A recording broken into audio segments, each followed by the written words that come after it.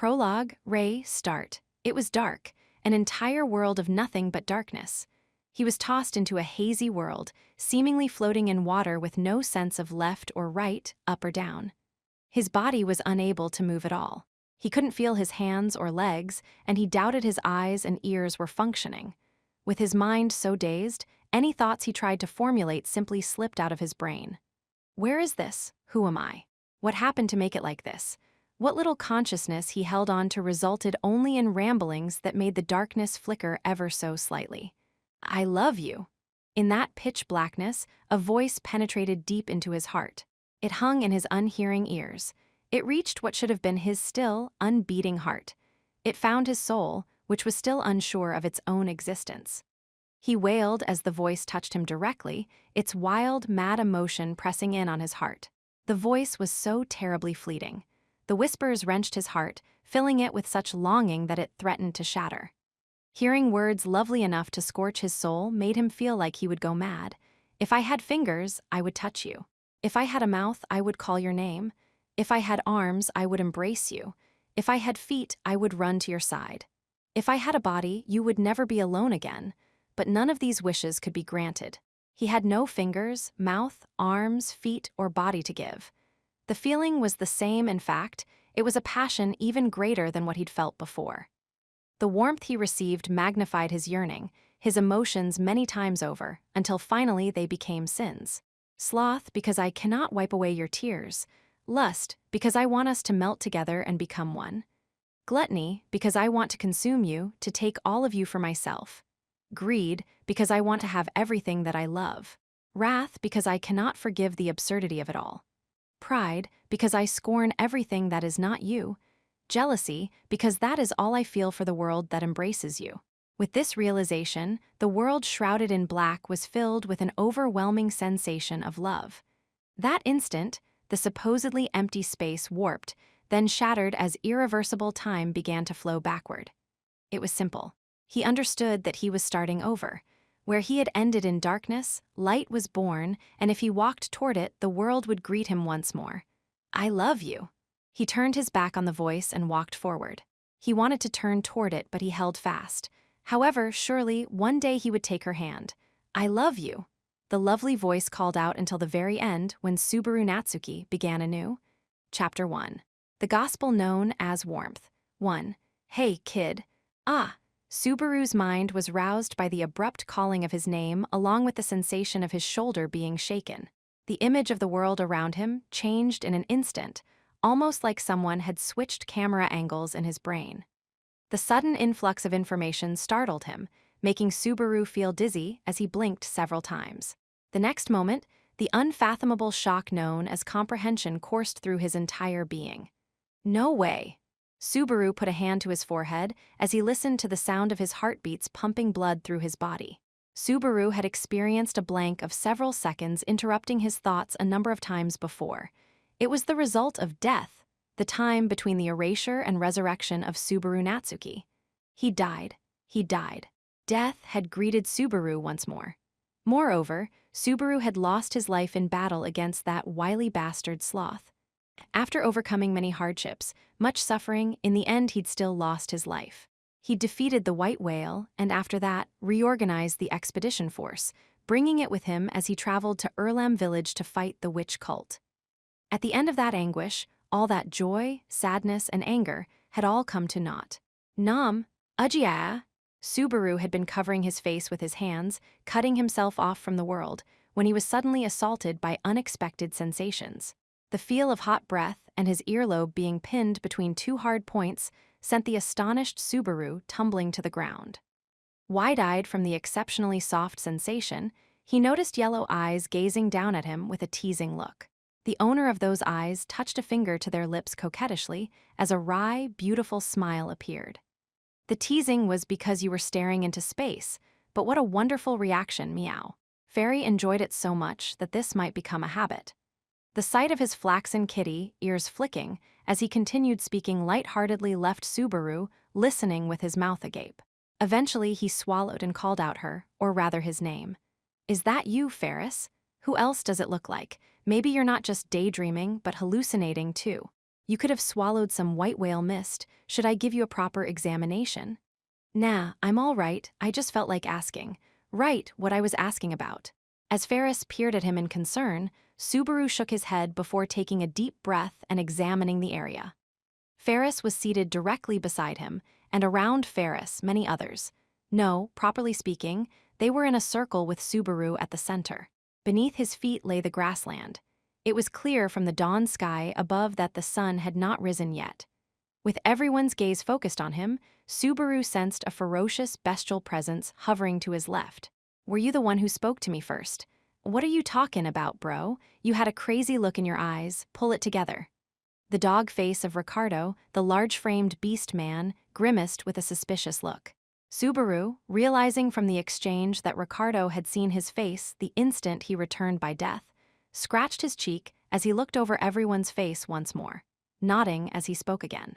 That was seriously bad for my heart. I mean, really, I thought I was back in front of the fruit store again.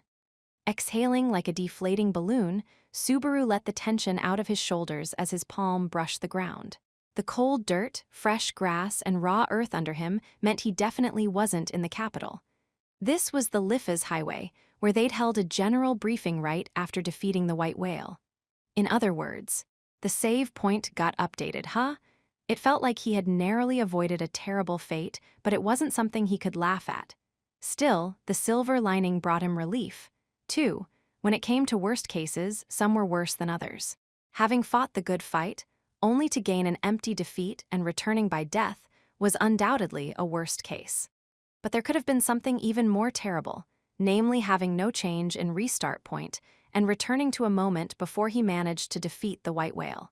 Compared to that, this worst case was not the most horrific possibility. At the very least, they had beaten the white whale, fulfilling the Sword Devil's 14-year ambition. Sir Subaru, are you all right? Your face appears rather pale.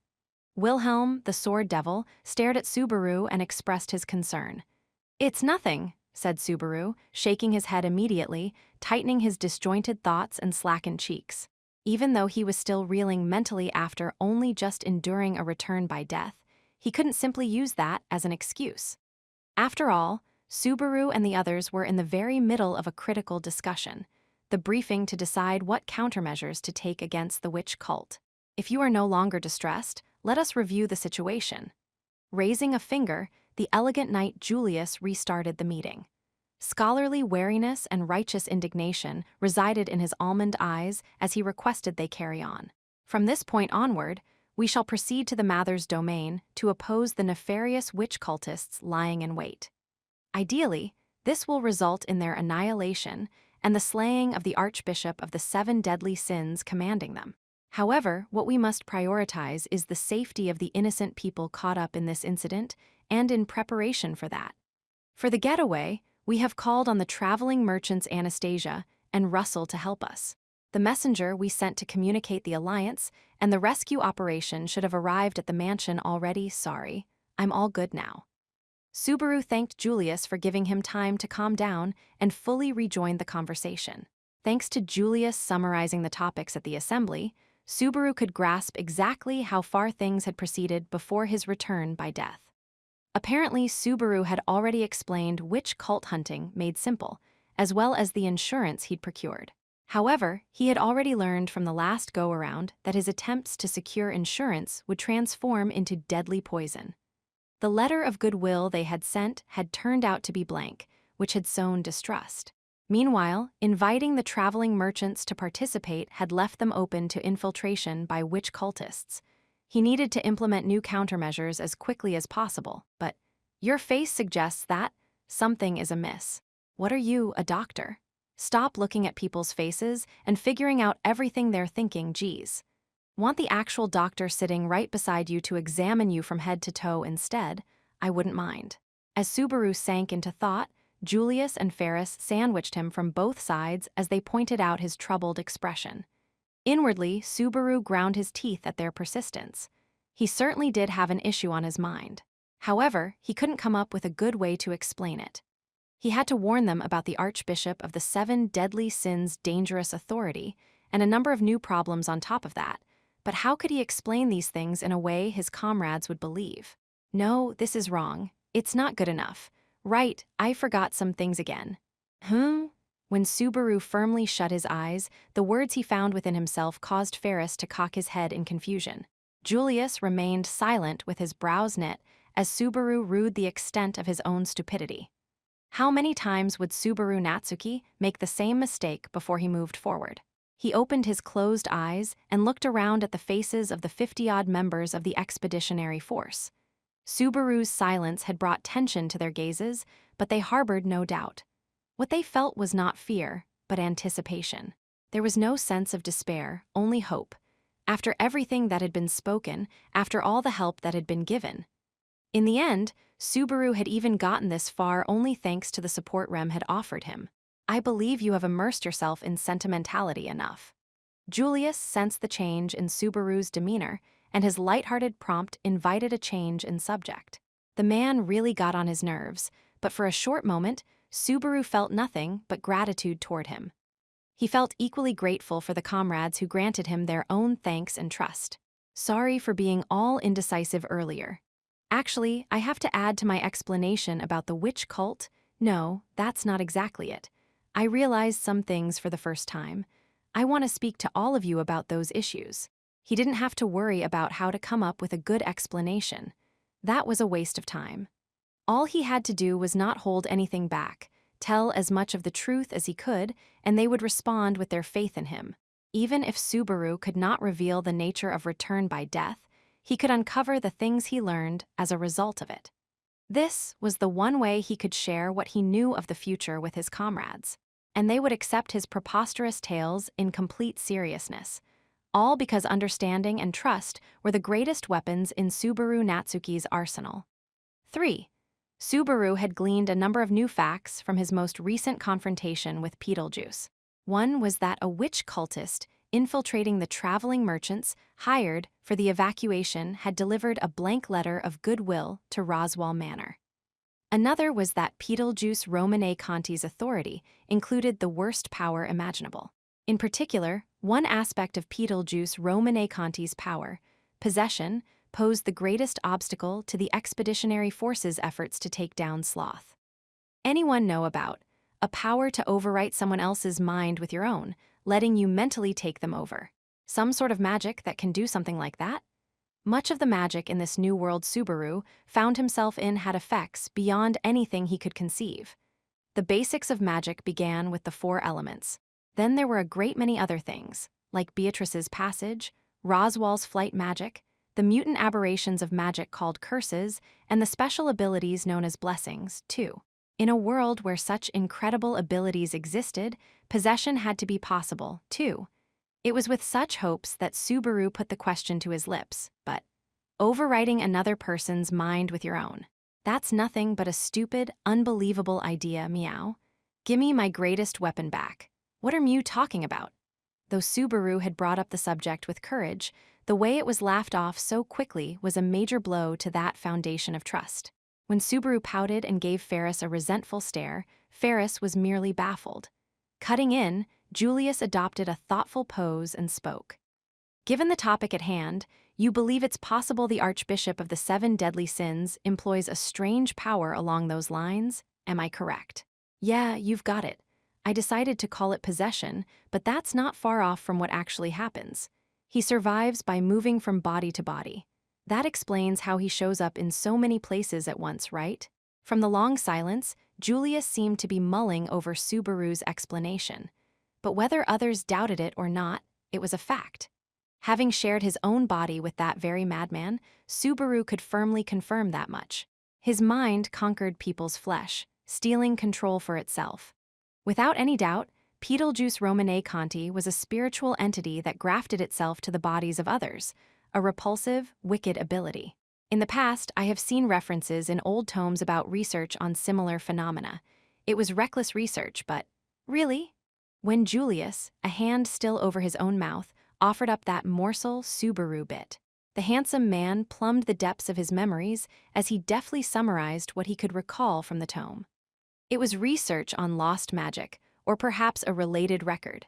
The world lost many things in the immediate aftermath of the great catastrophe 4 centuries ago. This variety of magic seems to have been among what was lost. Gone without a trace, save in records, there was a description of an ability similar to what you describe. Well, don't hold back. What was the similar lost magic? A technique for soul transference. As Subaru drew closer, Julius revealed something that sounded far removed from magic. However, Subaru did not miss the look of disgust that came over Julius's face as he spoke of it. After firmly declaring the research abominable, Julius closed his eyes and continued. The phenomenon itself is exceedingly simple. Everything comprising the caster's soul, his memories, experiences, and most likely elemental character and destiny, are seared onto the soul of another person. Meaning, it is possible to overwrite the memories and mind of another person then. It was like doing a copy and paste with a computer file. It treated human memory like a file, overwriting it with another person's file-like soul, blotting out the old and saving the new. That way, the discarded soul would be lost, and the overwriting soul would remain. But it does not exist in reality. The magic is lost, the ritual is theoretical, and the difficulty is of an almost unheard-of level. Reproducing the feat would require magical genius and tenacity beyond the ability of mortals. I simply cannot believe this Archbishop of the 7 deadly sins possesses such intellect and skill. Hey man, not believing it exists isn't a real reason to reject the idea, especially since this is the witch cult we're talking about.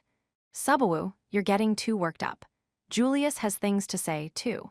The influential Julius rejected his hypothesis, which made Subaru snap at the night until Ferris chided him for it. Subaru proceeded to put on a guilty look and said, "Go on," prodding Julius to continue. "Sorry. It is a bad habit of mine to take my time reaching a conclusion. Even if we put aside the fact that the ritual has been lost, there are a great deal of obstacles for the technique we've been discussing. First, the souls that the caster can affect are fairly limited. The technique is not the kind that allows the caster to transfer his soul to any random person he touches. Well, of course not, meow. Memories are a bit out of my field, but overwriting individual gates is no trivial thing. It's probably limited to blood relations, meow. A limitation to blood relatives would be extremely desirable. As Ferris said, the soul being transferred would bounce off the gate if it is not highly similar. Besides, even when one soul is laid over another, the original soul's influence over the body will remain. There would be a constant concern about the body being compelled by the mind. It sure does sound like magic that has a lot of downsides. Hearing the pair's opinions, Subaru could understand why the objections were numerous. Subaru could not dismiss out of hand the possibility that Beetlejuice was an exceptional magic user capable of employing lost magic. But it was pretty much impossible that his choice of bodies was limited to blood relations. The fact that he had successfully possessed Subaru shelved that premise completely. However, it is too soon to dismiss a completely different method. Will you make up your mind? I am offended by your outburst. I stated that I know of similar magic as a prerequisite for further discussion. Besides, even if it is not the exact same technique, there are surely important clues we should consider. Such as, naturally, I mean the possibility that the conditions for possession are just as strict as those for soul transference. Julius's assertion made Subaru's face scrunch up, but he immediately grasped the point. If soul transference was invariably limited to blood relatives, then possession might have similar restrictions. We could deduce that the technique is limited to fellow witch cultists, and a select few at that. You mean those finger people. It is a title in poor taste when referring to spare bodies. I suppose that suits an archbishop of the 7 deadly sins well. Julius agreed with Ferris's conclusion, a fact that made Subaru gaze in astonishment.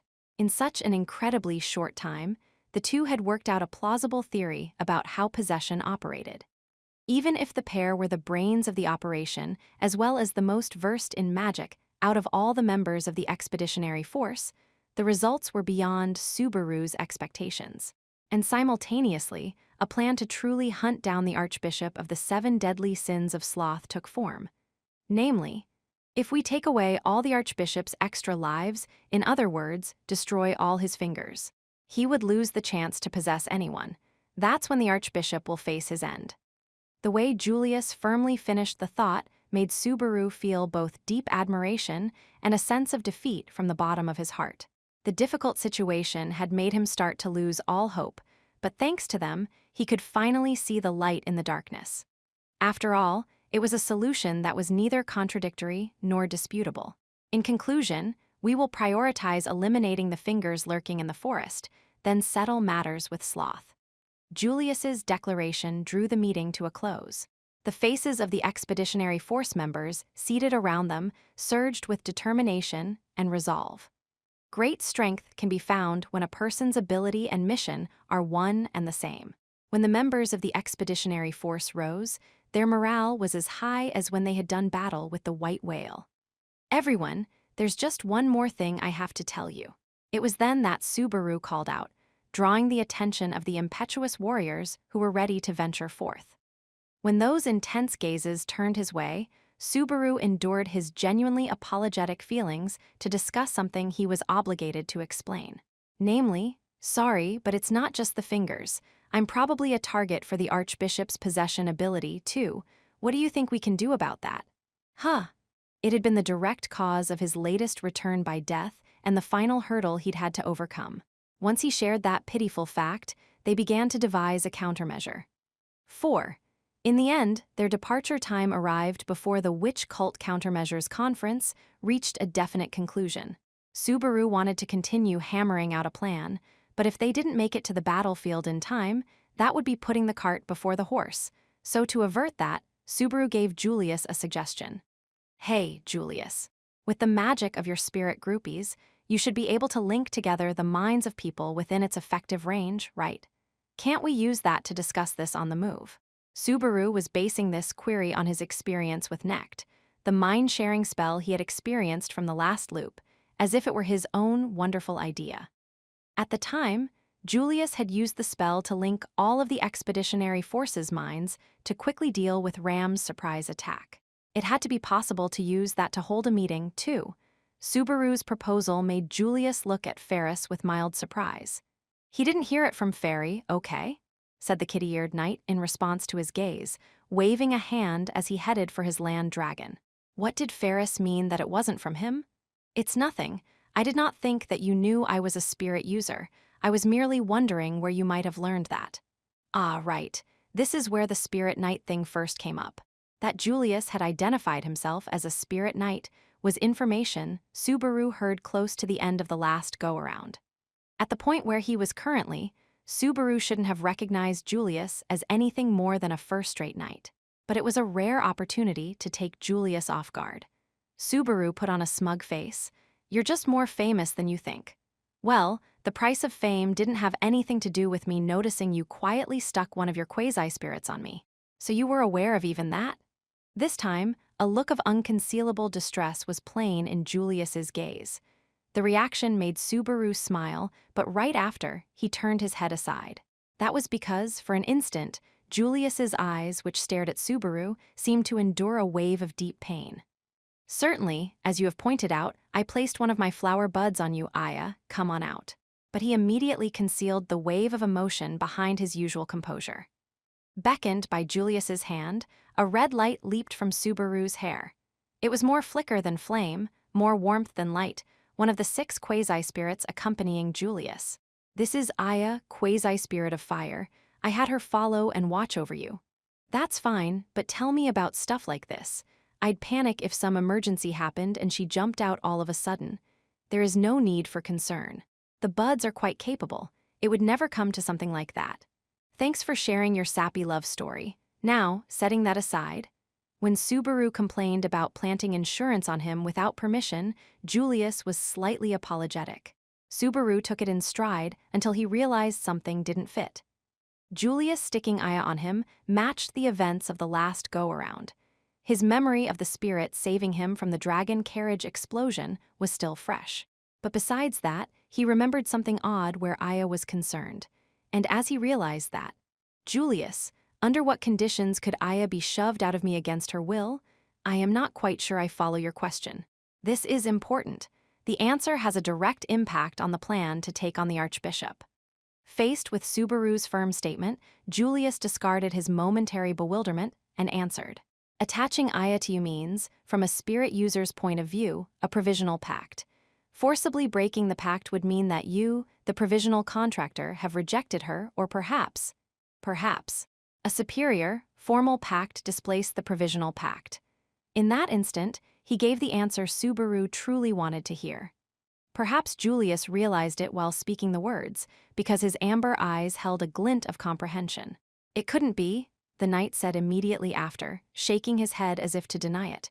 However, a famous detective once said, "Once you eliminate the impossible, whatever remains, no matter how improbable, must be the truth. It has the ring of truth, but if it is so, what is to be done? This is the final piece. I want to hear the rest along the way, like which people fulfill the conditions and which don't." Understood. Let us do exactly that. Julius nodded, keeping his words concise as he stuck Aya on Subaru once more and headed to his own land dragon. Subaru felt the warmth of the quasi-spirit on top of his head as he mounted his favorite, pitch-black dragon, Patlesh. "We've used up a little more time than before. Gonna have to go all out, Patlesh." As the land dragon took in Subaru's words, the side of her refined face made it seem he'd stated the obvious. Then the expeditionary force resumed its march along the Lifa's highway, heading for the Mather's domain. Next, Julius used the mind-melding spell once they were underway, affecting the entire expeditionary force. The results of the spell were truly as Subaru had envisioned. But, ah crap, I completely forgot. Sorry, I didn't think my tuning with Aya and Ness would be in error. There's also the fact that Aya seems rather fond of you. Perhaps you have a high compatibility with spirits. Save that stuff for later. We can take our time with that talk once everything's over. Subaru accepted the telepathic apology, pressing his fingers to his temples as his ears continued to ring. Just like last time, Subaru was reeling from the onrush of everyone's brain waves the instant Nect was activated.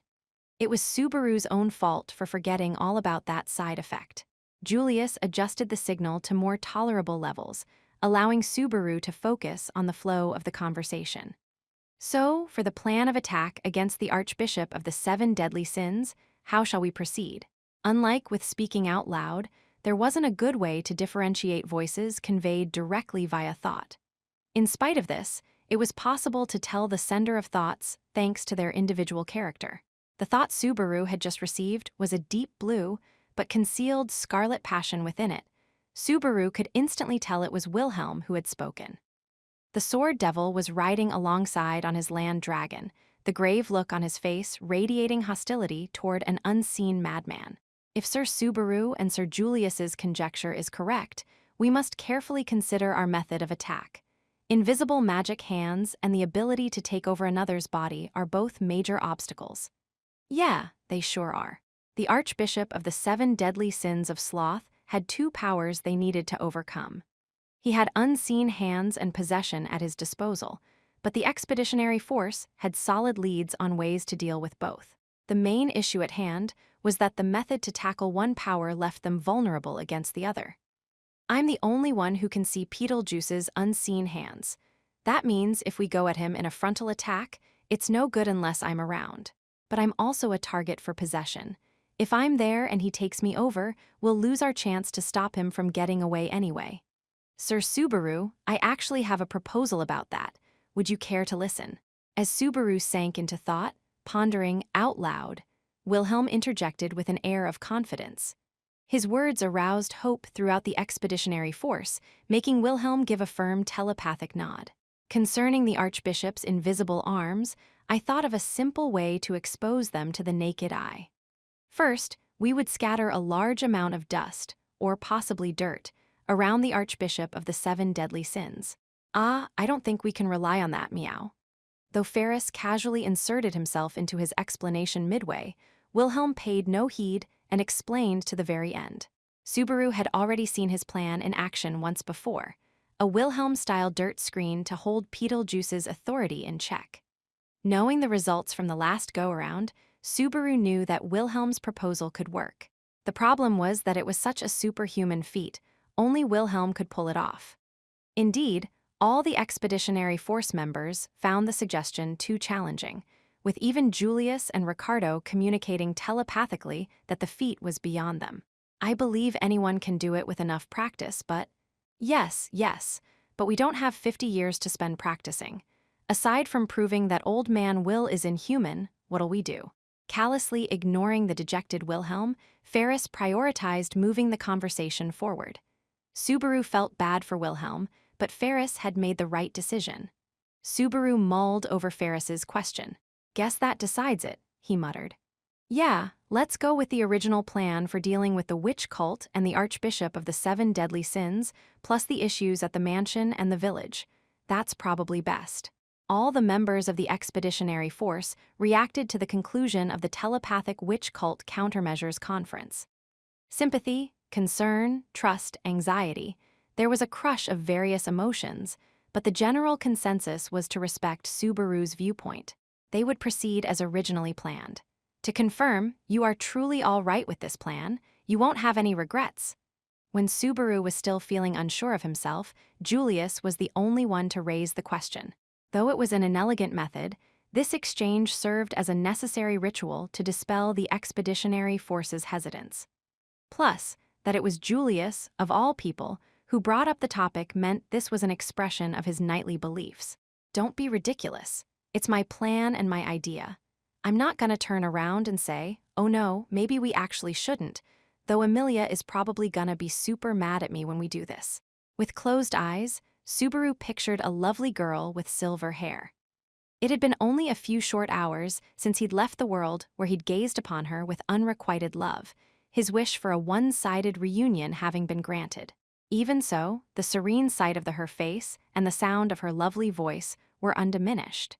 It was because he could still vividly recall those things that he was able to hold firm in his decision. I'm happy everyone's worried, but don't give me the chance to say I wanna stop. If you thought that I had managed to squeeze out any courage from myself, you should know that it's actually all on loan. The success or failure of the operation would be decided by Subaru's will, but he knew that they would never keep questioning his resolve for such a callous reason. That was why he could bear it. Besides, I'm optimistic that everything will be fine once we reach the last part. The road that leads there is a little treacherous, but that's all. When you think of it that way, it'll be an easy win, right? Subaru, choosing the words easy win means you're actually a big shot, and I just never realized, right? Don't be stupid, I know I'm small fry.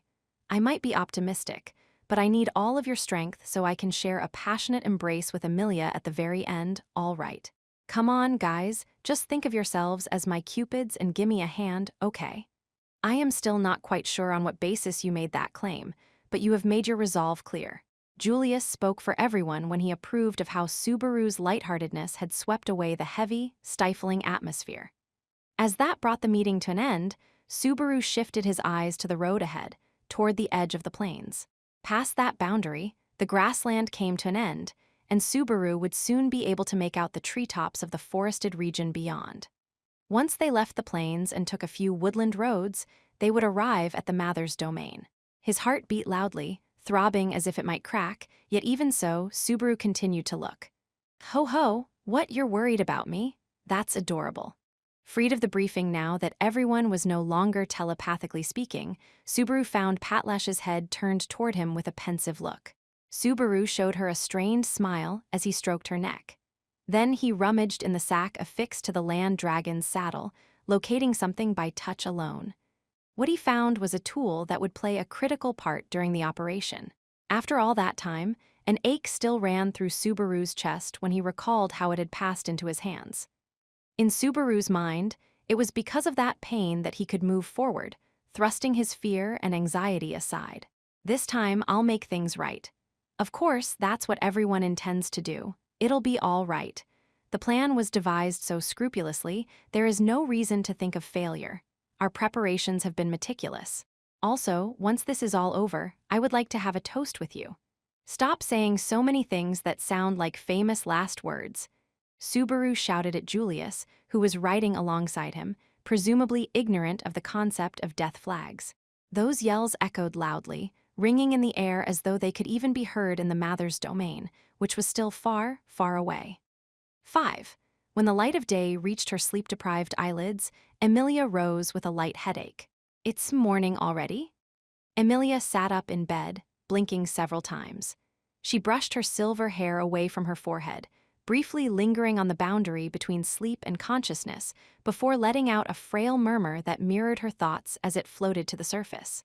She hadn't slept much for the past several days. Last night, she had gone to sleep several hours after sunset again. After entering the forest at night, using her power to reweave the wards that kept demon beasts out, Emilia had probably managed to get only a couple hours of sleep. Her head felt heavy and her thoughts sluggish, as if someone had plunged them into mud. Emilia had never been much of an early riser to begin with, even before the numerous issues that had occupied all her time for the past several days. While fatigue and anguish were constantly whittling her mind away, there was no helping it. It had been a week since the candidates for the royal selection had assembled at the palace, and a week since she had demonstrated her determination. After that, Emilia had returned to the manor and spent 5 days acting as the representative of her faction. The pressure she'd felt during those scant 5 days had been more than enough to overwhelm her. "I thought I understood. I really thought I did." Emilia strongly gripped her bedsheet as she lamented her incompetence. In the blink of an eye, she recalled the events of the last week in the back of her mind. She had been called to the capital, faced the other candidates, declared her conviction with all the eyes of the court upon her, and then Subaru. As Emilia spoke the name of the boy she'd left behind at the capital, she lowered her eyes, enduring the pain. She thought of that cheerful, sensitive boy who was always desperate to help others, and just a tiny bit delusional, wondering what he was doing at the moment. The intense argument between them at the palace, as well as his pained expression, like an abandoned child's, were seared into her retinas. Those images had been burned into her conscience over and over. In the end, his tortured face, the things that he'd spoken, the words that he hadn't wanted to hear but heard anyway. Emilia felt that no one could be blamed for those things except for herself.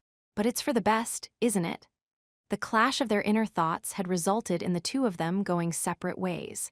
However, Emilia did not think that explosion of emotion was something that should have been avoided. In fact, it was better for them to follow different paths. The place where Subaru belonged was not by her side. After all, Emilia was a half-elf, the object of everyone's hatred. Anyone who stood by her would bear the same hatred from simply being associated with her. That kind-hearted boy would be no exception. Indeed, it was because Subaru wanted to be by her side that he had been so terribly hurt, in both body and spirit, during his duel with Julius. She didn't want to subject him to that, to make him go through such a thing again. Over the course of their quarrel, she thought Subaru had to have seen his mistake. Emilia's one regret was that, at the very, very end, she had let her true feelings slip. Namely, the hope that Subaru, of all people, could set her existence as a half-elf aside and treat her as a normal girl. It had been a fickle, fleeting, futile, selfish hope. "Subaru can't see me as anything but special," that's what he said. She despaired at her own selfishness, pushing him away, hurting him, only to look to him for salvation. Such shallowness was unforgivable, half-elf or no. "Leah, you're furling your eyebrows. You're ruining your adorable face." A voice suddenly spoke to Emilia as she held her knees while still in bed. When she glanced up, there was a little cat spirit with gray fur. Emilia smiled slightly as she offered a greeting. "Good morning, Puck. You're up early today." "Good morning, Leah. This morning there was something to take care of." "Did something happen?"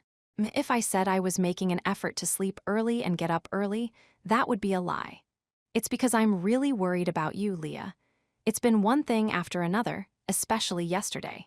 Emilia lowered her eyes at Puck's uncharacteristically awkward reply. The events of the previous day had contributed a great deal to Emilia's current mental fatigue and lack of sleep.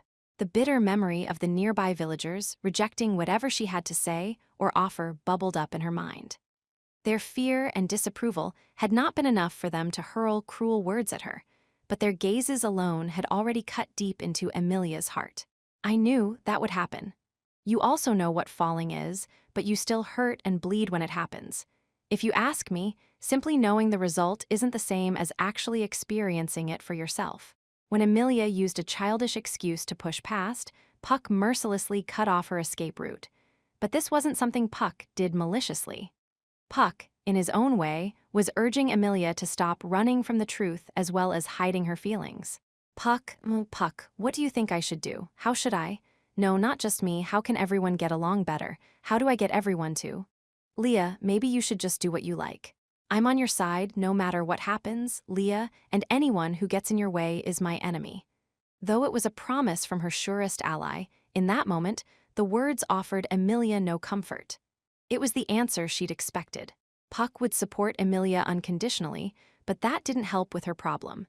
In the end, Emilia would have to rely on her own judgment.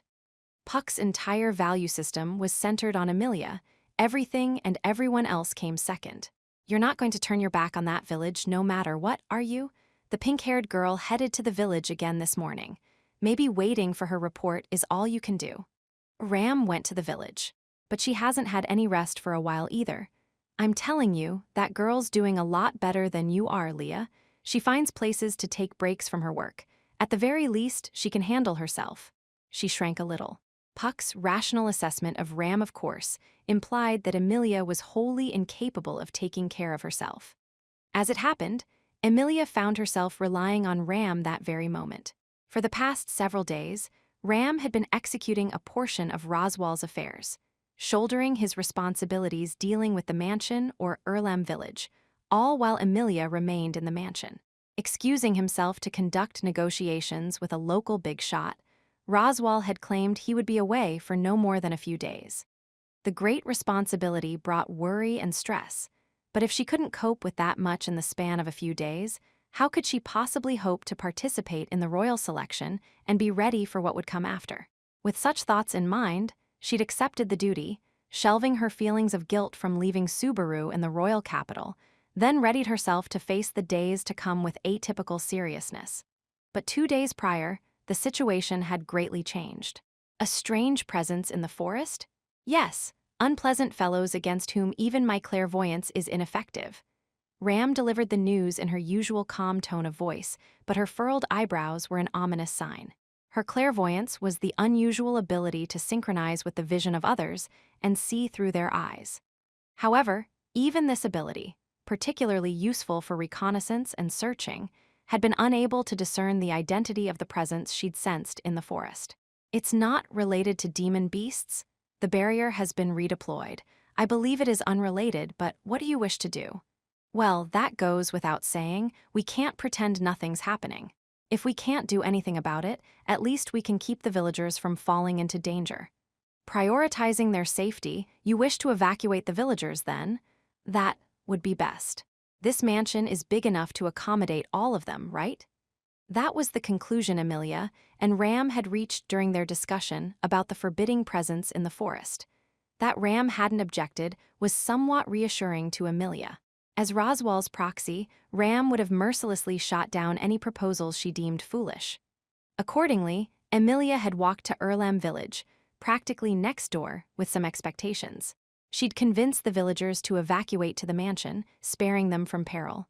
But we've heard about the royal selection, as well as the fact that you are a half-elf. We refuse to follow you. Everyone has agreed on this. An old woman acting as the village's representative spoke these words, rejecting Emilia's offer. The obstinate reply, filled with rejection and renunciation, hurt Emilia. The fact that it hurt surprised her. Rejection was Emilia's natural environment. She had tasted that discouragement countless times before, and yet she realized at the same time that pain was still felt sharply in her heart. Emilia had hoped it would change her. She'd hoped that leaping into the royal selection, a great undertaking, would be the first step to changing her lot in life, and that perhaps the reactions around her that she'd taken for granted might change, too. The points of contact between her and the villagers over the 2 preceding months had further raised these hopes. But Emilia had continued to deceive them about her true identity using concealment magic. Could anyone truly trust her or allow her into their heart when she had never shown her real face even once?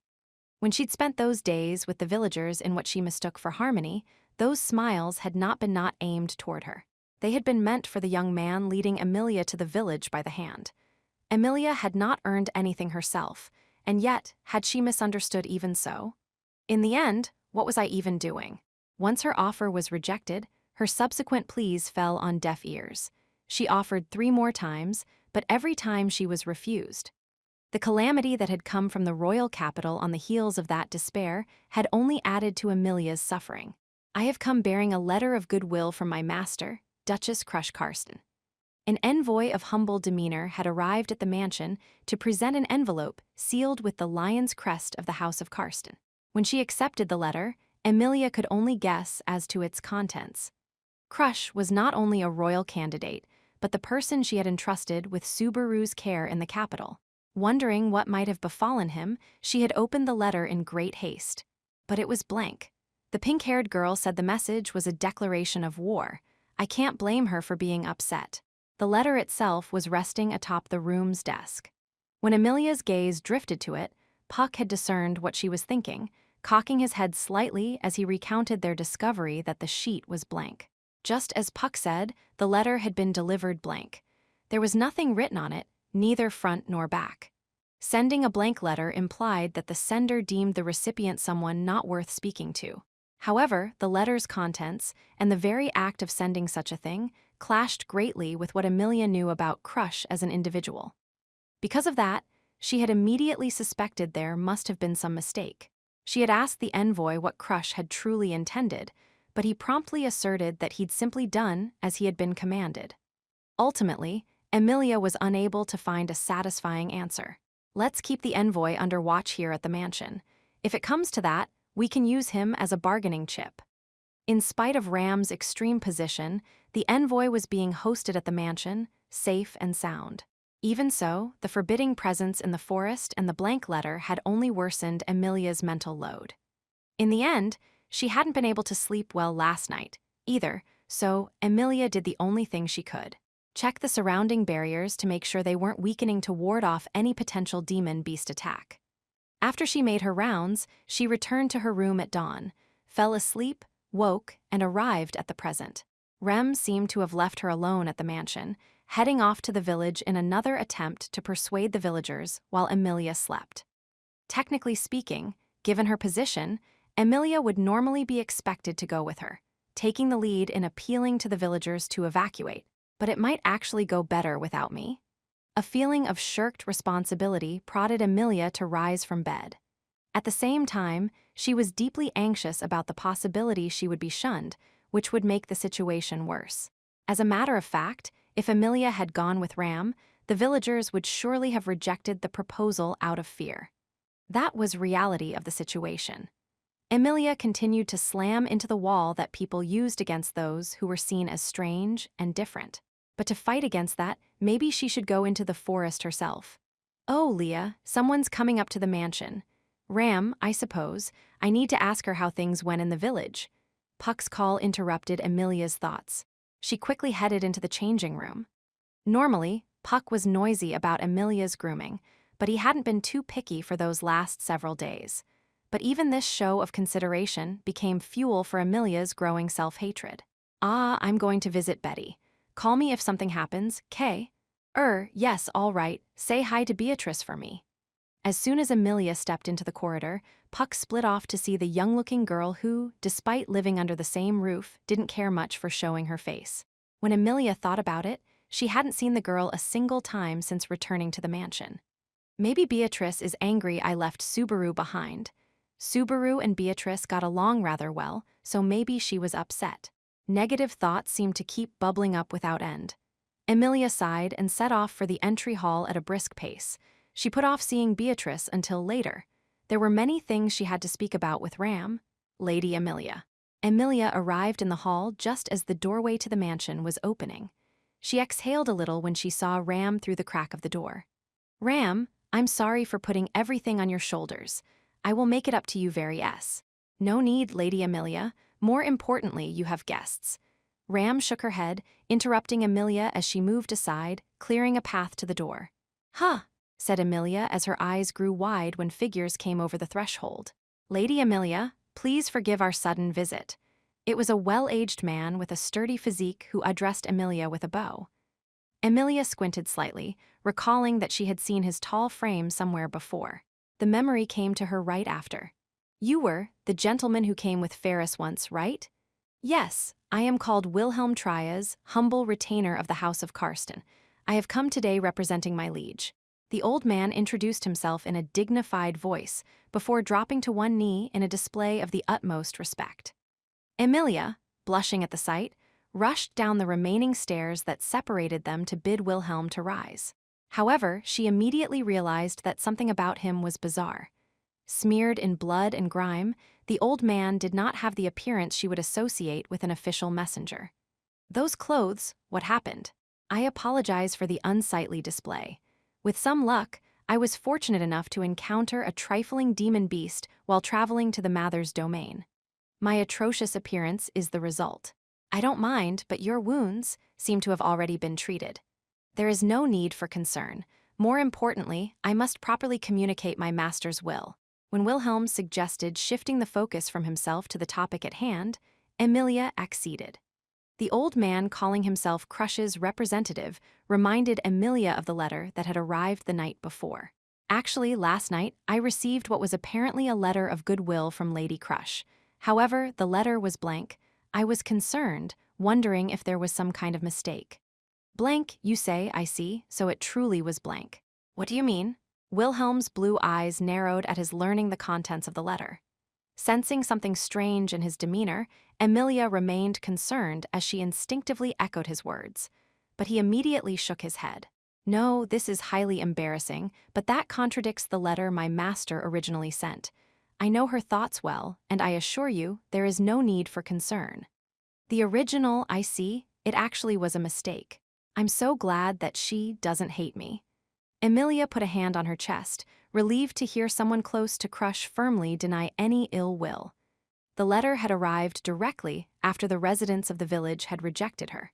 On the one hand, she hadn't thought it was like Crush. On the other, there had been some part of her that worried the head of the House of Karsten was acting out of contempt for half-elves. An anxious heart indulged in unnecessary doubts, which invited vulnerability. That was the state Emilia was in. "I sincerely apologize for the confusion. My master, Lady Crush, is not the sort of person to engage in such rash acts, nor would she ever deem Lady Emilia worthless or someone to be ridiculed. Try as I might, I can say without reservation that I cannot conceive of such a notion." Thank you very much, then. What was the letter actually about?" The great amount of praise left Emilia surprised, but also a little happy. Her spirits rose slightly. As they did, Wilhelm retained his exceedingly polite posture as he answered. "Lady Emilia and Miss Ram, it is Lady Crush's opinion that those present in this mansion, as well as the residents of the village, should be temporarily evacuated from the area." The announcement made Emilia's small smile freeze on her lips. 6. Once Emilia recovered from the initial shock, Wilhelm continued his explanation. "Of late, we have received information that a criminal group known to the kingdom has infiltrated the Mather's domain. I have come representing a unit formed for the purpose of hunting down this group. And those people are hiding in the forest around us. Is that what this is about?" Emilia blinked in surprise as the truth about the unrest even Ram's clairvoyance could not discern was revealed. As Wilhelm gravely nodded, Ram, standing beside him, nodded readily as well. Then Ram gave her own pink hair a gentle stroke as she spoke. "The envoy has already been taken into the expeditionary forces' custody and has deployed in the village to prepare against enemy forces. But the enemy is the notorious Bandit King, so if fierce combat breaks out, damage to the surrounding area is unavoidable." "Bandit King? We're supposed to evacuate then? That's why even dragon carriages were arranged for us." According to Wilhelm, enough dragon carriages to carry Emilia, Ram, and every single villager had already entered the village to ready for their escape. Ram, having confirmed this with her own eyes, gave her seal of approval. "When everyone has been evacuated, our expeditionary force shall immediately exterminate them. Should the danger be swept away, you have my promise you may return to your peaceful lives." The rest of Wilhelm's explanation contained the details of the evacuation plan arranged for Emilia and the others. Emilia admired the unblemished goodwill, but she could not bring herself to politely leave everything to them. Of course, the proposal made perfect sense, and she had no intention of doubting them, but she also had some misgivings.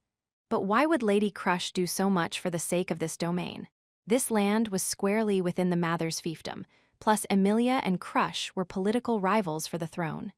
The goodness of her heart was probably not Crush's reason for acting. Emilia suspected there was something else. Wilhelm slightly lowered his voice as he responded to Emilia's doubts. This is just between us, but we have a history with this criminal organization and cannot pretend the Bandit King is someone else's concern. History with you, Sir Wilhelm? Not just me. There are some youngsters who are champing at the bit to get at them as well. Besides, Wilhelm's lips had slackened slightly into a smile, but it vanished as he continued his explanation. My master has been recognized by the Marquis as an ally for the duration of this royal selection. The terms are the handing over of magic crystal mining rights for the Great Elior Forest.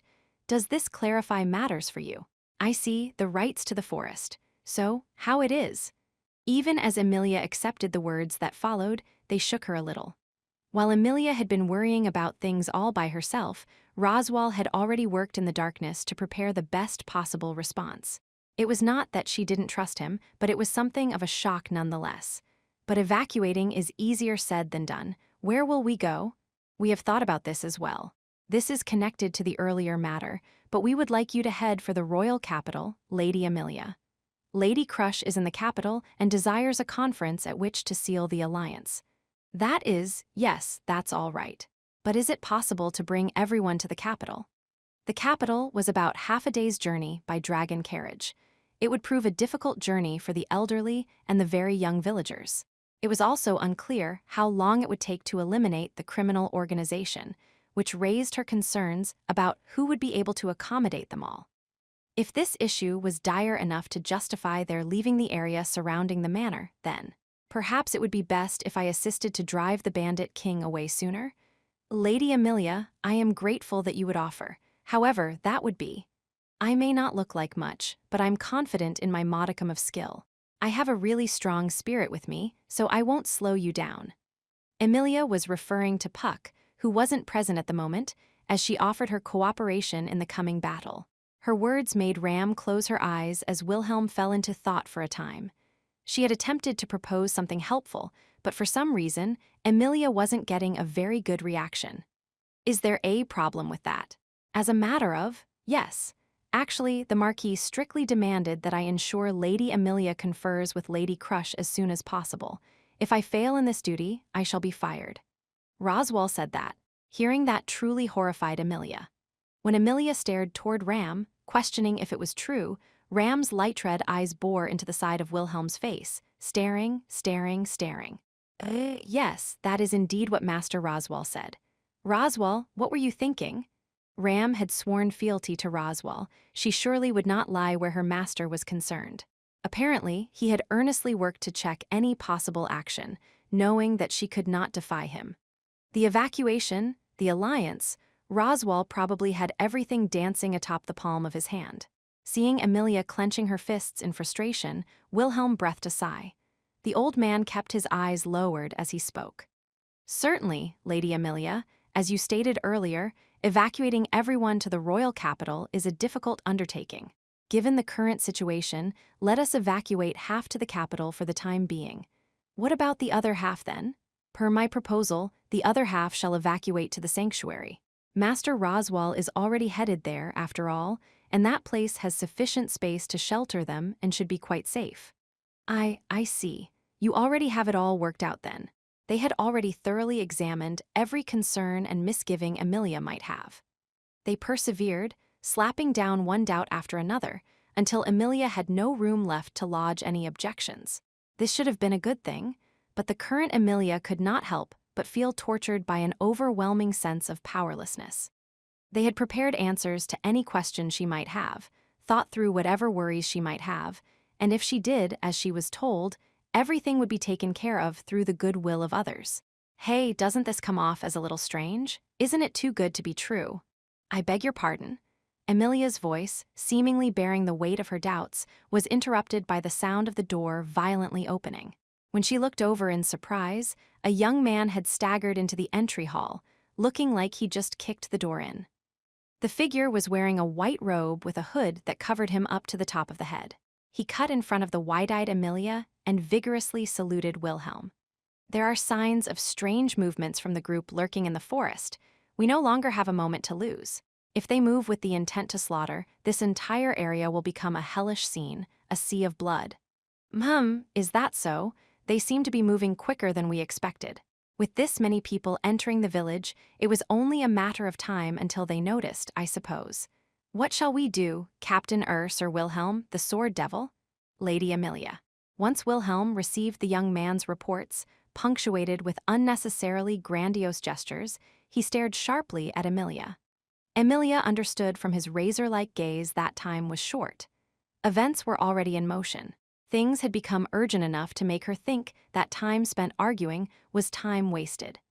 It wasn't as though she suddenly had no doubts about various parts of the conversation so far, but it was a fact that Ram had sensed an ominous presence in the forest, and Wilhelm had given his word as a man under Crush's banner concerning the incident involving the letter. More than anything, with Roswal currently absent, the right to make decisions for the well-being of the mansion and the village fell to Amelia. The outcome would alter numerous human fates, and because of that, she had to see it through herself. That role was Amelia's to play at the moment. Duty had to come first. Understood. I gratefully accept your kindness. As for explaining to the villagers... As soon as she said that, Ram revealed that the most urgent matter had already been resolved. Lady Amelia, this has already been taken care of without much issue. Amelia, surprised at this fact, shifted her thoughts to the household. The existence of the final resident of the mansion, Beatrice, tugged at her mind. She had thought that if they were evacuating, then naturally they had to take Beatrice with them. Beatrice said she was staying behind and would use the passage to isolate the archive of forbidden books, so you can evacuate or do whatever else you like on your own. Puck, upon his sudden return, Puck explained the plans of his protégé, with whom he had already spoken. However, when the kitty landed on her shoulder, Amelia stared at him, shaking her head in disbelief. How can you just accept that? They said this place is dangerous. In Betty's case, she's much safer inside the archive. Besides, there's the issue of her pact preventing her from leaving the mansion. You understand, don't you? It's really unfair to use that as a reason. Puck groomed his whiskers as he responded to Amelia's dissatisfaction. To Amelia, to Puck, and to Beatrice as well, the word pact bore a great deal of meaning, to the point that it left Amelia unable to find the words for a comeback. So that's why the girl who's like a cute little sister to me will stay behind at the mansion. It's best if you don't do anything to the mansion, either. Betty may be a sweet, gentle child, but she won't show any mercy. I shall take your words to heart, great spirit. Wilhelm solemnly bowed in response to Puck's warning. Watching this with satisfaction, Puck buried himself in Amelia's hair. Then his voice became a whisper only Amelia could hear. Do whatever you want to. I'm your ally and yours alone. We will evacuate. I do not want to subject the villagers to any danger. At her command, Ram grasped the hem of her skirt and politely curtsied, whereas Wilhelm strongly nodded. Then Amelia turned her back only upon the youth who had brought in the report. That's just the way you are. Amelia did not notice the youth's tiny murmur 7. By the time Amelia and co. met up at the village, the residents had already begun preparing to evacuate. The villagers seemed to be politely obeying the expeditionary force, with nary a look of worry or concern on their faces, quite methodically proceeding with the work of loading up the dragon carriages. Wilhelm and the others are amazing, aren't they? Amelia was surprised at how, in contrast to her, they had deftly gained the trust of villagers they had never before met. But what surprised her the most came when she heard how the dragon carriages had been allotted. When she was guided to a dragon carriage for evacuation and was directed to climb aboard. Please give us your best regards, miss. With a conflicted look on her face, Amelia stood opposite a girl with reddish-brown hair who was bowing her head. She'd seen the face of the girl countless times in the village. The children were friendly with Subaru, but she'd seemed particularly fond of him. Amelia believed her name was Petra. Besides Petra, Amelia was surrounded by other children with faces familiar to her. Every last one introduced themselves to Amelia, who was to ride in the dragon carriage with them. This is strange. Is there some kind of mistake? As worry crossed Amelia's mind, Ram, standing right beside her, firmly declared, No, this is the result of an exacting discussion. It cannot be helped. The balance of dragon carriages and numbers of people makes your riding with these children an unavoidable necessity, Lady Amelia. But her reply was so contrary to Amelia's assumptions that it only served to fan her worries further. She would be spending numerous hours with the children in the closed quarters of a dragon carriage. It was less that this worried Amelia than that she thought it lacked consideration for the families of the children riding with her. She wondered if it would simply be hard on both sides. You can't assign me a different dragon carriage to ride? I mean, the children would be better off that. You assume anyone would be disgusted at having to ride with you, I take it. Amelia's breath caught at having her inner thoughts read. It was the young man in the robe, the same one who'd escorted Amelia and Ram all the way to the village, who had made the borderline offensive remark. Amelia, surprised, drew close to the youth, whose voice sounded faintly nervous and worked up. Have you checked with these children to know, or did you decide you were hated and detested all on your own? I know that without having to ask. This is for everyone's sake. One dragon carriage, 6 children, how will your desires come true if you cannot even handle that? How can you possibly? When she began to speak harshly in a plaintive-sounding voice, the youth shifted his gaze away from Amelia to Petra. He got down on one knee before her, met her eyes, and quietly asked her, "How about it, Petra? Is the thought of riding the same dragon carriage as the Miss hateful to you?" Amelia's cheeks stiffened, her heart pained as the cruel question fell upon her ears. It was a question with a readily apparent answer. His asking it could only be to hurt her. And even if you knew something would hurt, that didn't mean you got used to the pain. Puck had said it. Whatever form a wound might take, the only thing a new wound carried was a fresh helping of pain. Why, in spite of that, had this young man? That's not true at all. I don't think riding with the Miss is hateful at all. But with Amelia frozen stiff, Petra walked over, taking hold of her limp, dangling hand. Hot, her fingertips felt. With Amelia unable to conceal her surprise, Petra smiled bashfully toward her.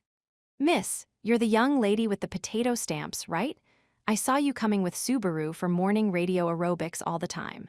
That is, I could never see your face, but you seem to be having fun. I know too, you know. I saw how Subaru had lots of fun talking to you. Subaru, really? That's why I'm not afraid of you either, miss." Listening to Petra's words, Amelia felt a pain deep in her nose, raising her voice. Heat welled up from deep within her eyes, too, and her throat suddenly caught. Her cheeks reddened, and her ears were so hot, they seemed to be burning. "Miss, won't you ride with us? Everyone's been saying to leave you alone, but I'll hold your hand so. You don't have to feel lonely anymore, K." That innocent, pure, genuine gaze, disconnected from malice and irrationality, granted her salvation. To Amelia, estrangement was normal, persecution was inevitable, and discrimination taken for granted, so much so that she had been unable to sense the warmth in Petra's eyes and voice. That fact made her chest ache. "Me too. I wanna be with the Miss too. Come on, quick." Other children made a clamor, running around Amelia however they pleased. As they did so, Ram immediately stuffed the children into the dragon carriage, a sight that got a little snort out of Petra. "Miss, let's go too. The others might be a little loud, though." "No, that's all right. It's been noisy around me for 2 months, so I'm used to it by now." She shook her head, and she understood how the smile came over her as if by nature. Holding her hand, Petra led her along. The warmth of her hand made Amelia appreciate the closeness of another person. "Ram, take care of the sanctuary, please. Protect the villagers well." "As you wish. Be careful along the way yourself, Lady Amelia." Grasping her skirt, Ram curtsied politely, nodding with a wry, pleasant smile on her face. After that, Amelia's gaze searched for the one who had made that exchange come about. "Allow me to express my thanks to you as She searched for the young man whose good offices had allowed her to break the ice. However, the white-robed youth was nowhere to be seen, leaving Amelia perplexed. Where did he run off to? Of those hearing Amelia's voice, sounding like she'd been left behind, Ram alone sank her shoulders in exasperation. 8. The figure pushed its way through the branches, trampled the grass, and kept its posture low as it mingled with the green of the forest. Concealing himself in the dense, overgrown foliage, he suppressed his breathing and aura, blending in with the darkness. The residents of the tiny settlement, some 300 feet or so beyond the forest, were being evacuated and led away so that they might escape the trial. It was unforgivable. What threatened to occur was unconscionable. To prevent such a thing, the figure had thrown caution to the wind to observe their activities firsthand. The figure endured feelings of unease as multiple shadowy figures, remaining concealed at his command, gathered close with a slight sound of footsteps. Including the figure, they numbered 4, insufficient to launch a general attack, but plenty to slow them down. It was ahead of schedule, but like everything else, this was for the sake of their exalted aims. He put a hand in his pocket and placed the small mirror retrieved from it atop his palm. However, its role differed from that of the cosmetic mirrors possessed by girls and women. Its role was to connect to different mirrors. It was a mesha, a magical mirror that allowed the user to converse over a long distance with another via the mirror on the other side. Though mesha were scarce by nature, conversation mirrors were numerous among them and comparatively easy to acquire. But even among the disciples, only a few possessed them. This was an honor reserved for the fingers, those whose faith had been recognized, and who had been chosen as the Lord Archbishop's confidants. Remaining silent, he poured magical energy into the conversation mirror, causing the mesha to activate. It was a process the figure had undertaken several times in the preceding few hours, sending detailed reports about the resources he'd accompanied so that preparations could be made for the trial that must come. Accordingly, an emergency situation like this absolutely had to be reported. The figure had to communicate with its brethren about the fact that the resources' movements had greatly shifted. They had noticed the movements of his brethren and were nefariously attempting to flee. I see. It was a big mystery how you got in touch with the others, but I guess mesha are super convenient. Although I think it's important in communication to show your face to the other party, don't you? Suddenly, one of the brethren crouched alongside peered into the conversation mirror, tossing such words his way. The figure hastily looked over, and the next moment, he was stricken by a sense of extreme unease. The other party was right next to him, and yet the figure still could not discern the features of the other person's face. It was as if something was stopping his brain from understanding what he was seeing. You don't distinguish by face, you distinguish by physical nature.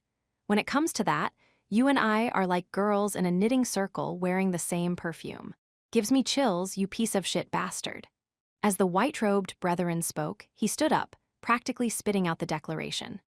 Then, in front of him, Keti, the witch cultist, frozen stiff in surprise, the brethren pulled down his hood, revealing rare black hair and foul-looking eyes with the white of the sclera surrounding 3 sides of each iris, 3 white's eyes. Your sin is grave, you know, getting in the way of my sentimental reunion with Amelia and all that. As the black-haired youth prattled on with frivolity, a taunting, impetuous smile came over his mouth. The next instant, the indecipherable enchantment surrounding the youth fell away. Keti's eyes could now plainly make out the youth's features, bringing his identity to light. The features of the traitor who had led the expeditionary force to their doorstep, making a plan that he would oppose them. With the most unforgivable of foes before him, Keti reflexively leaped to his feet. There was no need to even look at the 2 brethren to his sides. They would launch a combined assault on the apostate before them. However, the instant he drew the cross-shaped blade on his hip, a lower-tone whisper grazed his ear. Too slow. The next moment, a silver flash raced into the corner of his field of vision, and the brethren to his right and left gushed blood as they crumbled. Their necks had been slashed. It was obvious the blows had been fatal. And then it was Keti's turn. I recommend that you do not resist. I do not intend to inflict unnecessary pain. His efforts had been completely forestalled by the cold tip of a blade against the back of his neck. Behind him stood a slender knight and the aged swordsman who had cut down his 2 brethren. In addition, a cat-eared demihuman stood behind them, all of them brought by the black-haired traitor. Subaru Natsuki. Oh, I guess it's obvious, but wow, witch cultists really do talk. That's a big help. Shoved against the ground with his arms pinned behind him, Keti glared up at him, the traitor Subaru Natsuki. The youth on the receiving end had an outbreak of cold sweat on his brow. He turned to the other 3 and spoke. Well, at least it went without a hitch. Thanks for the assist. I admit to half-doubting you, but having read them properly this far, I cannot but admit you were correct. If they have been made to dance as you expect, our advantage shall only grow greater. Isn't that pretty much a given, meow? We started evacuating the village so much earlier than expected that it made him try contacting them in a big hurry. As the knight and the demihuman concurred with the youth's words, Ketty's head was in chaos, filled with hatred and incomprehension. He didn't understand the meaning of their conversation. It was as if they'd known every last thing in. Your face says you don't get it. Well, that can't be helped. This time we're way too good at running rings around ya. Oh, and thank you for helping our disinformation efforts, not that you actually realized you were a double spy. The gist is, we totally knew you were a spy. As for how we found you, trade secret. So we went through the trouble of laying a trap for the witch cult scout. In other words, you. Ketty was still, eyes wide open, as Subaru Natsuki closed one eye and slowly spelled it out. And then he stated, 2 hours.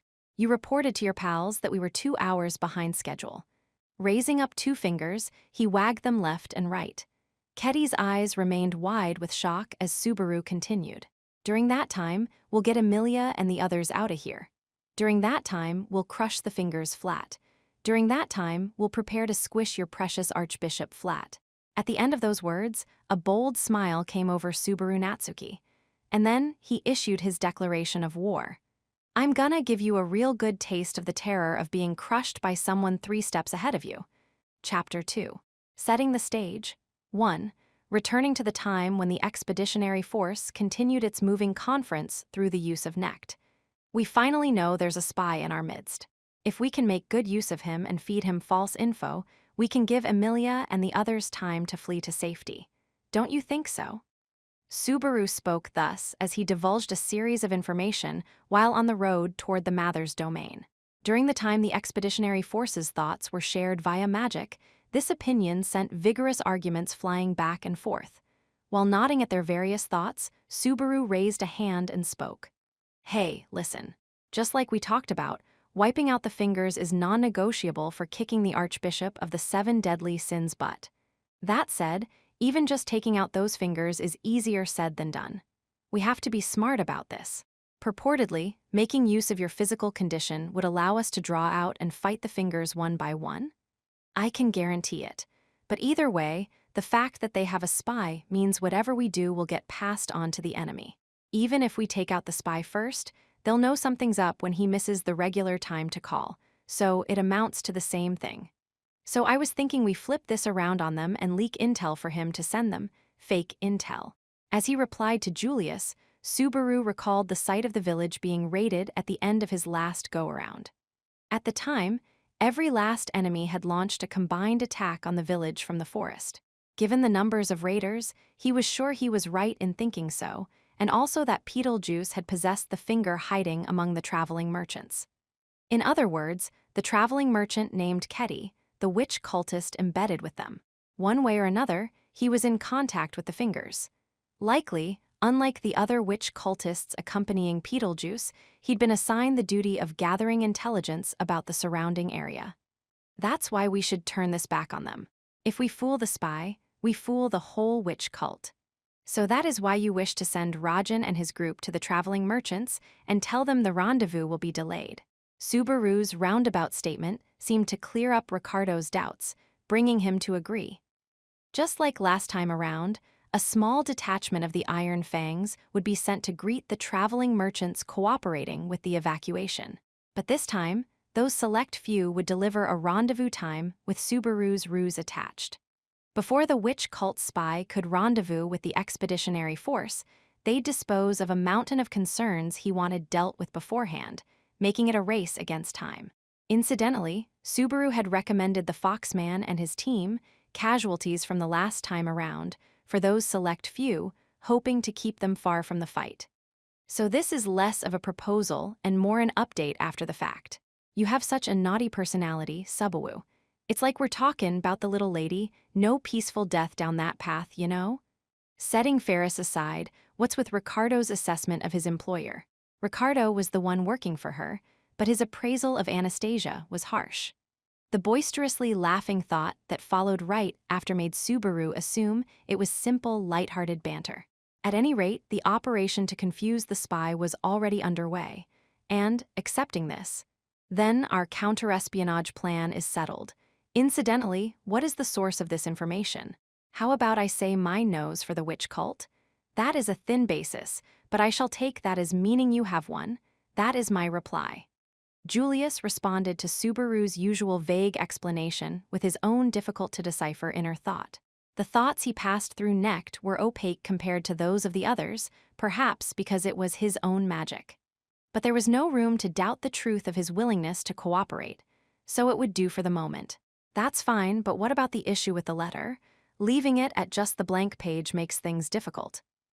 Why? If it's completely blank, you can write whatever you want on it. Seems convenient to Ouchie. Sis, please be quiet. The cat siblings were the next ones to wedge themselves into the telepathic conversation. Actually, behind the telepathic exchange, a torrent of lighthearted thoughts flowed out from Mimi, but everyone was taking that in stride. For his part, TB was paying serious attention to the operation. Subaru drew his chin in during the kitty siblings' exchange, thinking over how to deal with the blank letter. After all, thanks to that problem, Ram had launched a surprise attack on the expeditionary force, costing it precious time. The operation was in part a race against time, so a loss like that was to be avoided at all costs. What should we do then? TB sent over an ashen, nervous thought, wanting to hear a plan to deal with it. Others beside him also turned their minds toward Subaru, waiting for his reply. At the center of that attention, Subaru folded his arms and told them how they would deal with the blank letter. And that method was 2. In the early morning, just as the world began to awaken, Ram lifted her head, sensing an indecipherable presence. She was midway along the road, cutting through open fields that stretched from the mansion to Erlam village. Since Emilia had faced a bad experience with the villagers, Ram had left her back at the mansion on her way to prod and persuade the villagers to evacuate. There was a slight rustle in the forest. Ram knotted her shapely brows as she sank into thought for a single moment. Ram was a demon who had lost her horn. By nature, demons were acutely sensitive to changes in the forest and mountains. A sixth sense that differed from the other 5 informed her of a shift in the wind blowing from the direction of the highway. Her small nose snorted. Ram, confirming that there was no hint of danger in the immediate vicinity, went down on one knee and concentrated on her forehead. She was activating her supernatural ability of clairvoyance. Clairvoyance was a secret art passed down among the demons that enabled them to synchronize with the vision of others, stealing their vision and seeing through their eyes. Few demons had mastered the art to begin with. Currently, Ram was probably the only one. While it was activated, her awareness of her own surroundings was greatly diminished, limiting the places she could use it, but it was the crown jewel of reconnaissance abilities. The master to whom Ram had pledged fealty had many enemies. For that reason, too, the supernatural ability was very helpful. She disconnected herself from those deep feelings, concentrating the effect of her supernatural ability, and entered the vision of others. Even where there were no people to affect, that was no hindrance so long as there were living creatures with the sense of sight. However, creatures with compatible wavelengths were limited, and in the past few days, she had been unable to grasp anything inside the forest where it mattered most. However, that was not the case this time. She detected multiple compatible wavelengths from the direction of the highway that connected to the village. She entered one of them, seeing through its eyes. The creature from which she borrowed that sight was a humanoid riding a giant beast of war, a great dog known as a liger. The rider was small in stature, slowly surveying the area with ferocious energy. He was not on guard, but nor was he at ease. It was a power to see through the eyes of others. Naturally, his moving in contrast to Ram's will inflicted motion sickness upon her. Ram immediately shifted to a different set of eyes from the next compatible vision, ascertaining the situation anew. Fortunately, this set of eyes politely stared straight at the road ahead. The height of his gaze matched that of the previous set of eyes, and he too was riding a giant dog. She could scarcely tell the difference. What numbers? However, that doubt evaporated when a great throng entered her borrowed field of view. They were a group of 40 or 50 people, each and every one armed. They galloped along the highway, tens of minutes away from the village. And she recognized the crest of the lion rampant on the armor of several of the armored men. This was the crest of the House of Karsten, proof they were of the same faction that had declared war via the blank letter the night before. In other words, It was offensive action by a rival in the royal selection, seizing on Master Roswell's absence to make their move. Ram understood that it was an emergency situation, urgent circumstances demanding an immediate decision. If their goal was to inflict damage upon the Amelia camp, they would surely occupy Erlam village. She had to strike before that could happen, using every means available to her. And just when Ram gritted her teeth, ready to cut the clairvoyant connection and race to the village. Huh! She let out a dumbstruck voice. Her feet, ready to set off in a sprint, stopped, and Ram's face grimaced extensively at the sight she beheld through the clairvoyance. It was that painful to comprehend just what she was seeing. Barusu! A black-haired young man rode a land dragon at the forward tip of the formation, carrying a sign that he turned in every direction, as if to ensure it could be seen from front, back, left, and right. Upon that placard was written in large characters, "The letter is wrong. My bad. 3. Carrying those words in the manner of a white flag, Subaru and the rest of the expeditionary force arrived at Erlam village without incident. However, when Ram appeared to greet them, she had a sour look on her face, and Subaru awkwardly shrank as he stood before her. Ha! Ram instantly snorted out as she spoke. First you send a blank letter, and now you appear at the head of an armed band. You do not appear to comprehend exactly whose domain this is. But you didn't launch a preemptive strike. That means there's room to talk about this, right? That sign was a message for me, obviously. I am the only one who would understand such a thing. Ram sighed in visible exasperation as she set eyes on the wooden placard Subaru carried at his side. An apology in huge eye-script was written on the sign in white paint. This was the master plan Subaru had developed mid-mark for countering the blank letter of goodwill, or rather, he'd responded with the blunt truth. I should beat you senseless. The characters are so sloppy that I was nearly unable to read them. Hey, you taught me these characters. Aren't you used to seeing them by now? Unfortunately, I forgot about them as quickly as an ingrate forgets the generosity shown to him. Ung! Ram's characteristically harsh statement left Subaru hemming and hawing, unable to give any retort. Watching his reaction, she folded her arms and continued her lecture. So, according to what I have heard, Barusu, you soured Lady Amelia's mood in grand fashion, and she abandoned you in the royal capital. How dare you return to show your face? You really have no mercy, do you? I'm not gonna argue with each and every point, but here I am, daring to return and show my face. Not that I came back empty-handed. With a hand, he indicated the expeditionary force lined up behind him to put his exploits from the royal capital on display. Subaru's declaration caused Ram to narrow her eyes. As she proceeded to survey the expeditionary force, she spoke. It is fine to boast, but as your objective is unclear, the humans of the village are on guard. I too am concerned that anything might happen. My songbird heart is nearly ready to burst. You mean your heart has wings sprouting from it? Doesn't that make it a really strong heart? If you make too many wisecracks, I shall slice that nose off your face. Man, it's been a few days, and this reunion feels really off-kilt. Wait, my nose. The savage declaration sent Subaru covering his face and backing off a step as his gaze shifted from Ram to the village behind her. Of course, the ruckus was such that the villagers noticed the expeditionary force immediately, whereupon they turned concerned eyes toward the knights lined up in the village square. However, hey, at the head of them, that's Master Subaru, isn't it? It really is. That's Master Subaru speaking to Miss Ram. He's come back. Ah, it's Subaru, he's back. The villagers' wariness relented slightly when they realized Subaru was acting as the group's representative.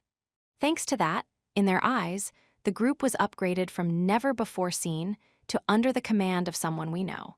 And now we have to upgrade that to reliable reinforcements brought by someone we know. That is no simple matter. In the first place, I have not yet accepted all of this. I cannot readily believe that a letter bearing a wax seal was merely an error. That's part of the enemy's trap. You noticed the jerks hiding in the forest, right? Subaru lowered his voice to a whisper. Ram kept silent with a sober look on her face.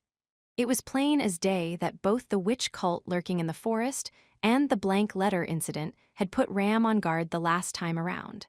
Subaru addressed Ram's concerns as he moved the conversation forward. Ferris, Wilhelm, over here. Ram, you know both of them too, right? Obeying Subaru's call, the pair came over to his side. Yes, said Ram, looking over Ferris and Wilhelm as they stood side by side. Her expression vanished as she straightened her back. The pair from Crush's camp acknowledged Rem's posture by granting her their respect. I am called Wilhelm Trias. I have come as Lady Crush's representative. I'm Ferris, Lady Crush's personal knight. Old Man Will's the captain of the group behind us, so that makes Fairy the vibrant flower, meow. The austere Wilhelm and the flippant to the last Ferris were a shining example of polar opposites. Ram responded to both extremes by politely grasping the hem of her skirt and making a formal curtsy. I graciously accept your polite greetings. I am called Ram. I am employed here, at the mansion of Marquis Roswal L. Mathers, in the capacity of senior servant. Ram's cheekiness in naming herself senior servant made Subaru grimace, but he held his tongue. Ram was indisputably in charge of the mansion while Rem was absent. Personally, he would have preferred she call herself acting senior servant, or if not senior for a day, then at least senior servant for the last week. But oh well. Either way, these two and the people behind us are proof that Crush is cooperating with us. This is what Roswal wants too. No complaints, right? If Master Roswal wills it, Ram shall obey. It would seem he accomplished his objective in leaving you behind at the capital. Though I believe he shall have your head for the blank letter, Barusu. Hey, can you cut it with the violent imagery? Why do you have such a brutal thought process? He felt like he was back in medieval times, but Ram freshly ignored his complaints. Instead, she turned toward the representatives of the reinforcements. So you have been traveling with my apprentice servant, my condolences. Though he is prone to exorbitant actions and showing too much of his emotions, Sir Subaru is a person of high promise. Even at my age, he has aided me many times. Fairy won't go as far as Old Man will, but, well, I'll just take Ram's words as they were offered. I'll say, I think he's brushed up a little, meow. The assessments from Wilhelm and Ferris made Ram sigh with an even more grudging look on her face. Though the topic was a rather uncomfortable one, Subaru scratched his cheek, glossing over how he really felt. Immediately after, he clapped his hands together and started over, explaining the situation to Ram in detail. Anyway, leave smashing the enemies in the forest to the expeditionary force. I want you to cooperate with that and something in a different direction. Are you willing? That depends on the details. I do not wish to make a hasty promise only to have Barusu's filthy, poisonous fangs sink into me. Hey, the looks I give you aren't that dirty, you know? That's a boy for you, not saying it was zero. Faced with Ram's poisoned tongue, Ferris's casual banter, and stern eyes shifted his way, Subaru cleared his throat. From there, having kept them waiting long enough, he elucidated the circumstances required, both in front of and behind the curtain, to make his plan come to fruition. I want your help in picking where to evacuate the people in the village and to guide them there. I want to make sure not to involve the villagers while we fight the enemies in the forest. I understand what you are saying. However, we have no means of escape. I've arranged the legs to carry him out on. From here on out, traveling merchants with dragon carriages will be assembling here, bit by bit from every direction. We'll have the villagers get aboard and haul him out. Assembled from all directions. How? Money. We'll just have to eat the costs, okay? Subaru's insurance policy had cost a great deal of money. The treasury paying it was Roswal's, and on top of that, it was without his having granted permission. Ram sighed deeply when she discerned that from Subaru's manner of speech. Understood. I will support your effort. It is an emergency, after all. Seriously, huge help. Worst case, I was gonna have to promise to pay it back when I make it big. Only those who are fit to actually rise to prominence may promise such a thing, however. Ram's consent is by no means the end of the matter. After giving a stern assessment about his future prospects, Ram shifted an even sterner look over her shoulder. Subaru didn't need to follow her gaze. He knew exactly what Ram was trying to tell him. The people of Erlam village were behind Ram, still anxious about their situation. Even if Ram was willing to lead them out, convincing them would prove the highest hurdle of all. He had prior experience from the last go-around, but the result of that effort still tasted bitter in his mouth. The closest word he had to describe the emotion summoned by that memory was fear. He'd only scratched the surface of the discrimination and repudiation facing Amelia. Time was short, precious time gained from feeding false information to the witch cult. And yet, Subaru hesitated, wondering what the first words out of his mouth ought to be. Subaru, if you can't do it, I'll. Ferris. When Ferris tried to be considerate to Subaru, offering to speak in his place, Wilhelm called his name. A single glance from the sword devil halted Ferris's gesture in its tracks. He turned his eyes towards Subaru and spoke. Sir Subaru, this is not a duty you may shirk, you understand, yes. When Wilhelm asked this in a low voice, Subaru winked once and nodded firmly. Subaru gave Ferris a thankful glance for his concern before stepping past Ram and advancing straight into the village square. To the front were the villagers with worried faces. To his back were his comrades in the expeditionary force.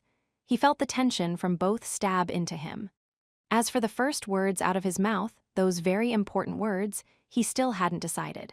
But he would begin with the best word for wiping away the villagers' concerns and fears. Evrio, Master Subaru, please, let us drop all pretenses. Everyone in the village understands. However, Subaru couldn't even get that first word out. The one speaking, interrupting Subaru's word without a plan, was the cornerstone of the village, a small-statured, white-haired, elderly man. He was the one the villagers called Murayasa, a name in no way related to his occupation as village headman. Normally, his demeanor made one suspect he was a senile old man, but at that moment, his voice and gaze held no trace of that whatsoever. Subaru felt overwhelmed by the glint in his eye as the elder touched his beard and continued. We understand how dire things must be if you have brought such dangerous persons to deal with it. We have already heard from Miss Ram about the suspicious presence in the forest. No, that's... Stop trying to fool us. We knew before anyone said a word. Following in Murayasa's wake, the leader of the village's young men raised a bitter cry. The last go-around, his plea had been the trigger for the villagers to put their fears and anxieties on display. This time proved no different. So the ones in the forest, they really are? What's with our Lord? Didn't he foresee that this would happen? Why did the Lord speak in support of a half-elf of a half-demon? The young man's cry ripped the bandage off, causing the villagers to look at one another and share their fears and worries. It was the sight Subaru had most feared and had most wanted to avoid. It was the worst of all spectacles, for even with an intervening return by death, and so many valiant efforts to deal with so many things, he still hadn't known how to stop things from getting to this point. He probably couldn't eliminate such a deep-seated discriminatory mindset in that one moment. When he recalled events from the last time around, he thought that a similar compromise would make things easier. Considering the menace posed by the witch cult, the right decision was to kick other issues down the road.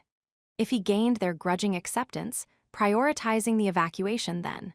The girl I know, she acts tough, she's stubborn, hard-headed, and she worries about anyone seeing that she's lonely. The words Subaru spoke seemed wholly unrelated to his inner thought process.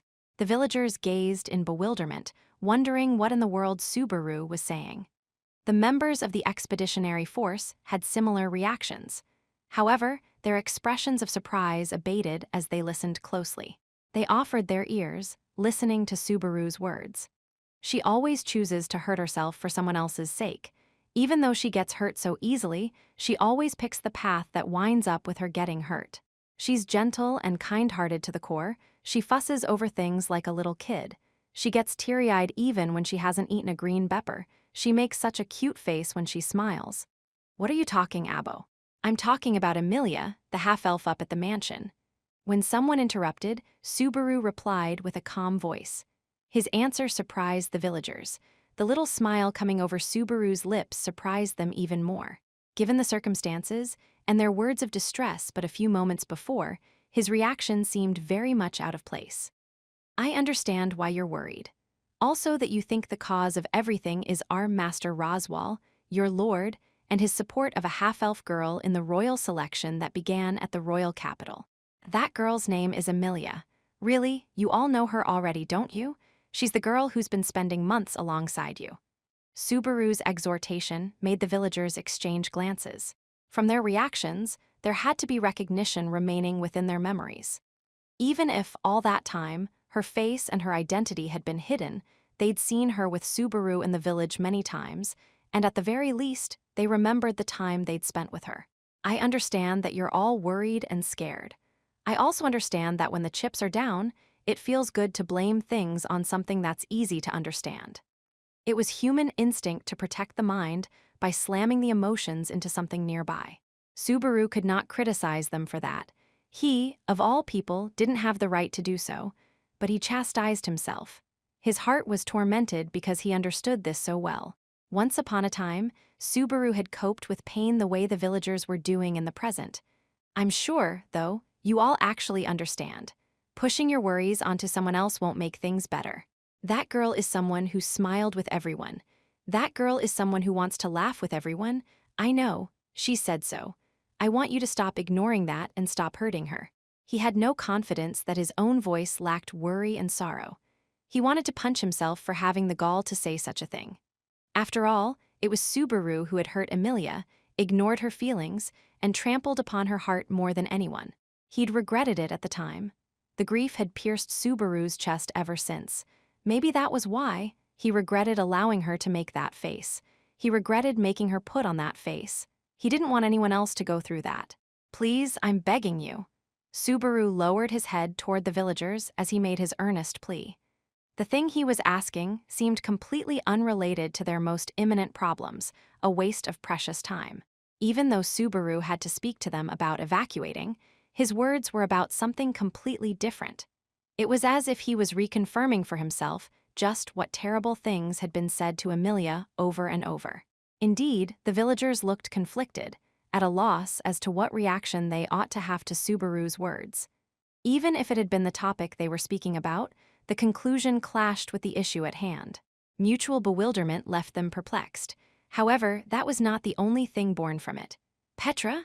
Hearing the sound of small footsteps, Subaru called out the name of the little girl walking to his side. The girl with reddish-brown hair, Petra, was a village girl Subaru knew well.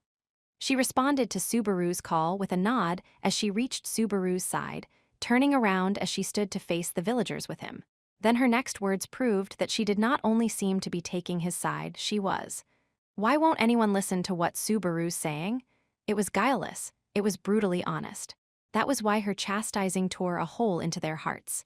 Subaru's so worried, he looks about to cry, why won't anyone help him? That's, when I was in trouble, when everyone was in trouble, Subaru came through, didn't he? He'll probably come through for us today, too, right? Then why? Adults had too many walls up to launch the attack called innocence that only children were capable of. With the adults cowed into silence, Petra gazed sadly at them before grasping Subaru's hand. The older girl at the mansion, that's the girl always wearing white, isn't it? She was the one bringing potato stamps when we did the radio aerobics.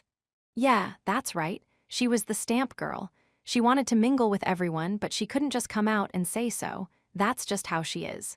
Subaru grinned as Petra's words brought him back to the peaceful days they'd spent together. It became a ritual. Every day, Emilia would accompany Subaru down to the village and do radio aerobics with the villagers.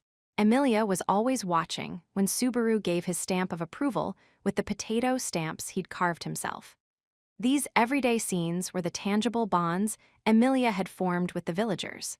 That fact made understanding and hesitation rise upon the adults' faces. But no adult grumbling or hesitation had any traction with children. Other hands rose as different children rushed over to Subaru's side. I'm okay with Big Sis, too. If Petra's fine with her, then I'm fine with her. We won't let Big Bro be the only one to act cool. Subaru's gonna cry, so we've gotta help him. Yeah, the children made a ruckus. Their voices seemed to blow the previous atmosphere away. Seeing the children lined up against them, the anxiety-ridden adults glanced at each other's faces. They needed one final push. Faced with their indecision, Subaru stepped forward. With both arms, he held on to the children, pulling them in as tightly as he could. I don't expect everyone to accept her just like that, but I want an opportunity without you rejecting her at the start. I want you to give her a chance. A chance? A chance to be a girl you can get along with, a chance for you to understand each other. As Subaru elaborated on his words, his hands let go of the children he had held, freeing him to get on his knees and show that his resolve went far beyond bowing.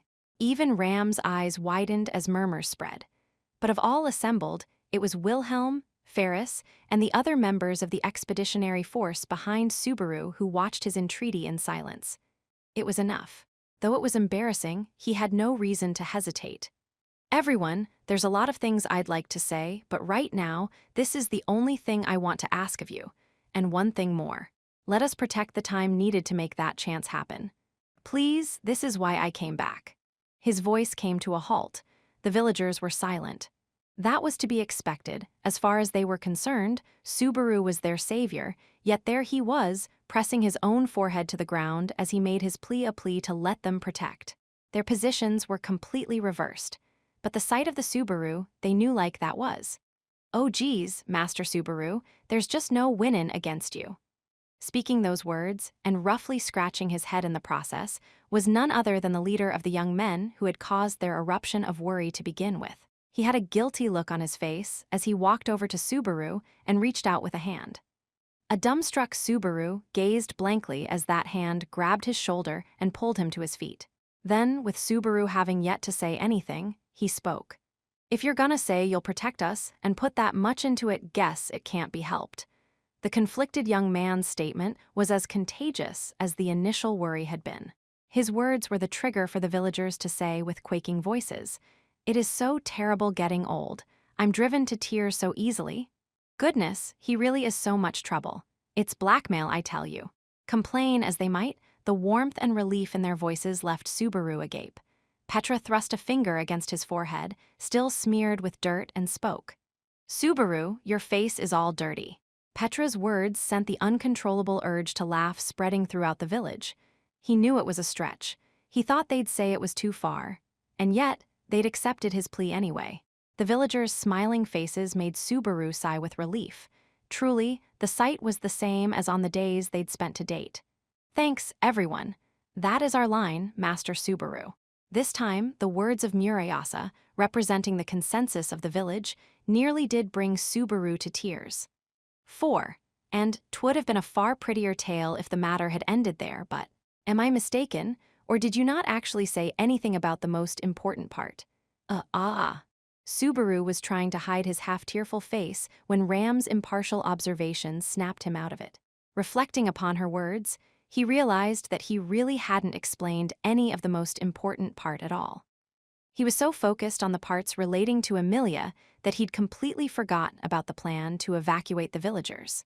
"Oh man, I messed up. Just when I thought you had become somewhat useful. It seems Barusu will be Barusu."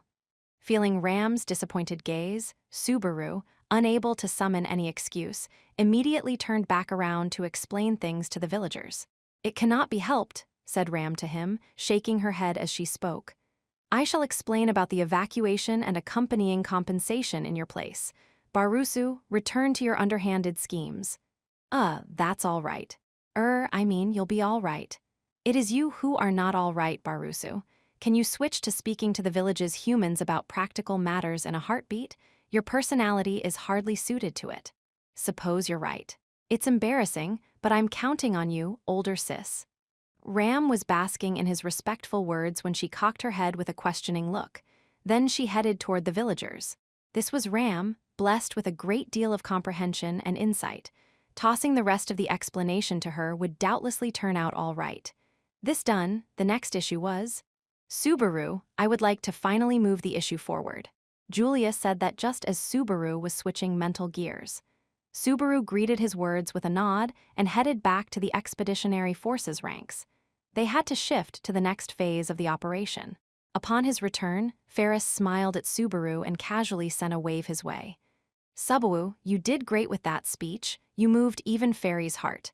Don't dig it back up, and don't lie, and really don't dig that up. It's embarrassing.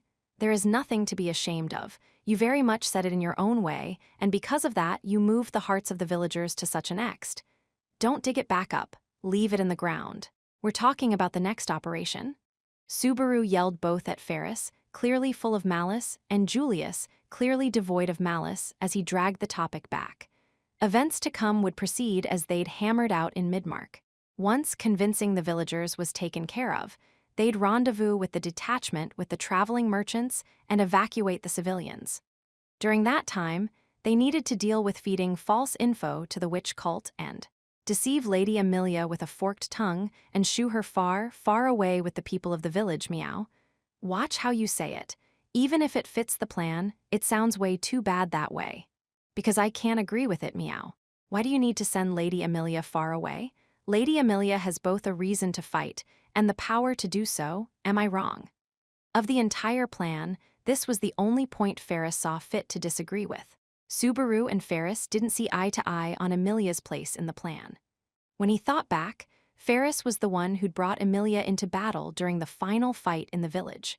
Ram seemed to have helped convince her, but Ferris's assessment of Amelia's power might have proven correct. At least, as far as Amelia's having the power to slug it out with even Beetlejuice. Even so, I don't want to let Amelia fight the witch cult. We're talking past each other. Seeing Ferris slump his shoulders with an exasperated air made Subaru feel bad, but he wouldn't take back his view. It was the one thing he would not budge on. Subaru's selfishness, or rather, the deep-rooted bad premonition in his chest, made him want Amelia kept away from the witch cult by extreme measures if need be. The premonition was probably founded in the look on the side of Amelia's face when she defeated Beetlejuice at the end of the last time around. The madman's death had made tears trickle for reasons even she did not understand. Ferris. Sir Subaru has his own feelings on the matter. Sir Subaru has his desires where Lady Amelia is concerned, just as you have your expectations for Lady Crush. Old man Will? It is doubtless you prefer some outcomes over others. Surely you can understand his earnest feelings. It was Wilhelm who interjected, having held his peace during the dispute up to that point. The old swordsman's words made Ferris's cheeks tighten. He subconsciously touched the dagger on his hip. Just as you adore Lady Crush, Sir Subaru wishes for Lady Amelia's well-being, a boy is concerned for the welfare of the girl he loves. It is only nature. Having it said that bluntly makes me feel a little blushy and pathetic, but Subaru scratched his cheek, welcoming Wilhelm's support with a pathetic look. Ferris had a pouting look on his face, but he did not offer any further rebuttal. The knights around them gave Subaru warm looks as well. Anyway, we're gonna do this just like we worked out. We'll set up the scenario so Amelia listens to reason. Ferris, Wilhelm, I'm counting on you for some really persuasive backup. Understood. Sure thing. When the two freshly acknowledged their role as persuaders, Subaru cut the conversation off then and there. If Ram pulled off convincing the villagers, the remaining issues were relatively few. Subaru turned around and spoke. Okay, Julius, about that favor I asked about earlier, do you mean me? I've been listening the whole time. Everyone's breath caught as a third party's voice interjected at that juncture, the very end of the exchange. Subaru, the only one who realized the identity of the speaker, naturally looked up. And then, Heya, long time no see, Puck. How have you been? He smiled toward Puck, the little cat swishing his tail as he floated in the sky. The presence of the suddenly appearing Great Spirit surprised the expeditionary force, putting it extremely on edge. Puck, glancing at their reaction, accepted Subaru's greeting with a stroke of his own whiskers as he spoke. I'm in a very good mood. Right now, I can easily dispose of an insect pestering my beloved daughter. This is an awkward question, but this insect to which you refer, do you really need to ask? Puck's eyes remained round as a ghastly, overpowering aura poured from his entire body. That sense of antagonism made tension run through not only Subaru, but the entire expeditionary force as well. The knights, sensitive to hostility, immediately put their hands to the hilts of their swords, an understandable reaction. Though he was bathed in their wary stares, Puck's ghastly aura did not relent as he continued. Subaru, I have a few things to say to you. Do you know what they are? I broke my promise to Amelia. On top of that, I came back against her orders. Those are my sins, and I won't make any excuse for them. Subaru's reply made Puck's cheeks twitch. These were Subaru's answers to the questions Puck had tossed his way, for once already he had experienced that pop quiz when he drew Puck's ire. At the time, Subaru had been unable to say anything to the enraged Puck. He'd hurt Amelia through his own selfish actions, and as a result had let her die. He couldn't speak a single word. That was why. Of course you're angry at me for all that.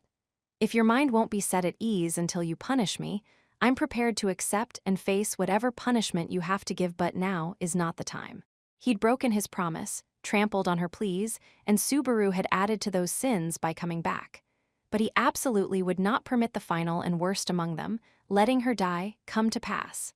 Danger's nipping at Amelia's heels. I want to do something about it. I want to take her fate of facing terrible things, grind it into sand, and blow it away. Please, work with me so I can do that.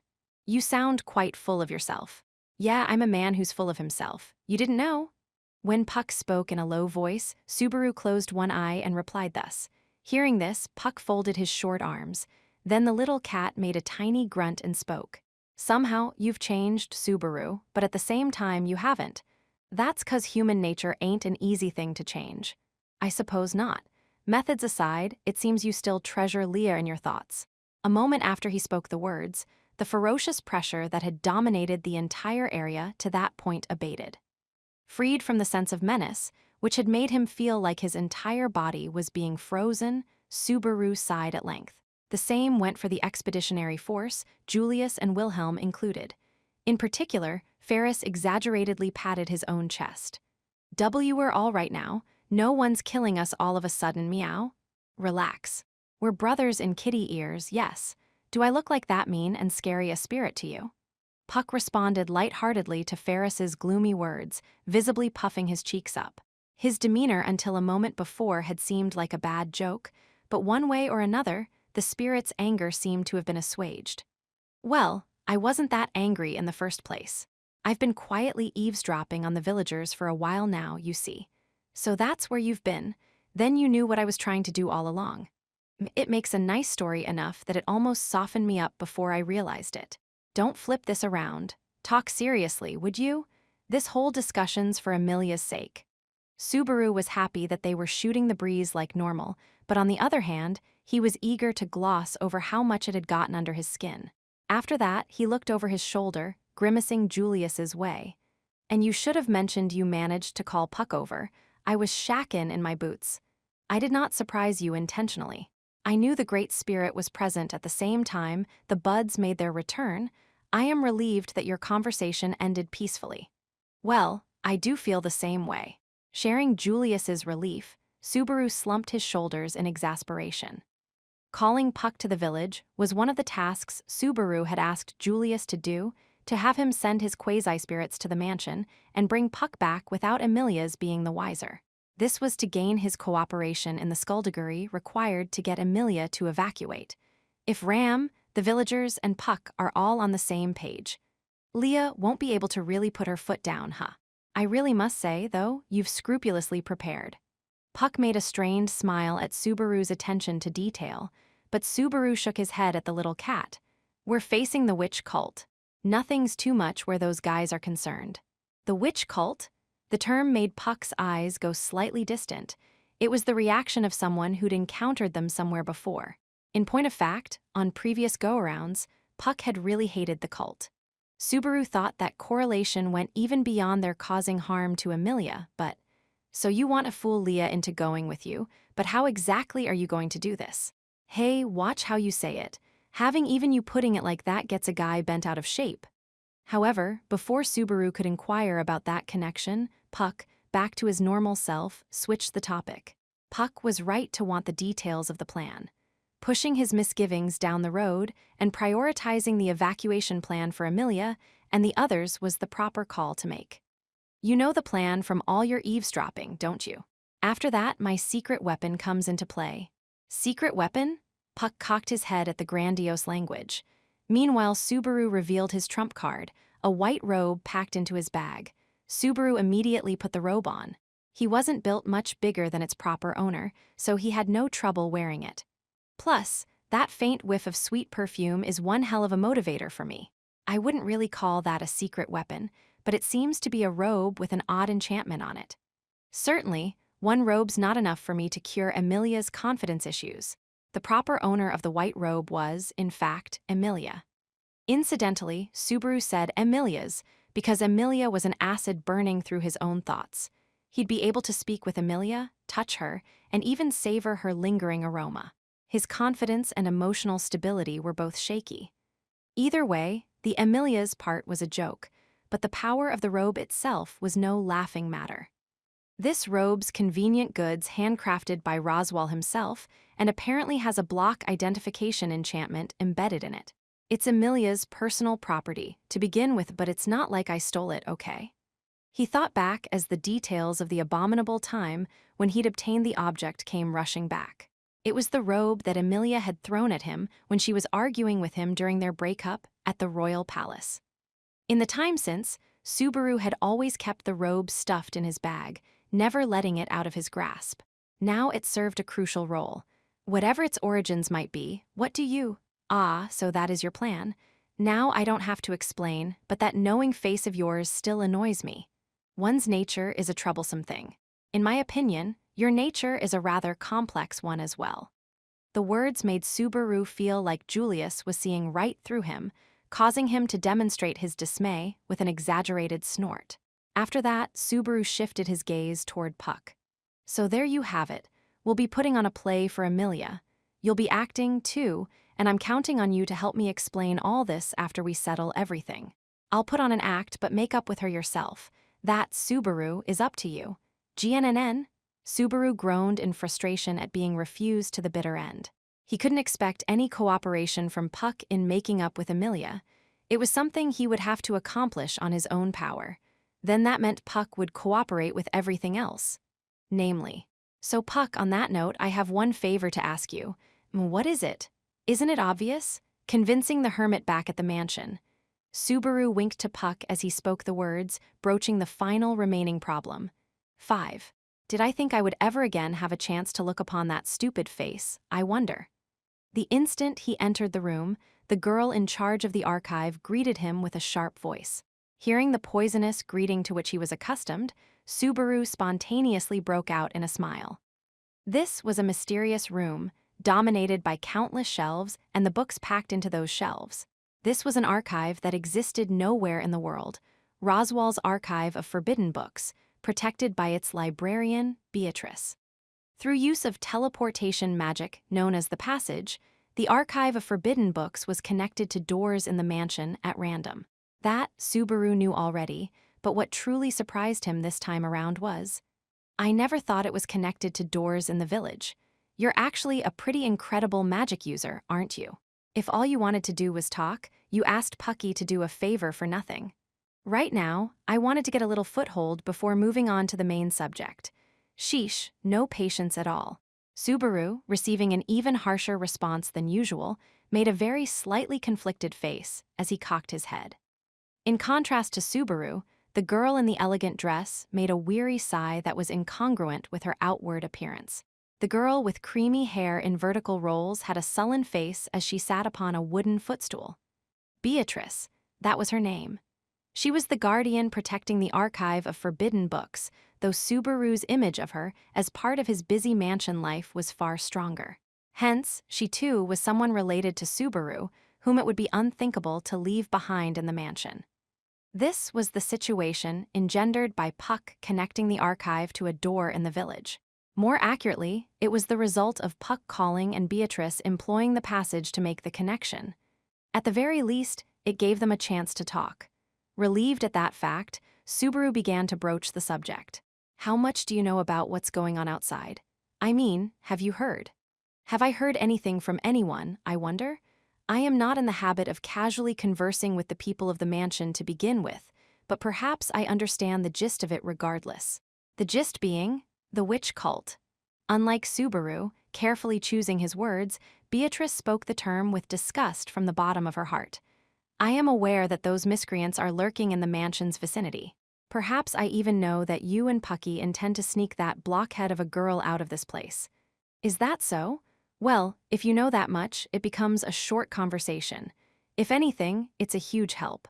He was surprised by her unexpected grasp of the circumstances, but he warmly welcomed the fact that he didn't need to make a long-winded explanation.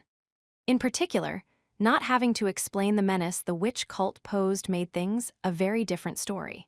After all, the witch cult was like a natural disaster, a symbol of malice across the entire world.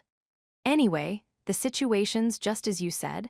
I don't deny I'm sneaking Amelia out either. I got through to Ram and Puck, so that leaves getting you to come with them. I am not going with you. Ah. Subaru tried to get things in order as quickly as possible, but Beatrice cut him off with a single sentence. Her declaration made Subaru open his eyes wide. Beatrice's eyes slowly narrowed. Then, with eyes lacking any emotion, she continued her words. Did I say I am not going with you, I wonder? I do not intend to leave this archive of forbidden books, let alone leave the mansion itself. Now that you know this, would you get out already, I wonder? Wait a minute, what are you saw? You're not seeing the situation. Well, I'll explain. I do not require an explanation. Betty will stay here. Does she have any intention of debating it, I wonder? Speaking bluntly, Beatrice let her eyes fall to the book sitting upon her lap. It was the usual sight of her concentrating on an overly large book, making it plain she was serious about not evacuating. Like I'm gonna back down now.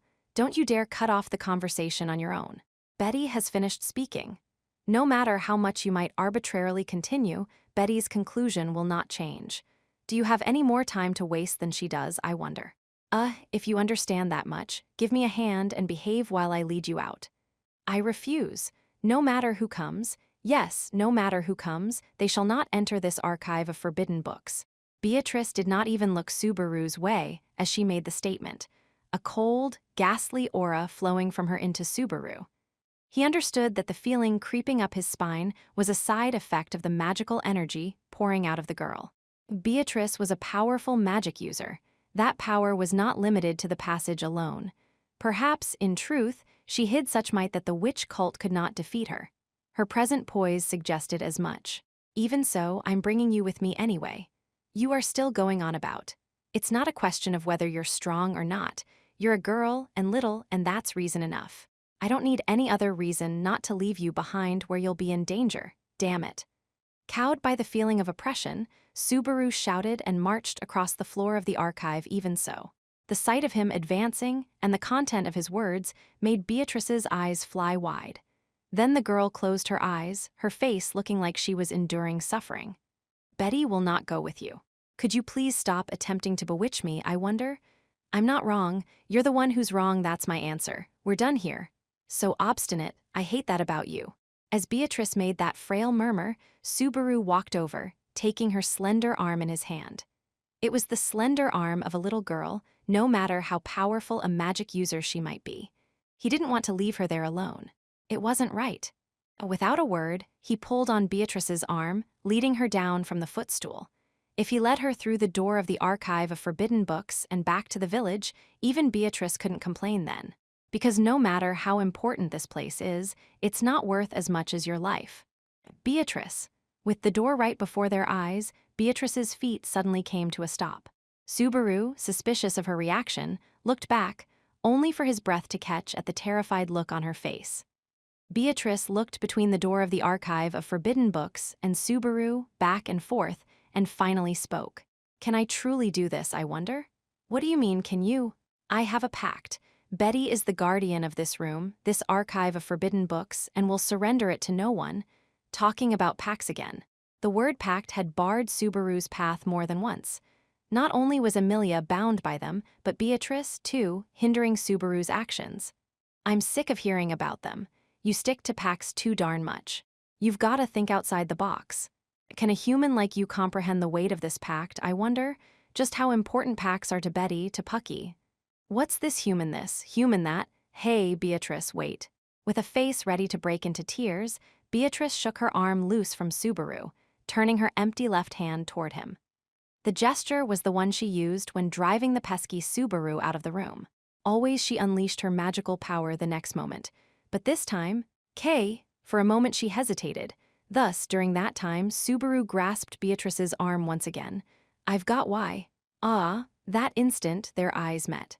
And when Subaru beheld the fear and despair so powerfully displayed by her eyes, the sleeve of her arm slipped through his fingers.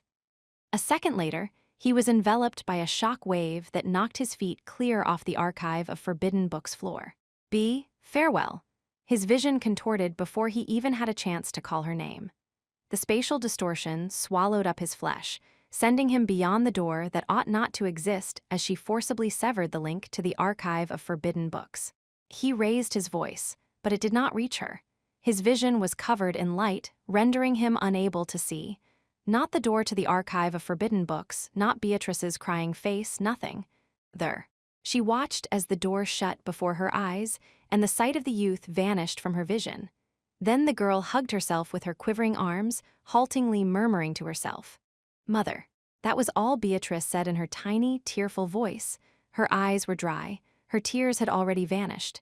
Even so, her expression remained one of grief as she spoke. How much longer must Betty? Carried by mournful steps, Beatrice collapsed upon the footstool at the center of the room. Then her arms stretched far to one side of the stool, seizing hold of the book resting upon it, clutching it in her arms. Mother, mother, mother. Like a lost little girl trying to cling to her mother, Beatrice continued to clutch the thick book in her arms, calling out over and over in a sobbing, tearful voice. But the black-bound book she clutched in her arms would not give her an answer. 6. His vision contorted, and a shock wave came. The feeling of his back hitting something hard made his breath catch. Ha! With a short snort, he softened the coming impact. He was now on his back, limbs spread wide, and Subaru's vision was filled by the blue sky. He could feel the ground through his back. Abruptly, something blocked the blue sky in his vision. Though you have surprised me from time to time, this has to be the most extraordinary experience among them. Is that so? I think your fancy pants comments annoy me more as time goes on, too. Subaru bounced the comment back at Julius, appearing upside down from his point of view, with an extra helping of invective. The place was a corner of Erlam village, a moment after he'd been shot out of the archive of forbidden books. Apparently, Beatrice had rejected him and teleported him via the passage, returning him to the village. Understanding that fact, Subaru got up with a great swing of his legs. Then he turned his head around and spoke. "Damn that thick-headed lowly, I'm the obstinate one. If you're gonna make a face like that, why can't you just come with me? Shit, if it's gonna be like this, I'll drag her out if I have. It might be best to quit while you're ahead." Subaru couldn't pull his mind away from the sad face he'd seen on Beatrice when they'd separated. However, it was Puck, leisurely appearing behind Julius, who poured cold water on his enthusiasm. The little cat spirit touched his own whiskers, looking at Subaru, covered in dirt and fallen leaves, as he spoke. "Covered in grime, huh? Looks like Betty was pretty rough when she threw you out. I hate to say this, but I was literally one step away. But I suppose I have to say that went pretty much as I expected. It really would be best if you—" I cannot persuade Betty. Didn't I mention I have a pact?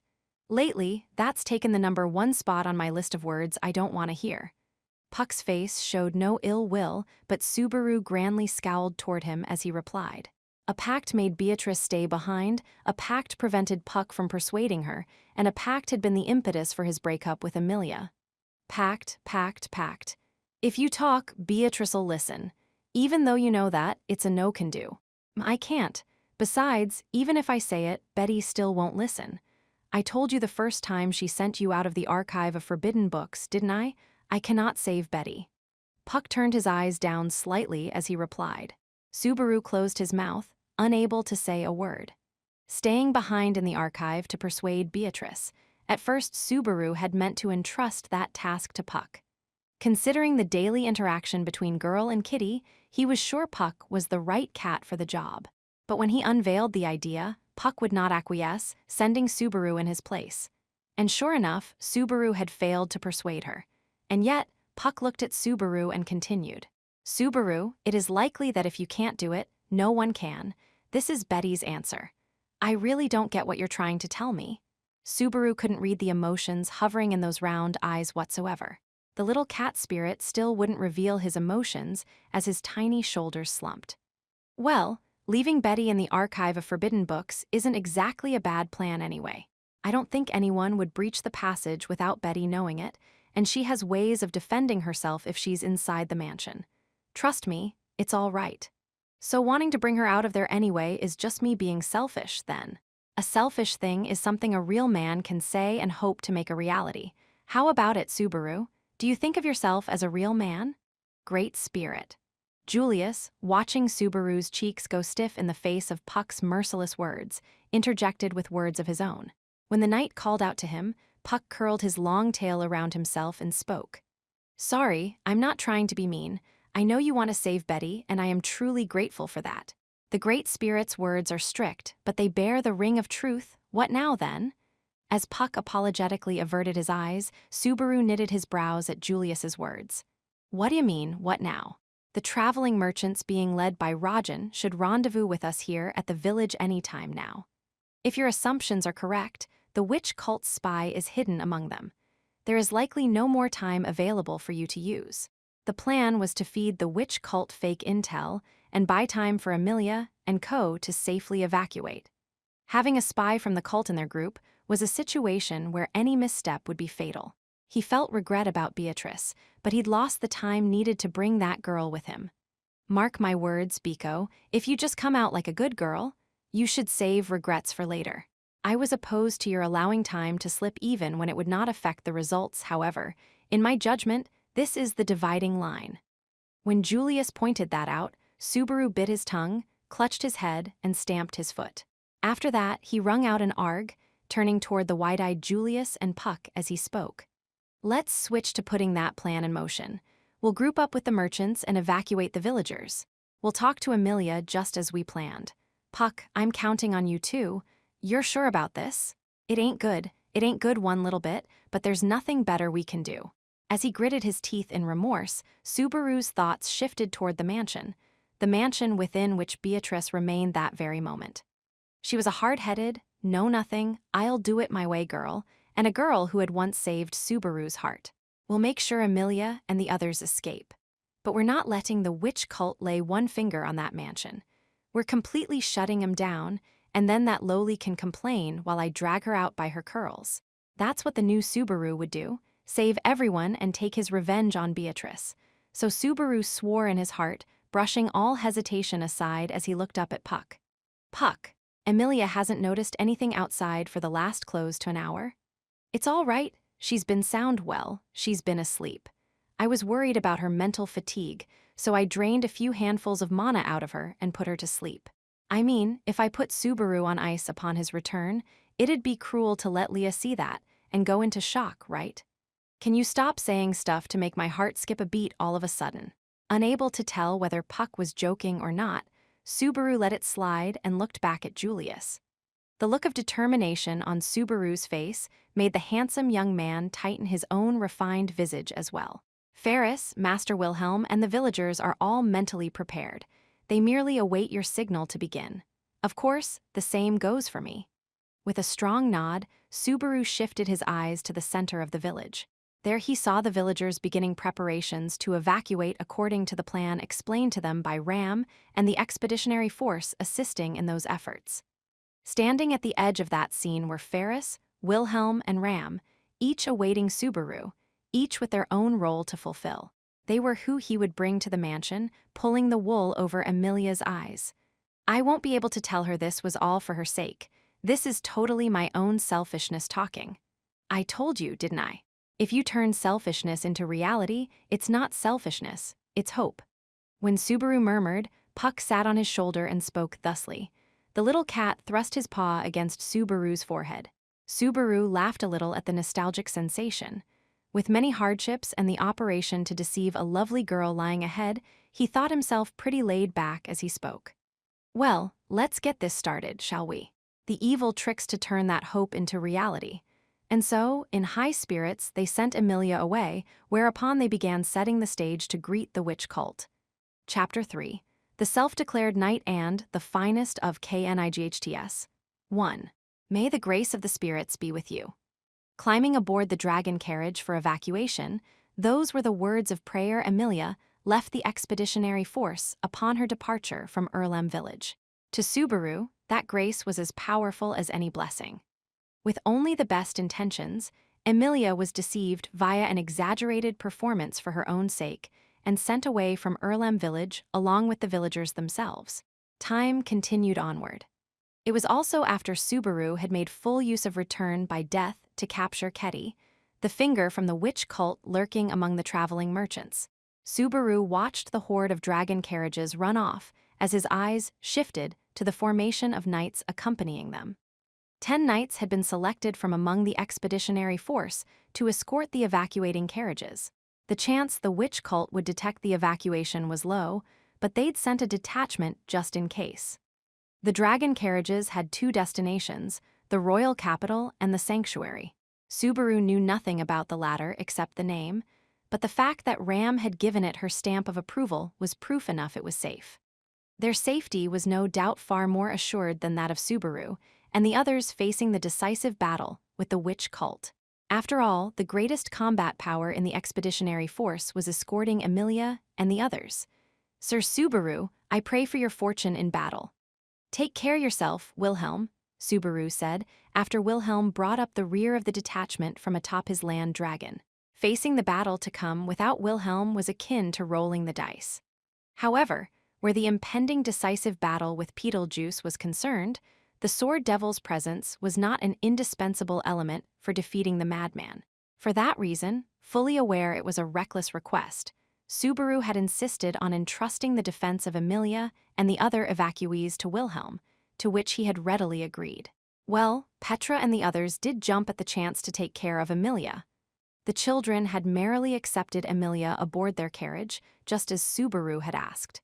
The children had led Emilia by the hand, making her relieved that they had not rejected her. Remembering that scene, deep feelings of warmth arose in Subaru's chest, and at the same time, pangs of guilt. Using happy feelings to fool Emilia into going along with the situation and escaping, I've become quite a villain, playing with people's hearts like that. That stuff about me not reading atmospheres or human hearts seems like a lie now. Grimacing in self-derision, Subaru vigorously scratched his own head. It was too easy to dismiss his deceiving her as his hoping for Emilia's safety. Even so, the fact was, it had put her mind at ease. Besides, asking her to ride with the children had been a calculation by itself. Even if the lie's exposed, as long as someone holds Emilia back, the gentle Emilia probably couldn't shake off the hands of people concerned for her from the bottom of their hearts. Hence, Subaru had intentionally created a situation where the children would bond with Emilia. She'll look down on me if that part ever comes out, so I'll keep that a secret for life. Puck, too, had agreed that it was better that way. The spirit, his fellow actor cooperating with the performance, or rather co-conspirator, would not be leaving Emilia's side. Emilia's security was guaranteed like never before, at least, he wanted to believe that. Looks like the village types and the half-demon girl left already. Looks like you did pretty good, huh? As Subaru collected his thoughts, he heard hearty Kararagi dialect tossed his way from behind.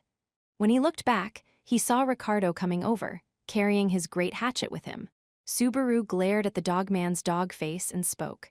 Stop calling my pretty Emilia a half-demon, you half-mutt. Oh, called a half-mutt is surprisingly humiliating. I'll have to remember that one. He let loose a hearty, sarcastic laugh, and his forbearance drained the bitterness out of Subaru's strained smile. However, Subaru's cheeks soon tensed anew as he walked beside Ricardo and turned toward the forest. So how'd it go? Got the job done like I asked. Hey, we split up to hit them by surprise in places they never expected to be attacked, right? If I screwed that up, I'd quit my post. Every last part went great. We kicked their asses all over the map. Ricardo amiably showed him the blood still stuck to his great hatchet, patting the map on his hip with his palm. Meaning, we were right, the places marked on that map were where their hideouts were. That's what they get for being so methodical with their plannin'. You did good, bro. Ricardo bared his fangs. The original owner of the map on his hip was, in fact, Ketty the witch cultist. Thanks to his capture, according to Subaru's scheme, they'd gained both his conversation mirror and his map. The map contained a highly detailed layout of the Mather's domain, and 10 places had been marked upon it. The markers were probably for witch cult hideouts, and to find out for sure, Subaru had sent Ricardo and Co. to the closest marker on the map. The results had apparently been as expected. As if to prove that information correct, members of the Iron Fangs leaped out of the forest on their ligers, merrily galloping around the village square and by all appearances unscathed. Yahoo! We slaughtered 'em all. Sister, do not say such foul-sounding things. We took proper captives. The smiling banter between the siblings, smelling of blood, made Subaru pat his chest in relief. He was happy about victory, but also that no one had been lost in the process. No matter how high the odds of victory, the one sending people off to battle always had reason to be concerned. Likely those reasons had been greatly minimized because of that map. And besides that, luck's really fallen your way, bro. What do you mean by? The hideout you picked me to hit had this lay-in around. As Subaru cocked his head, Ricardo took something out of the cloth tied around his waist and tossed it Subaru's way. Subaru immediately caught it, and his eyes went wide at the light sensation in his palm. This was a mirror, indeed, the spitting image of one he had seen very recently. A conversation mirror, and this has to be on the other end of the one Ketty had. According to our info, the witch cultist we captured was communicatin' by mirror. Now that we got this from the ones I just mopped up, they won't be tellin' the other witch cultists nothin' real convenient, bustin' up their communication network like that. You couldn't ask for a more promisin' start. When Subaru's eyes popped wide at results beyond his wildest hopes, Ricardo opened his maw in a great laugh. If his deduction was fact, they certainly had gained even more of an advantage over the witch cult. But after the feeling of everything going well had been followed by his tasting heaps of bitterness the last time around. Hey, bro, you don't look very happy. No one escaped the hideout you smashed. If even one escaped, it's all for nothing. What do you think this sharp nose o' mine is for? Of course not. Just. Ricardo strongly thumped his chest, but suddenly he awkwardly lowered the tone of his voice. I'm sure no one got away, but it's kind of a problem if there are other mirrors. I knew it. What was it? Some kind of fatal flaw? There's an issue that's gonna knock out the entire foundation of the operation, isn't there? Shit. I knew things were going too well. Hey, what's with the fantasies of damage? You can't be a general and be a worrywart like that. Besides, there's no guarantee something bad happened, so stop assumin'. As a pale Subaru clung to him, Ricardo retorted with an overly intimidating face. Then the dogman wrapped an arm around Subaru's head, choosing his words to rectify the latter's stubborn paranoia. Look here, see. It's not like anything bad's happened. Just we can't celebrate till the witch cult's smashed flat. Seeing's faster than talkin' anyway. Hey, bring in that guy from earlier. As Subaru grimaced, his head still in Ricardo's grasp, Ricardo indicated for his men to bring something over. When Subaru saw what they carried, his expression shifted, first to worry, then to disbelief. Atop a liger, a single human being was being carried in, his entire body bound by rope. When the person noticed Subaru and Ricardo, he wrung out a muffled wail. Perhaps it was an objection to the impropriety of his treatment, or perhaps a plea to spare his life. We found I.M. in the middle of the witch cult roost. I think he just got captured by him out of bad luck, but hey, what's with ya? In the middle of his explanation, Ricardo found it odd that Subaru's eyes were nailed to the wrapped-up person. But this was surely the natural reaction for him to have. After all, the bound man wriggling around there was none other than... Unable to contain himself, Subaru let out a small sound. He pointed to the young man bound hand, foot, and even torso and burst out laughing. So you got yourself captured. I thought I was never gonna see your face here, Otto. And so Subaru called out the last name in the dramatis personae, excess misfortune having thus far denied him the stage. 2. After letting quite a few laughs fly at his expense, Subaru freed Otto from his bonds. Though I am not particularly inclined to simply say, thank you very much for aiding me. Hey, is that how you talk to the group that saved your life? You wouldn't want nasty rumors to spread, would you? What kind of base villain are you? What a person. Oh, fine, thank you very much. Thanks to you my life has been spared. Not that living brings any great comfort, damn it all. Half in desperation, Otto spoke his thanks to Subaru, who was bullying him with full knowledge of his precarious circumstances. Otto had been discovered when Ricardo and co. raided a witch cult stronghold. Apparently, he'd been affixed to a cross in a cave in the mountains, and he had been rescued on the verge of becoming a human sacrifice. Well, we can't rule out the possibility he's a witch cultist, so we should bring him back tied for now. We're treasuring him, almost like, let's keep him around just in case. It's nice to have a human sacrifice on hand when you need one. What kind of appraisal is that for someone you just met? I haven't done anything to you, you know? Red-faced and bound, Otto moved his limbs around and wailed at Subaru's overly harsh words. Well, setting that aside, said Subaru, brushing away Otto's frustration. So how did you wind up captured?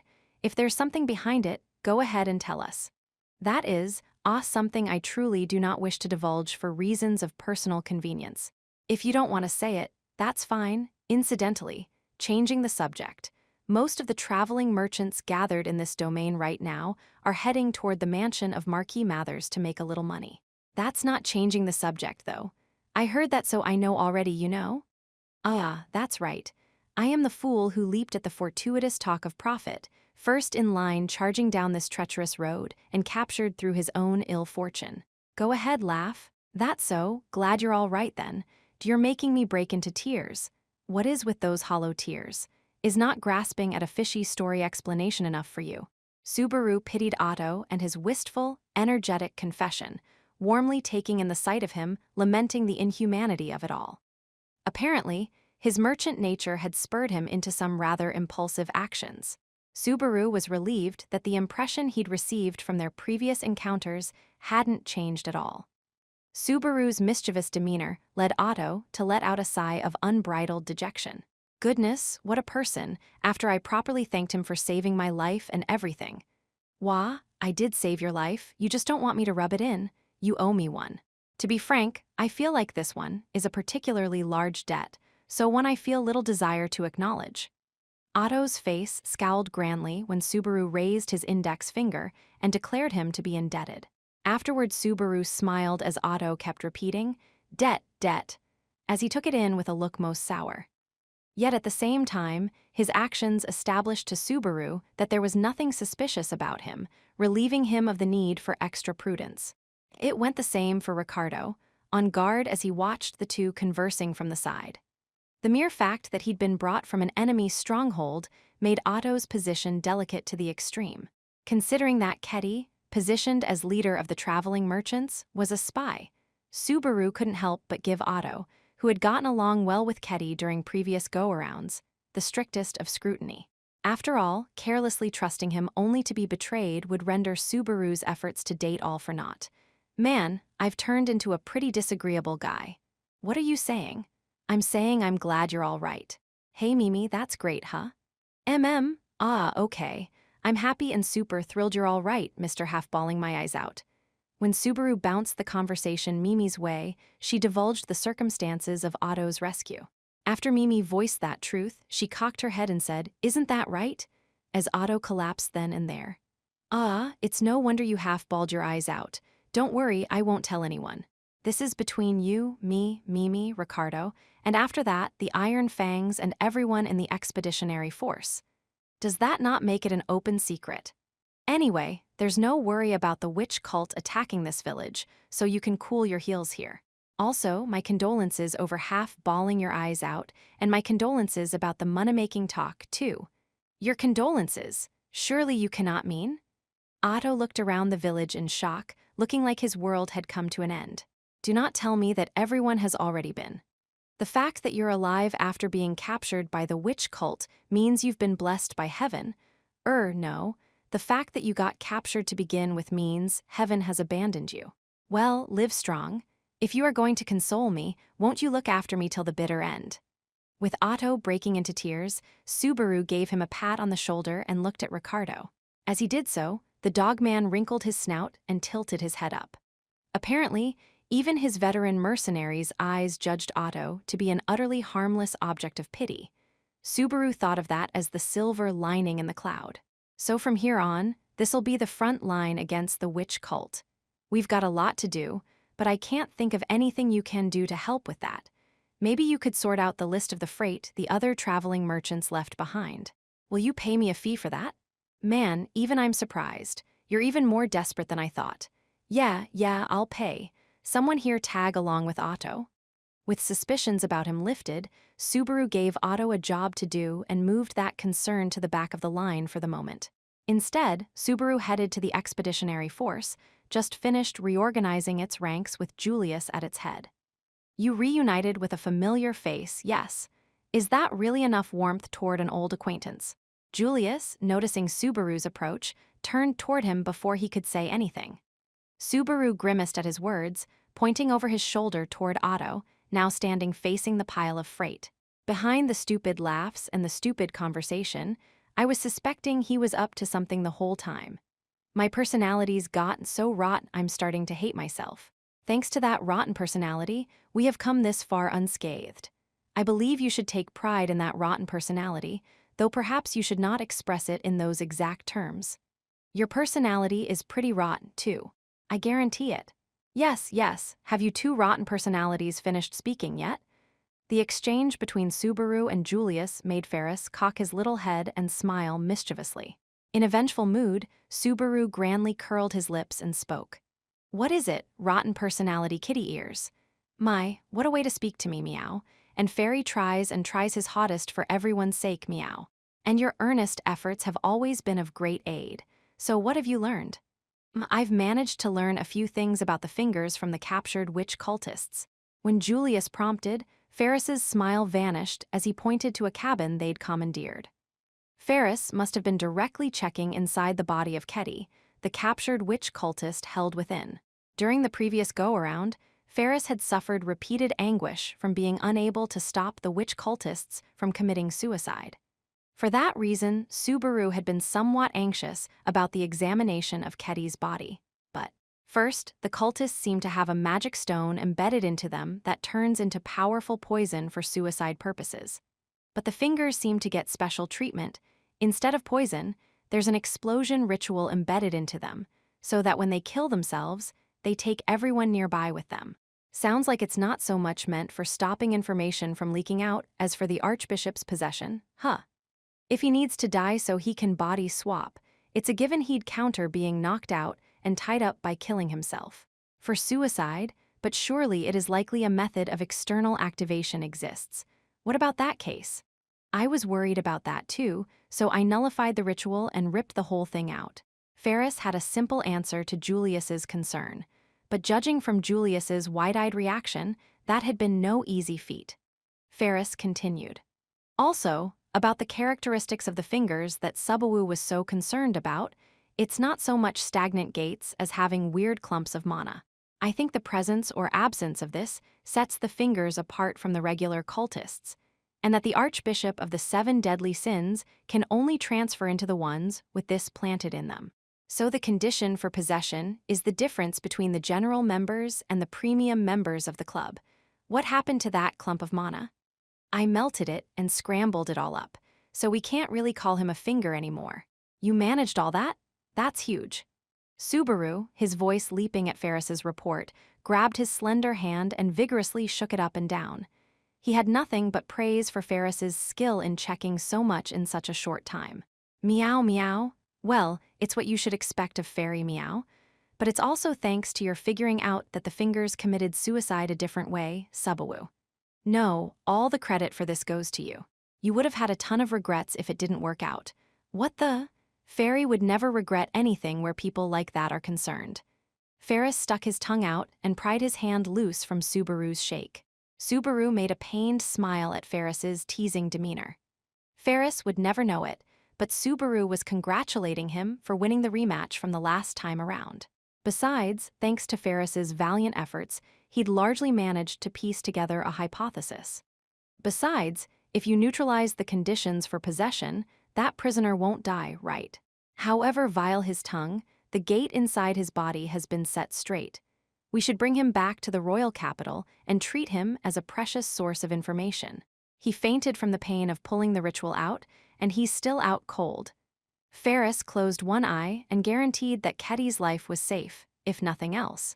Subaru couldn't conceive of the pain of having the ritual ripped out of him. And then, we've finally managed to take a single proper prisoner. There's no need to take more risks. You see what I'm getting at? What?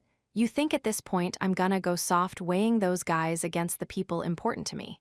When Ferris's eyes questioned his resolve, Subaru nodded to them without showing even a moment's pause. To bring down the Archbishop of the 7 deadly sins of sloth, the witch cultists had to be wiped out, fingers included. That meant a literal battle of annihilation, and it was none other than Subaru Natsuki who would sound the signal for that battle to begin. You really have straightened yourself out, Subaru. As Subaru clenched a fist, Ferris narrowed his eyes, murmuring as he gazed at the side of Subaru's face. The contents of that murmur brought a pained smile over Subaru as he slumped his shoulders. Hey now, don't put it like that. It doesn't sound like much of a compliment. I'm not complimenting you. You've gone from bad to normal. Don't get carried away with yourself, meow. With an adorable face, Ferris laid into Subaru until the bitter end. He'd probably been the person to judge Subaru the most harshly of all since they'd departed the royal capital. That was probably because they both lacked the power to do battle by themselves. Those who can't fight alone are stuck together, for better or worse. While Ferris's appraisal of Subaru's weakness was harsh, it was fair at the same time, and Subaru hated that. Don't like that, huh? Right now, you've climbed up to normal, understand? Normal, huh? Gotcha. But it makes me kinda glad. People don't want to have their beliefs twisted out of shape, you see. Subaru, you must not hesitate or go astray, so don't let anything shake your resolve. Ferris responded to Subaru's light-hearted words with a statement in a firm voice. It thrust deep into Subaru's slightly relaxed chest, driving home just what was the source of his so-called resolve. No, Ferris didn't have to say it. It was something he had to realize and face by himself. Preparations are completely in order, Subaru. We may begin any time. Having put the expeditionary force in order, Julius addressed Subaru to create an opportunity for him. It was not just he, everyone from the ranks of the expeditionary force, and the Iron Fangs awaited Subaru's voice as one. Their morale was high before the climactic battle, their spirits beginning to soar above the battlefield, centered upon the village square. Subaru felt that fighting spirit as he slightly tipped his head back, looking up at the sky. He couldn't remove all uncertain elements. Even so, he'd sent Emilia and the others off, entrusting them to Wilhelm, and thanks to Ferris, they'd grasped the true nature of the fingers. Julius was awaiting his signal. He'd done his utmost to put human affairs in order. All he could do now was smile, reel it all in, and await the verdict of heaven. Let's do this. Everyone, start just like we arranged. He lowered his gaze from the sky, turning it straight toward the members of the expeditionary force standing before him.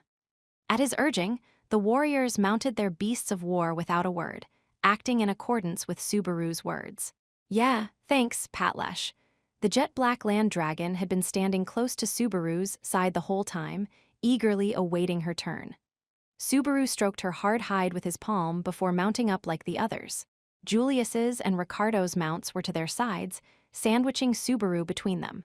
Ferris, left on the ground by himself, nodded to Subaru with a serious look as Subaru took his place in the vanguard. Then he heralded the start of the final battle. Now, this time we'll settle this, Sloth, Sir Fate, I ain't goin' easy on ya. 3. Subaru had inferred several things about Beetlejuice's possession. First, it was the power to shift into the bodies of others, stealing them for himself. Second, Beetlejuice's so-called fingers were retainers for him to transfer into, so as a precondition of defeating Beetlejuice, all the fingers had to be destroyed. Third, if Beetlejuice lost all his fingers, he would transfer to a different body instead. Subaru's body was the leading candidate. The parasite of the mind was so powerful, it was virtually impossible to resist by one's own devices. The end.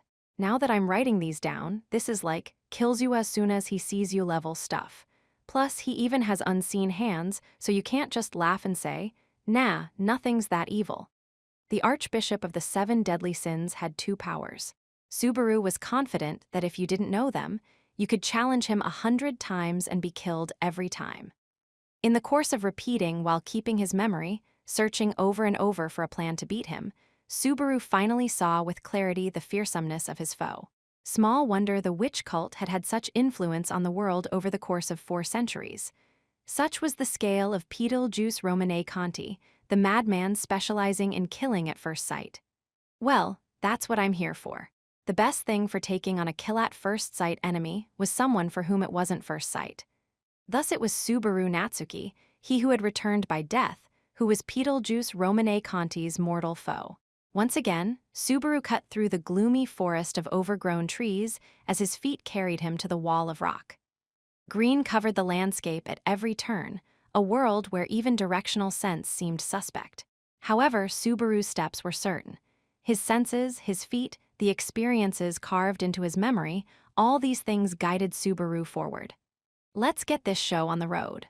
Smiling bitterly at the quickening of his heartbeats, Subaru murmured thus as he gave his chest 2 light slaps. Then he headed forward. the place had come into view. Until that moment, Subaru had never approached that place with the resolve to fight in his heart. The last time around, he'd been buying time as a decoy. Before that, he'd been drowning in the bloodlust of others and the yearning for suicide. But this time was different. At minimum, this time was different from the others. Subaru had come to that place with the resolve to fight hardened in his heart, all so he could bring a long, long string of karma, a battle repeated over and over, to a final end. It is good that you have come, disciple of love. Subaru shuddered with joy when suddenly the forest opened and he was greeted with warm words of welcome. When he slipped out of the woods, a sheer cliff spread straight ahead of him, rising high into his field of vision. A slender man was standing in front of the rock face with both arms spread wide. His eyes welcomed Subaru with a fiery glow. Was it now 4 times he had been greeted by this sight? No matter who it was, when you saw someone's face repeatedly, you let the person into your heart to a certain extent. But it seemed that was impossible so far as this man was concerned. I am the Archbishop of the 7 deadly sins of the witch cult charged with sloth. The madman stretched out his hand, bloodied from self-inflicted wounds, as his trademark line lit the spark. With his eyes drenched in madness, the man arched back, stuck out his tongue, snapping his eyes wide as he said, "Beetlejuice Romane Conti." With a flutter of his black habit, the madman loudly proclaimed his name with a clap of his bloody hands. Beetlejuice proceeded to stamp the ground, breaking into a happy little dance as he laughed with delight. It is a fine day, a splendid day. To think that this day, the day of the trial, I would be greeting a new adherent of love. I am moved, greatly moved, moved to tears. My chest is on the verge of bursting. The madman let spittle fly as he embraced his own body of skin and bones. Subaru harbored disgust for his eccentricities, but he was accustomed enough to smooth over his facial expressions in the man's presence. On top of that, Subaru executed the operation just as agreed upon beforehand. Namely, Lord Archbishop of the 7 deadly sins, it is a pleasure to meet you for the first time. These words spoken, Subaru rushed over and knelt at the madman's feet. He touched his left hand to his chest, raising his right aloft as he bowed his head with utmost respect and spoke. I am truly embarrassed to have made it to you on the very eve of this trial. Lord Archbishop, by all means, please use this body, this soul, to fill any vacancy among the faithful, and add me to your fingers with all haste. Thus, with an excess of bombast, did Subaru speak bald-faced lies. He proclaimed his prepared lines with a high-pitched voice, infused his face with maximum reverence that went only skin-deep, and silently awaited the madman's reaction. Beetlejuice made no response to Subaru's earnest plea. He said nothing. He did not move. The disquieting silence made Subaru swallow his saliva as he increased his caution and alertness concerning Beetlejuice's next move. The silence continued for about 10 more seconds before it was abruptly broken by. Ooh, such fervent zeal from the very first meeting? Beetlejuice gazed up, extending both hands to the heavens. His voice and his entire body were shaking. He had been moved to tears. What a disciple love has called. In all my time cursed as sloth, I cannot recall one with such clear eyes. You, a pious adherent of love. How unworthy I must be to have overlooked you all this time. I ask you to forgive my slothfulness. Beetlejuice cast his limbs aside as he practically leaped onto the ground in front of the fragile-hearted Subaru. Without hesitation, the madman prostrated himself on the rocky ground, banging his head against the surface several times. The merciless self-punishment made his forehead bleed, but he had such a great tendency to inflict self-harm that he probably did this much every day before breakfast. Now that Subaru knew it was someone else's body, the disgust he felt when seeing Beetlejuice act that way was stronger than ever before. Either way, it would not do for him to self-punish to the point of dying. Behind the scenes, the operation was quietly proceeding, messing up by letting Beetlejuice switch bodies would waste everything. Please stop, Lord Archbishop. Such actions bring no joy to the witch cult. Ah, but boo what? My very own sloth. My sin, the ugly fact one such as I have not repaid her love, I possess no other way to repent. That is not so. The witch cult would rather its cherished followers repay her favor than see them hurt themselves. It is the will to carry out the trial that will surely bring it joy. Beetlejuice was continuing to thrust his head against the ground when Subaru used rambling speech to stop him. But suddenly, the words brought Beetlejuice to a halt. He stared at Subaru, eyes wide open. With those parched eyes upon him, Subaru strongly nodded, not that it meant anything too special to Subaru. When he did so, Beetlejuice's obsession seemed to fall away. A single tear trickled down his face as he spoke. "Yes, it is just as you say." He said it in an uncharacteristically gentle way. The next moment, Subaru found Beetlejuice strongly embracing him. Subaru's throat caught as powerful, instinctive repugnance hit him, but the madman paid his reaction no heed. Beetlejuice grandly wept, wiping away neither his flowing tears nor the blood on his forehead. "Ah, I am wrong, I am deeply mistaken. Yes, the trial. What I require is not to punish, judge, or slay myself, but the trial. What terrible slothfulness, forgetting that while wallowing in the joy of my own wounds. I thank you. I thank you." When Subaru turned in Beetlejuice's arms, he faced upward as Beetlejuice showered him with one-sided gratitude. Beetlejuice wiped the blood off his brow and thrust his right hand's fingers into his mouth, the same mouth that bespoke the foolishness of self-injury, crushing the thumb, index, and middle fingers one by one. "I am worthless if I am slothful. Diligence is the most valuable thing in this world, and in this world, sloth is the worst vice that I must abhor. I must repay her love."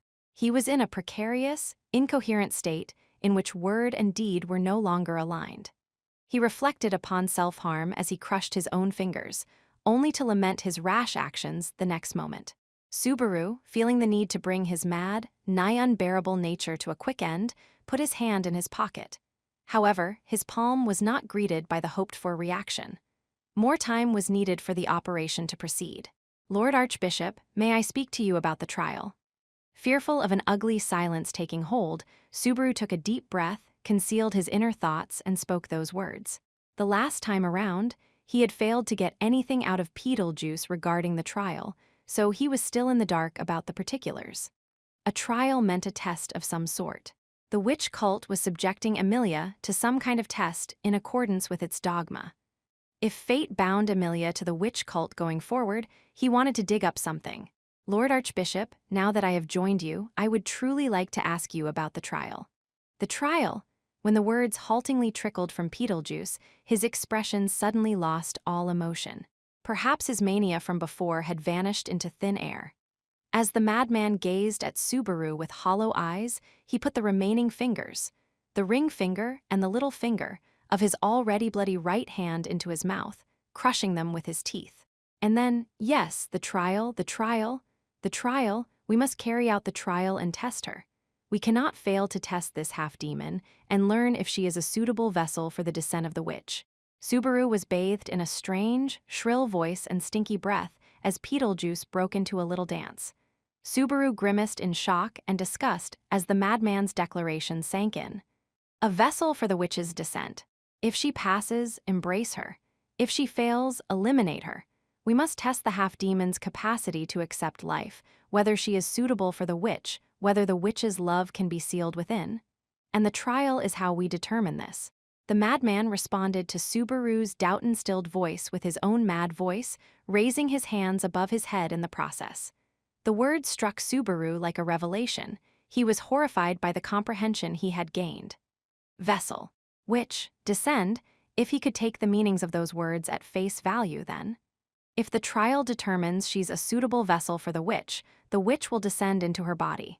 Someday that fateful day shall arrive when the witch is resurrected into this world.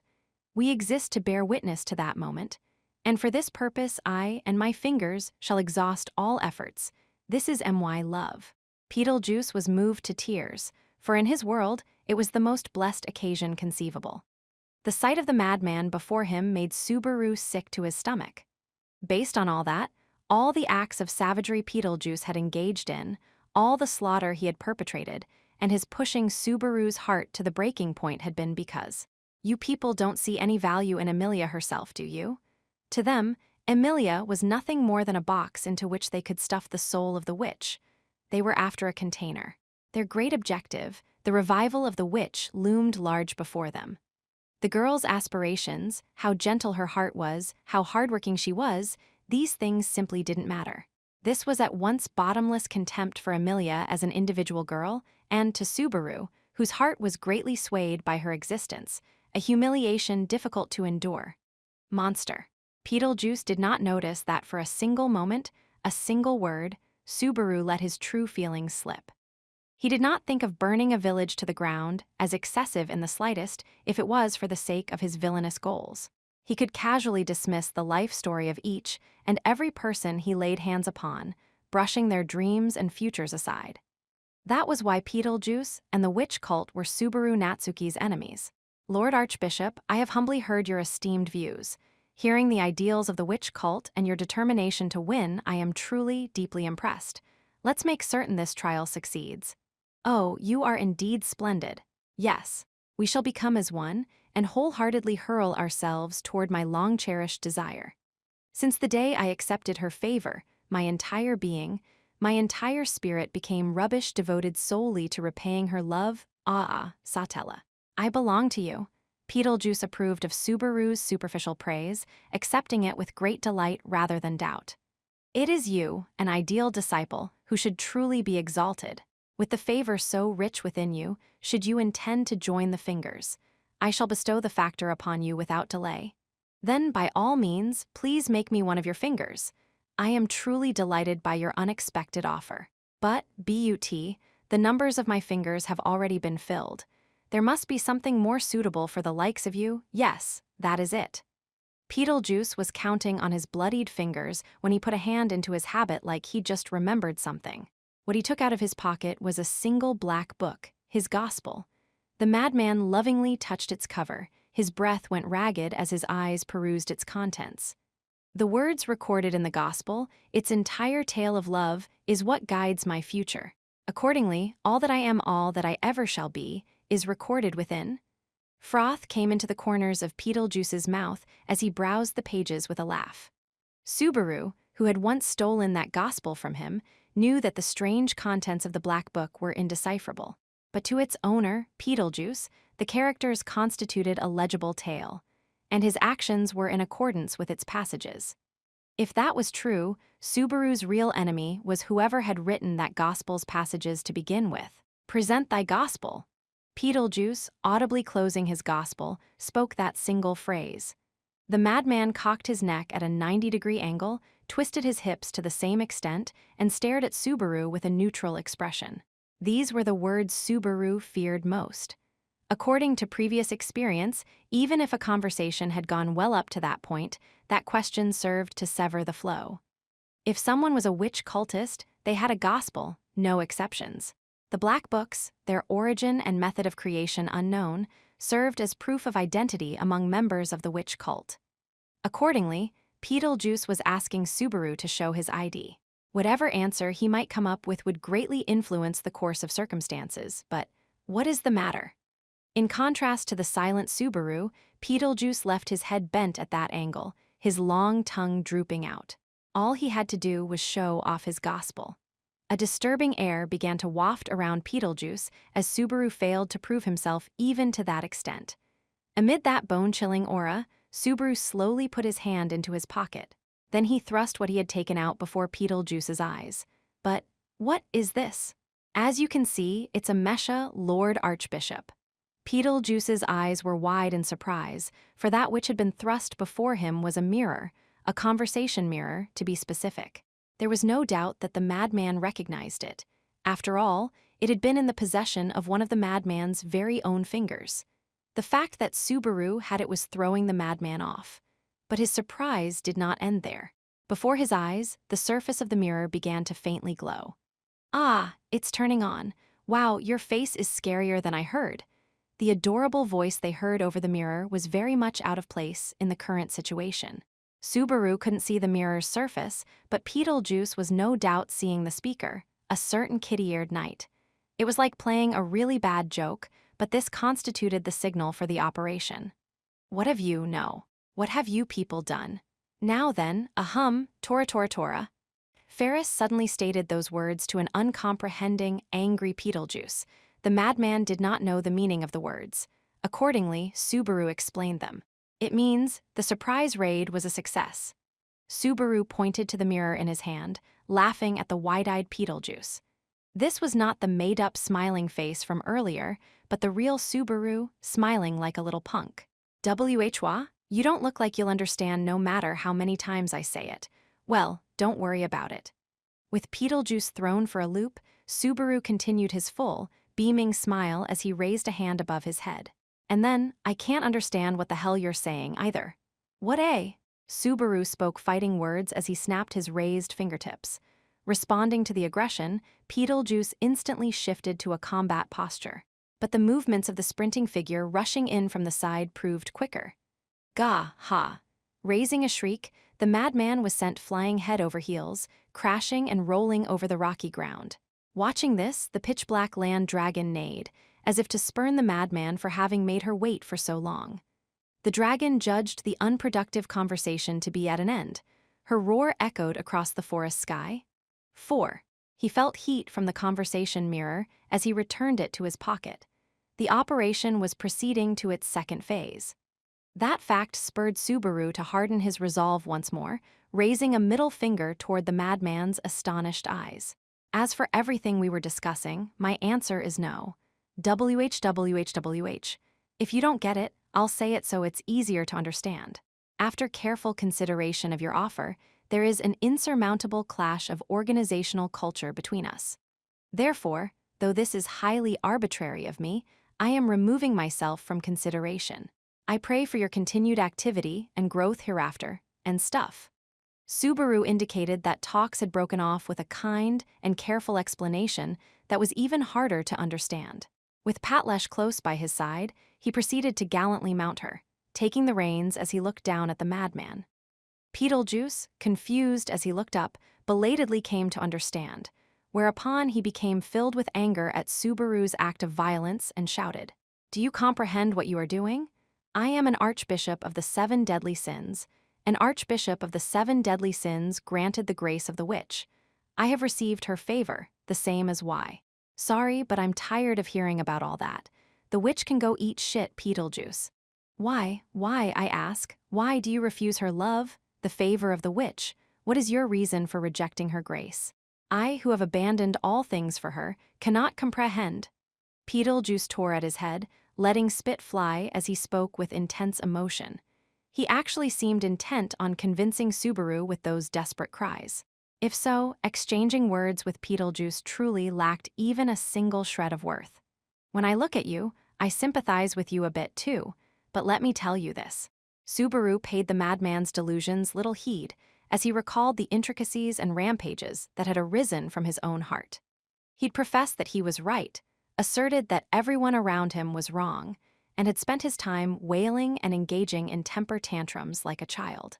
I see, it really is unbearable to watch. This is like the horrible example everyone should learn from. Right now, you're the one who's crazy, and I'm the one who's right. It ends here, Beetlejuice.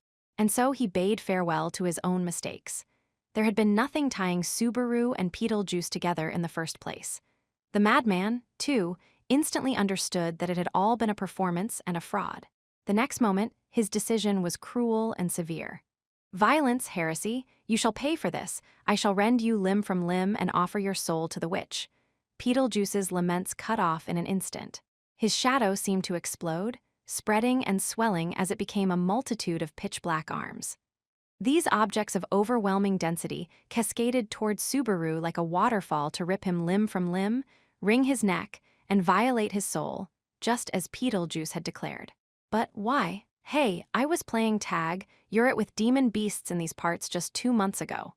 Patlesh surmised Subaru's intentions through his unskilled use of the reins, moving more than she had been commanded.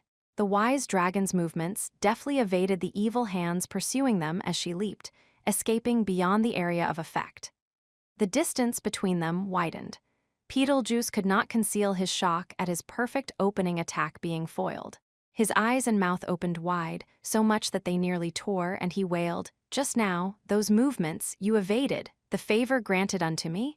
Impossible, insufferable. Why can you see my authority?" Who knows? The witch left her scent on my body, so go ask her.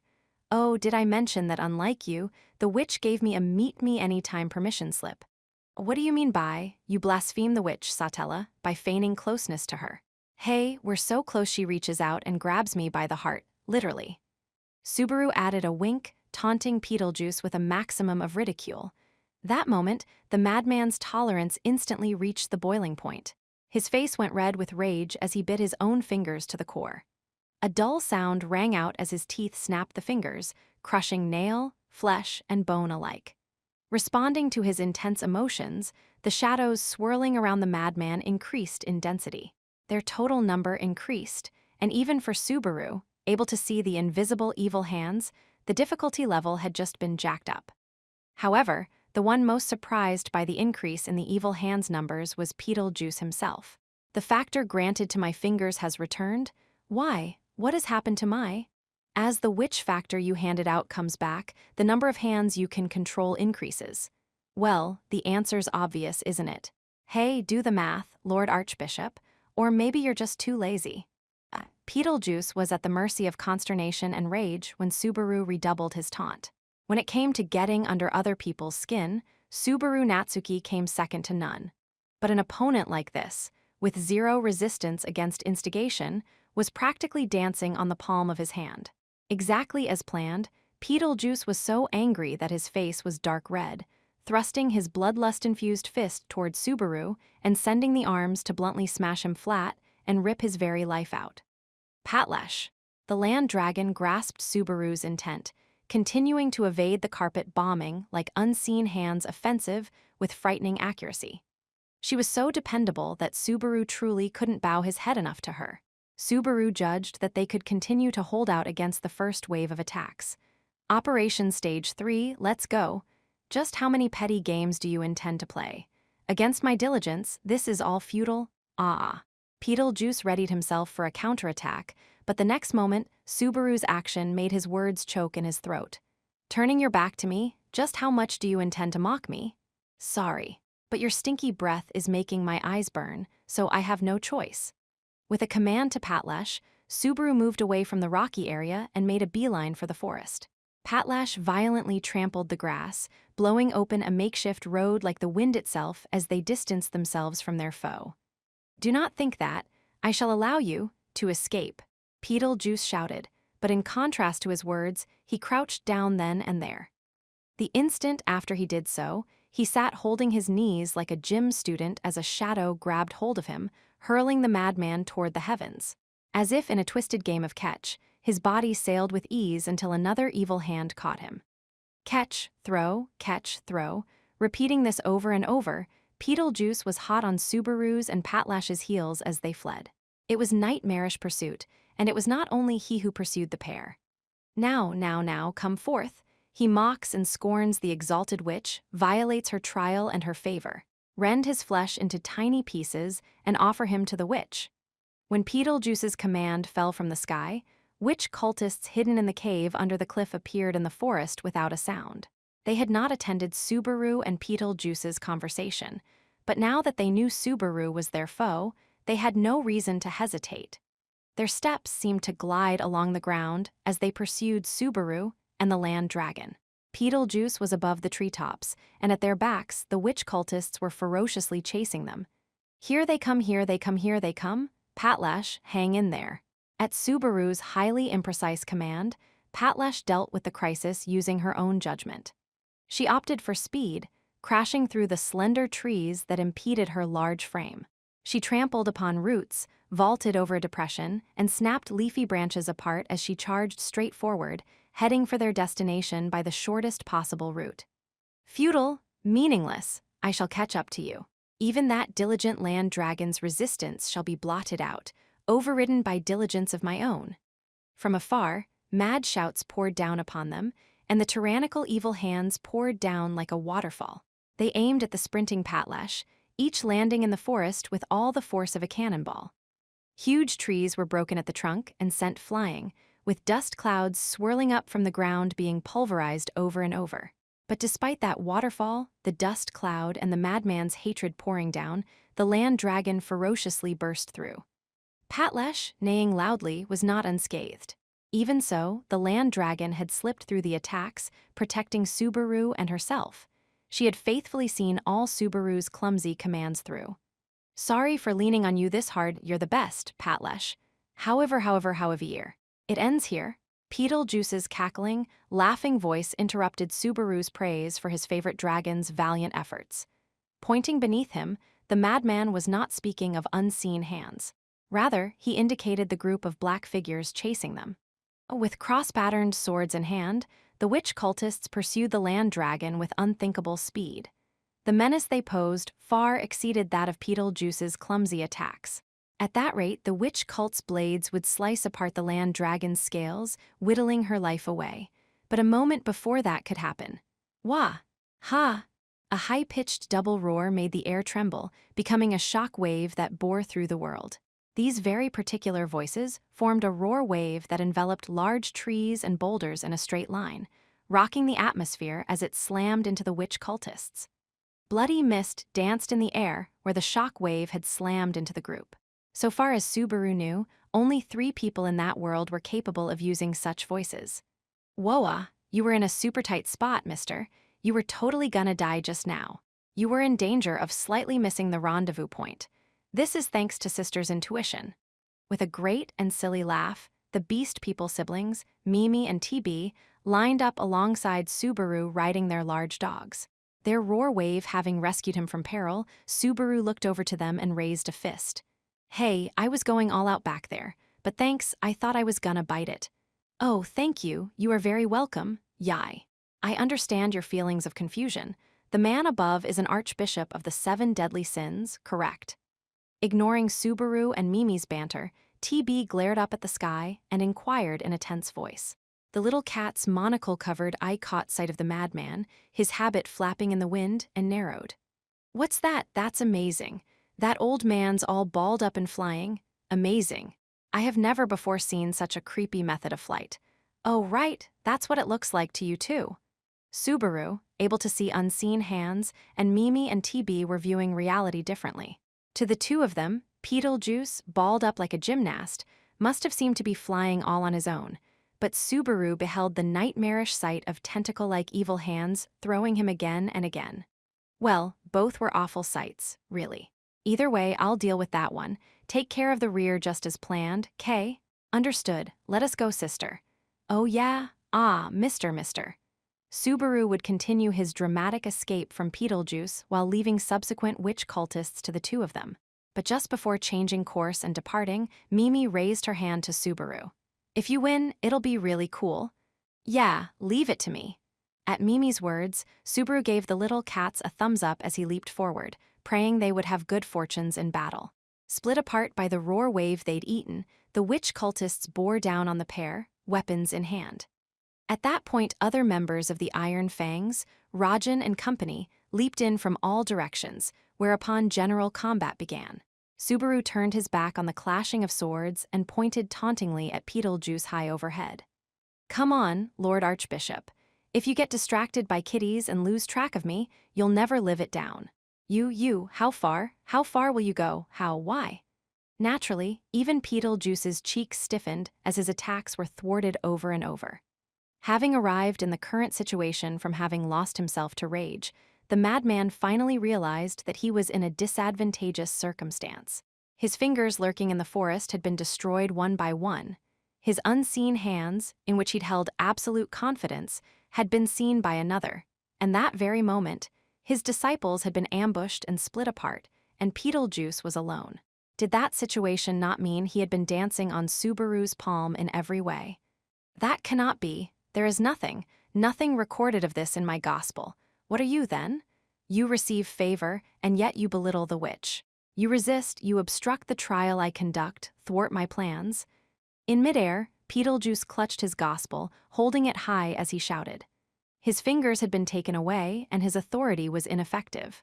He did not know it yet, but Emilia and the others had already been evacuated, so his vile acts to bring about the trial had failed before they had begun. Perhaps, to Beetlejuice, this was what a nightmare looked like. What are you? Beetlejuice screamed at the absurdity of it all, froth rising to the corners of his mouth. Subaru calmly replied, I'm doing this for the fourth time. When it comes to nightmares, I've seen enough to kill me. He didn't care about Beetlejuice's confusion or his laments. Deny it all he could, it was useless. The instant before his eyes was the future he'd crossed multiple nightmares to reach. You truly, you are pride. My name is Subaru Natsuki. When Beetlejuice shouted tenaciously, teeth creaking, Subaru invoked his own name. Knight of the silver-haired half-elf, Emilia. I don't know about this pride business, but that's the only title I need. The rest can go to hell. He silenced Beetlejuice with a point of his finger and his caustic words. The next moment, the forest opened all at once. Ahead, another rocky place appeared, but this was not the rocky place where Subaru and Beetlejuice had faced off earlier. That said, it was not Subaru's first visit to the spot. There, once upon a time, Subaru had lost his life. What is this place? Earlier I came to an end here, so this is the place that'll be your end. It's that kind of spot. Arriving at their destination, Subaru commanded Patlash to slow her pace. Chasing them through the sky, the change in scenery and Subaru's statement made the madman wary, causing his vile visage to contort. Beetlejuice released himself from the evil hand grasping him, carrying him through the air, and fell to the ground. The madman landed, slowly lifting his face as he stood opposite the precipice, straight toward Subaru. If it was your goal to invite me to this place, what is it you have prepared? That goes without saying. A mortal enemy, yours and mine alike.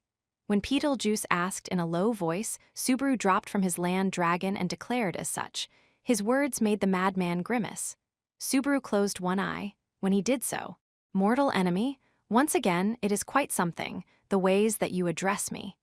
The interrupting voice of a third party made Beetlejuice's head practically bounce as it swiveled around. Beetlejuice already realized that he had been lured. On guard against a surprise attack, the Archbishop of the Seven Deadly Sins stuck a finger into his mouth, strongly biting it as he surveyed the area. But his caution against a surprise attack was utterly meaningless. I did not believe I would ever have another opportunity to hear such words again. Saying this, the speaker leaped straight down from the top of the precipice to the rocky ground below. A surprise attack seemed unthinkable to him as he landed lightly, using a finger to set his handsome hair, askew from the wind, in order. Beetlejuice stifled his voice as his eyes widened, gazing at the handsome figure. However, the handsome man merely stood at Subaru's side, saying nothing of the madman's threatening gaze. Subaru glared at the side of his calm, collected face, grimacing in pronounced annoyance. What, you've got a problem with my announcement? No, I was concerned that you might be recalling previous events of which you could not be unashamed.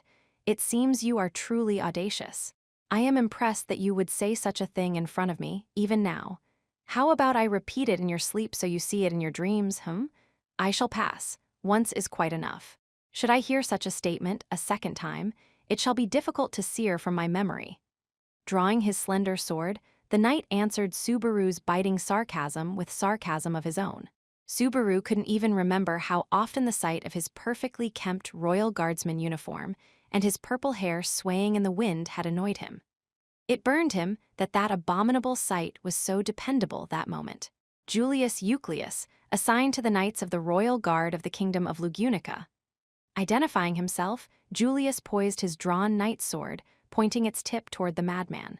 The next instant, lights of 6 different colors rose up and swirled around Julius, demonstrating their power to the wide-eyed Beetlejuice.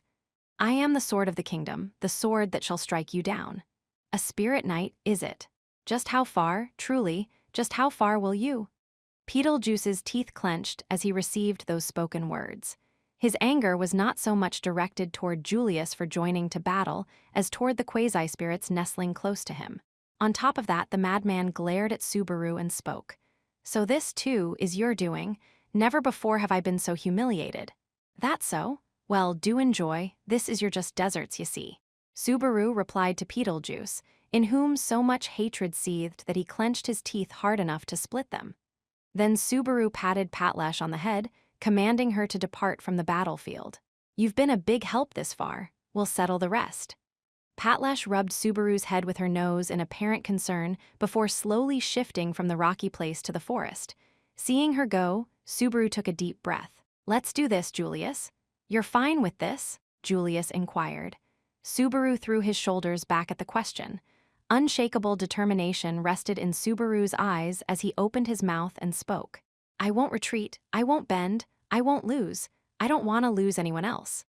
I am the man who beat you terribly. Though I swear even now that I had significant reason for doing so, that is no more than self-righteousness so far as you are concerned.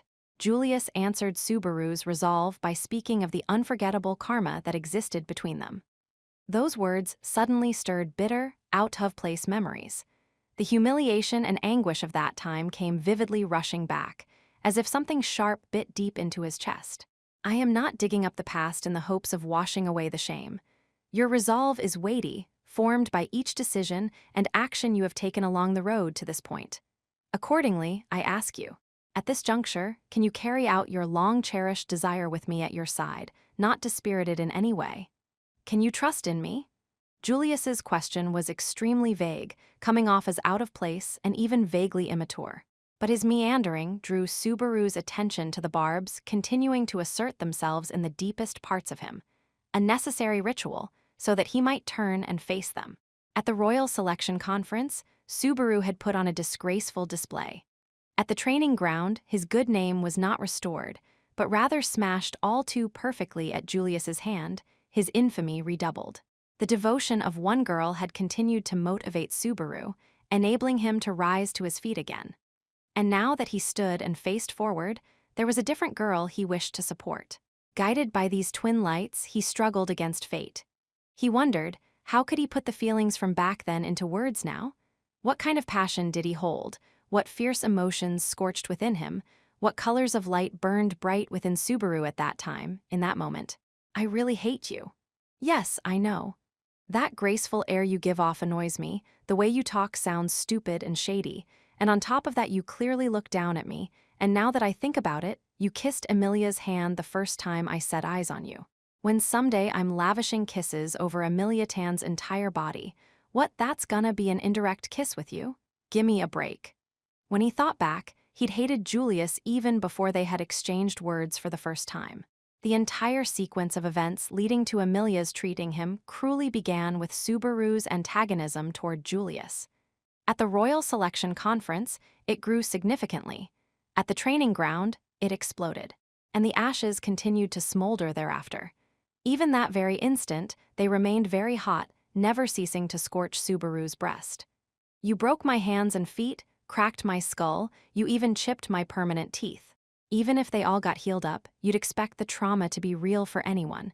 Do you even know what holding back is? I would like to point out that was still a great deal of restraint. Seriously, that's holding back for you. I really do hate you the most. Subaru, the self-declared knight, had known repeated shame for his powerlessness, ignorance, and recklessness. Julius had beaten Subaru to demonstrate what a knight was, fulfilling his role with capability and force. Subaru couldn't help but pity himself for playing the role of comic relief, but if he set that aside, the man remained, well and truly, the knight Subaru had always wanted to be. I really hate you, finest of knights. Because of my shame, I know that you're one hell of a knight. That's why I trust you. More than anyone in that place, more than anyone in that place in the past, Subaru intimately knew Julius's sword. Hence, it was him to whom Subaru entrusted his fate. For at that time, Subaru had come to know the weight behind his sword. I'm counting on you, Julius, everything I have, I give to you. Subaru spoke those words to Julius from close enough for two people to shake hands. Upon hearing those words, Julius closed his eyes. He slowly opened them a few brief seconds later. Julius beheld Subaru in his yellow eyes, nodding strongly toward him. Then I shall answer that shame with all my spirit. When his sword rose, pointing to the heavens, the quasi-spirits granted their blessing to Julius's decision. The vibrantly colored quasi-spirits seemed to revolve around the sword as they danced in the sky. Among them, the two quasi-spirits colored white and black emitted the strongest light, and this increased still, strengthening and rising until Subaru's vision was practically burned away. Then, when the light shining on the battlefield with the precipice at its back finally relented, the madman moved. Has your farce finally reached its end? Beetlejuice, who had kept his silence while watching the exchange between Subaru and Julius, inclined his head. His eyes were bloodshot as he pointed two bloody fingers toward the pair, creating countless vile, pitch-black hands in the process. And just what can you do with the addition of a single spirit knight to the fray? It is absurd that any mere spirit could hinder me, and why path, and why love my diligence? You shall fall, I shall tear the others to pieces. I need only commence the trial anew. For my diligence knows no slothful surrender nor demise. Sloth, sloth. His tongue stretched so far that his throat seemed unable to contain it. Beetlejuice dug wounds into himself deep enough to reach bone as he shouted his premonition of death, sending his unseen hands to smash the pair flat in one blow. The evil hands rushing toward them exceeded 100, resembling a tsunami capable of covering the whole world, one that would swallow Subaru and Julius up like two pieces of driftwood, crushing them and tearing them into 1,000 pieces. Al clarista, a rainbow-colored glimmer flashed forth, mowing the onrushing unseen hands down in an instant. The aurora borealis danced wildly, reflecting light at seemingly random angles to create blades tracing shimmering arcs. Bathed in that glimmer, the black phantasms dispersed like mist down to their roots, and the savagery they were to wreak was permanently halted. What? You should not act so surprised. Julius, who had swung his rainbow-imbued blade, elegantly replied to Beetlejuice's dumbfounded utterance. If they can touch us, we can touch them. If mutual interference is possible, a rainbow aura imbued with the 6 elements can cut it. The 6 types of quasi-spirits contracted with Julius all rested within the cavalier's sword, giving off rainbow hues. The glimmering aurora of his blade turned it into a beautiful and frighteningly powerful enchanted blade. However, that wasn't what was bothering Beetlejuice. The madman resentfully shook his head, his feelings of consternation causing bloody tears to flow as he pointed at Julius and spoke. You cannot see them. Surely you cannot. That exceeds the fact that my unseen hands have been cut. That is the problem. You cannot possibly see them, and yet, beyond me, they are seen by T2. The fact that after Subaru, Julius could also keep his unseen hands at bay made his teeth shake down to the molars. His face stricken less by anger and confusion than by deep, powerful fear. It was the fear of having his final refuge, the very foundation of his faith, ripped away from him. For the first time, the sight of Beetlejuice like that made Subaru feel sympathy toward him as a human being, but this was overridden by a sense of accomplishment. Take that, will you? He truly, finally, had found an edge. A base villain like you, who knows not the favor of the witch, cannot possibly see the grace granted unto me alone. Visibly spitting blood as he screamed, Beetlejuice was denying the reality before his eyes. Accordingly, Subaru taught him just what was happening, further pounding that reality home. I'm the one who sees them, Beetlejuice. What? I'm the one who sees your unseen hands. Julius is just seeing what I see. It feels even ikier than I expected, though. This was the quintessence of Nect, the magic to share one's thoughts. Normally, the magic was used to link together the minds of human beings within Nect's area of effect, enabling simple telepathic conversations. However, it required careful use, as befitted high-ranking magic. Once Julius had explained the dangers thus. If the empathy level is too high, the boundaries between the self and others become blurred, and beings become mixed with one another. If you mix 2 minds together enough, in other words, synchronize the senses, raising the effectiveness to its highest extreme. It is possible to mentally maintain 2 persons' senses joined as one, though I had certain doubts about your sanity when you first made this proposal. But we pulled it off, didn't we? When you put men and courage together, they can do anything. Through the power of Nect, Subaru's and Julius's senses were completely synchronized on a deep level. That moment, through Subaru's sense of sight, Julius had to be seeing it, too, the sway of Beetlejuice's countless unseen hands seemingly dyeing the forest black. Subaru was also aware of the mana coursing through Julius's entire body, and of the warm pulses imparted by the quasi-spirits that flowed into him. The input from the 5 senses was doubled in the process, creating the incredibly discordant feeling of having 10 senses. Just to get this out of the way, I don't think we can keep this thing going for all that long. I completely agree. Even if you beg, I shall never do this for you again. As Subaru twisted his lips, Julius gave his words an ironic laugh as he poised his blade. With the aura-imbued cavalier's sword, even unseen hands, Beetlejuice's trump card, could be opposed head-on. But neither of them had any room to send a shred of pity or mercy the madman's way. Why you, why you, why you, why yo yo yo you, why yo yo yo? Beetlejuice wailed as his unfocused bloodlust made the shadows explode. Evil hands beyond count scattered and flew in all directions, forgetting even to aim as forest, ground, and boulder were destroyed, shorn, and sent flying. The shameful sight of the madman surrendering to his basest impulses was so repulsive, it made one want to turn away. But Subaru clenched his fist tighter, not averting his eyes in the slightest. He absolutely could not avert his eyes for the remainder of the battle. From the opening to the conclusion, Subaru had to burn the battle into his eyes for both their sakes. Doesn't feel too good to have my fate and yours be one and the same, let's get this over with. Yes, so we shall. The knight sliced away the pitch-black evil hands pouring down upon them. With a horizontal slash, he neatly sliced one onrushing hand in two. Julius watched as the arms thus burned away turned into black specks, scattering only to be swallowed by the wind and carried away. He laughed and said, "With your eyes I shall strike him down, Subaru Natsuki, my friend." Chapter 4. The End of Sloth. 1. The black, overwhelmingly violent torrent bore down on them head-on, but the rainbow aurora slashed it apart. The sword's wielder lashed out, slicing down the oncoming evil black hands one after another. The process repeated dozens of times over. Julius's rainbow-gleaming sword was an enchanted, certain-death blade imbued with the magic of the 6 elements. It could even rend Beetlejuice's unseen hands asunder. Dispersed into mist, the shadows dissipated and vanished. Subaru didn't understand the principles at work, but perhaps it was difficult to reconstitute unseen hands severed by the rainbow, for the shadows grew thinner as the sword blows swept away the evil hands.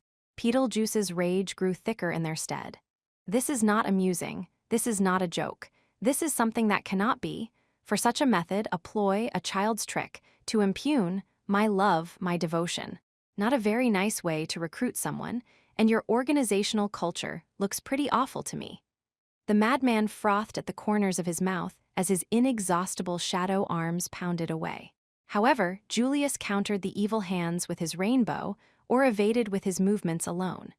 With elegant steps, the knight danced across the rocky ground, performing a sword dance as he dominated the battlefield. Even so, the evil hands knew no limits, over 10 constantly bearing down upon him, pounding their malice upon him. A single sword swing could not defend against them all. Naturally, Julius's limbs took glancing hits, and a number of lacerations were carved into him. NGG. Though he was willingly on that battlefield, Subaru's shoulders leaped several times at the sharp pain. The graze of a black finger made the pain of his thigh-splitting burn into his brain.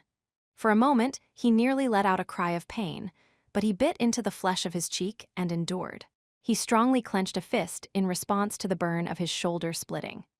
At that time, Subaru and Julius's 5 senses were completely synchronized via the magical sharing of their thoughts.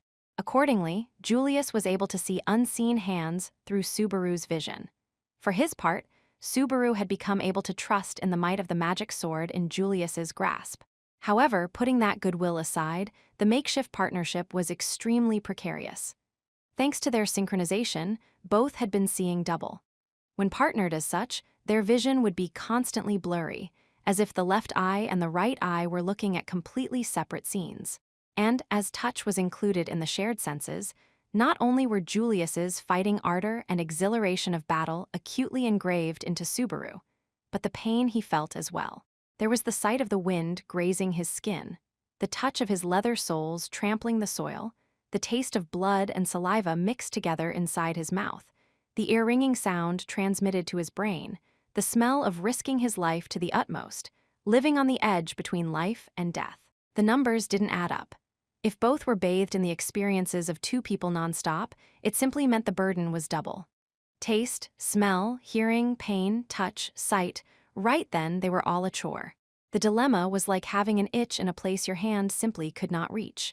Perhaps it was better described as having an itch on the back of someone else's head. To tell you the blunt truth, I really wanna end this right here, right now, Subaru murmured, as his body pleaded for an end to the ill feeling and he wet his tongue. The dryness from the prior moments had probably been passed on to Julius. He couldn't let other physiological responses rear their ugly heads. It was hard to endure the awful feeling, even though he'd been the one to propose the plan. To think blurring the border between yourself and another meant randomly clawing away at the core of your humanity to such an extent. But he did not plead for mercy. It was impermissible. And it was no one and none other than Subaru who refused to permit it. After all, it seems you have grown somewhat accustomed, Subaru. Shall I increase the pace? Yeah, don't worry, I'm with you all the way. Countless evil hands leaped at Julius before Subaru could even reply. With a posture so low you'd think his chin would chafe against the ground, he slipped under the hands, and with a lash of his rainbow mowed all the shadows away. As those became mist, the madman sent evil hands threading the dispersing shadows, headed for Julius.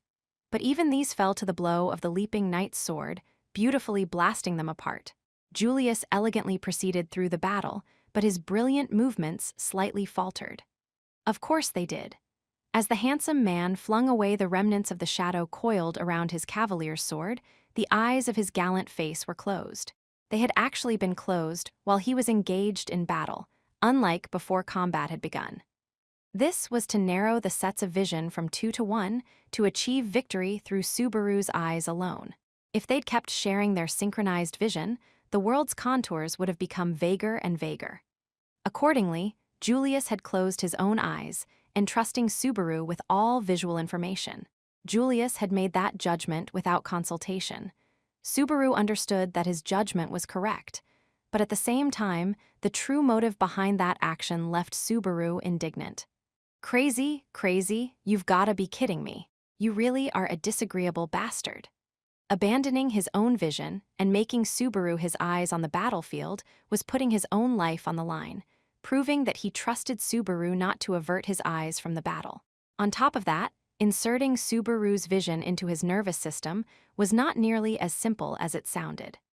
One way of putting it was that it was like a third-person shooter, fighting on TV while watching himself from behind. This isn't a game, and it's lunatic difficulty. One hit and it's game over. Putting your life on the line like this, gotta be nuts, you and me both. I do not believe you have the time to flap your lips. As Subaru kept his eyes wide open, Julius kicked off the rock wall, leaping back to rejoin the boy right at his side. With a swing and a thrust, he prevented damage not only to himself, the main target, but from the stray evil hands headed for Subaru. During that time, all Subaru could do was sit tight, not averting his eyes, and gasp at the vivid display of skill. A wry smile came over Julius, eyes still closed, at Subaru's state. You are quite a bit of trouble. I understand you are desperately trying, but perhaps you could defend yourself a little more? I cannot face the enemy head-on like this. I'll take those words and throw 'em right back in your face. I can barely watch you cutting it that close. Or did you miss the desperate night I was seein' through my own eyes? I see a fine young man sad at having to keep his eyes closed. He appears to be handsome and of good upbringing. I'm starting to suspect you, and I aren't looking at the same world here. The two exchanged banter as they leaped away from the evil hands rushing upon them the next moment. Subaru's feet clumsily slipped, whereas Julius split the wave of shadow with his sword, elegantly slipping through the gap to advance upon the madman once more. Amazing! Rising up after falling on his backside, Subaru spontaneously voiced his admiration at the sight of Julius in battle. Mid-battle, Julius had grown acclimated to the unnatural physical sensations with frightening speed, raising the accuracy and sureness of his sword to new heights. It was not a feat that knack alone could achieve. This was the experience he had gained through the pain of ferocious training, cruelly using his body to its utmost limits. This was the end result of clashing with swords and lives in the midst of battle, honing his own skill and conviction to a fine edge. Hence, without the slightest fear or doubt, he could swing his sword confident in himself. Unable to avert his eyes, Subaru stared at the battle, clenching a fist in fierce regret. He felt remorse at his incomparable powerlessness in that place and at having spent day after day in idleness. That feeling joined the pile of regrets that were the difference between Subaru Natsuki then and Subaru Natsuki as he had become. It was because he was ashamed, because it burned him so, that Subaru could not avert his eyes. I'll be going now. Yeah, get going. It was not that he heard the whisper, but Subaru responded to Julius's words nonetheless. Grazes from the hands sent pain from the gouge in Julius's back, from his thigh, and from his dislocated shoulder slamming into Subaru's brain. Subaru gritted his teeth enough they nearly broke, for he could not avert his eyes. Rush, leap, slide, slice back, step, jump, advance, slip under, stop on a dime, glide past, circle inward, leap sideways, twist and evade, turn around, charge in, leap up, kick, leap about, refined motions all. Impossible. Slice away, slice down, charge in, slice up, kick away, gliding slice, slam, sweeping slice, thrust, cleave, lash, swing down, knock down, slice away, charging slice, slice in. With repeated sword blows and slices, the unseen hands turned to dust. Impossible, impossible, impossible, impossible, impossible. Eerie black covered the whole of the sky, yet the sight of the knight carrying on his aurora-shrouded sword dance was so beautiful, Subaru lost track of reality. The scene was so surreal that it could make you forget this was a deadly duel. That was probably because the thoughts of the quasi-spirits passed through Julius and were conducted to Subaru as well. Those girls loved Julius, and in contrast, they hated the madman. They found the madman intolerable to such an extent that they could never accept him as one of their own. This cannot be, it cannot possibly be so. Why is it? How can this be? Am I authority? I am loved, I know I am loved, I am assuredly loved. And yet, to this extent, I am being? You persist in illogical thoughts and actions. The fitness of your so-called authority has diminished. More importantly, I have become sufficiently accustomed to this manner of fighting through Subaru's eyes.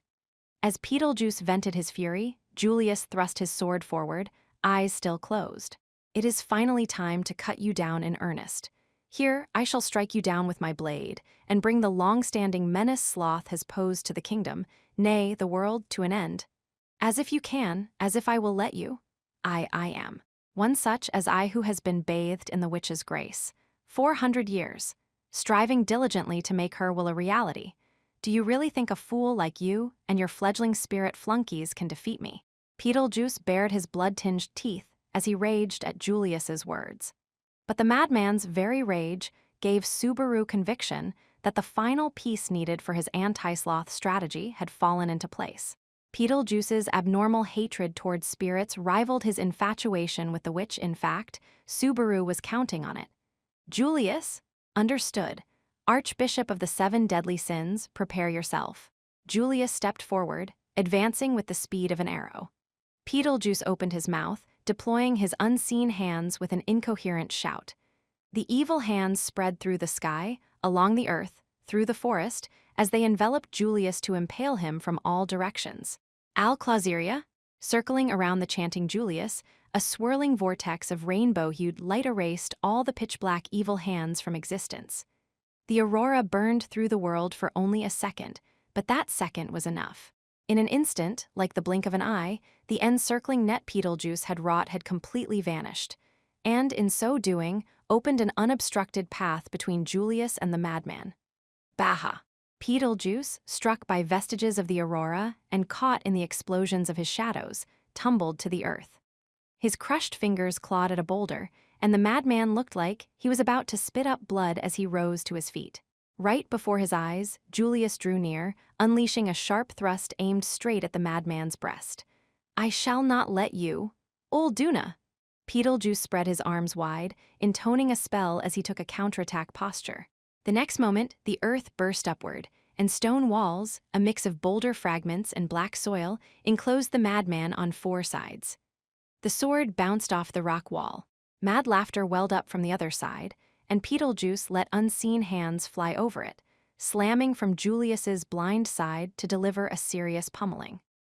Dealing with the evil hands meant giving Beetlejuice, on the other side of the wall, an opportunity to escape.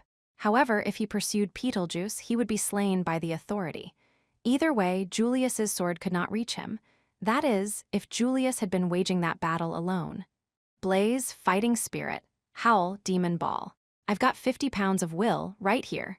Twisting his body, raising a leg, taking a great step forward, shoulder rotating in a full swing. With a speed not exactly that of a fastball, Subaru hurled the crimson magic crystal in his hand. The youth was no baseball prodigy, but he had once had a burning craving for strikeouts at the nearest batting center. His pitch control, at least, amounted to second rate.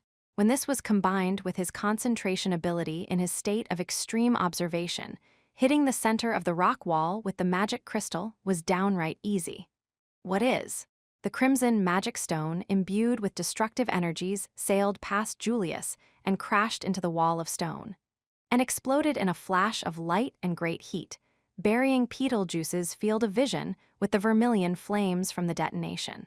It cannot be that this, too, was your plan from the. Scorning him as powerless is the cause of your defeat. As Beetlejuice froze in shock, Julius's voice reached him from the other side of the flames. The next instant, Julius broke through the flames in a flying leap, burying the tip of his sword in the immobile madman. Ah! His breast thus run through, the inside of Beetlejuice's entire body was charred by the rainbow aurora. Slammed into the rock wall behind him, impaled against it, Beetlejuice flailed his limbs. The madman spit out bloody froth, wept, and bared his teeth as if unable to believe it. Absurd! Absurd, absurd, absurd. This cannot be happening to me? The rainbow aurora has bitten into your very soul. No matter whose body you reside in, the wicked soul within shall find no escape. Now, fall to pieces at the rainbow's end. At Julius's voice, the glow of the cavalier's sword increased. Bathed in that light, Beetlejuice could not unleash unseen hands. He could only groan in agony and writhe in the unsightly manner of an insect on the brink of death. However, as Beetlejuice struggled, the madness in his eyes was undiminished. He had not given up on living. It ends not here. It cannot. It shall not. My efforts are diligent. I shall not permit any thoughts of surrendering to laziness or sinking into sloth. That's why, by any means necessary. The madman wailed, struggled, wriggled, and opened his tattered mouth wide as he tried to escape from the sword. Julius gazed in wonder at his implacable tenacity while twisting his sword, pouring destructive energy into the heart of his foe. If his heart was destroyed, death was inescapable. Before that point, Beetlejuice made his decision. Having lost all my fingers, my destruction is inescapable, but But there is still one vessel that remains for me. They'd gone all over the place and preemptively taken out Beetlejuice's fingers, the spare physical bodies he had brought with him. Consequently, he had to select a replacement on sight. His madness-suffused eyes opened wide and moved around. He looked past Julius and caught sight of Subaru. A chill ran down Subaru's spine. Simultaneously, Beetlejuice's mad laughter grew louder, deeper. Ah, my brain is shaking. The moment after his murmur, Beetlejuice's Julius-impaled body crumpled like a marionette with its strings cut. Light faded from its eyes and its limbs drooped, all signs of life falling from them. The time had come. Subaru thrust a hand into his pocket and shouted to Julius. Julius, release! Acknowledged. Responding to Subaru's call, Julius released necked, just as they had arranged. As a result, Subaru was instantly freed from the ill feeling of 2 layers of 5 senses, but didn't even have time to breathe. For next, in place of Julius's 5 senses, came a foreign existence, overriding the impudent Subaru. Stuffed into his chest, the invisible entity robbed him of his right to control his own body, and its shrill, ear-splitting laughter echoed inside Subaru's own skull. Subaru proceeded to bend exaggeratedly backward, opening his eyes and mouth to their utmost in acclamation. I knew, this flesh is a vessel with the capacity to hold me, and with no way to stop me, no way to impede my path. You were lazy. Beetlejuice's existence felt so close, it was as if they were sitting side by side in the same brain. This was the final stage of possession. With his fingers lost, Beetlejuice had moved to take over Subaru's body. Subaru had no way to resist that savage blow. He'd lost the freedom of his body as the madman consumed his mind. Now this is the body of your friend, yes. Can a knight aspiring to noble virtues bring himself to cut it down? Having taken Subaru as a hostage, Beetlejuice licked Subaru's face with his own tongue. The words caused Julius, looking ready to rush over, to halt his feet as he spoke. Certainly, I cannot bring myself to cut him down. Then, accordingly, as Julius spun the quiet word, he showed the madman his own left hand. He held a glowing conversation mirror in the hand opposite to that gripping his cavalier's sword. Subaru had passed Julius the mirror in his pocket the instant Subaru was being possessed. Its glowing surface displayed a cat-eared knight who had been observing the battle since the outset. Now it is your turn, Ferris. Subaru, you big fat idiot for making me do this. I'm going to rip you to pieces later. When Julius addressed Ferris through the conversation mirror, the latter's voice sharpened to a point. The ill omen made Subaru/Beetlejuice's eyes open wide, and in accordance with that premonition, Ferris carried out the attack. However, with his actions having been read through return by death, there was nothing he could do. Unseen. Ga-ah-h? The instant he tried to unleash the authority, Subaru/Beetlejuice screamed so much, it seemed his throat would burst. The cause was an explosion inside the body that released a torrent of unfathomably vast heat and anguish. With a wobble, Subaru's body lost its strength and, still feeling hot all over, collapsed onto the ground. His skull felt like a sauna within which his brain was boiling, with his scalded mind cutting in and out over and over.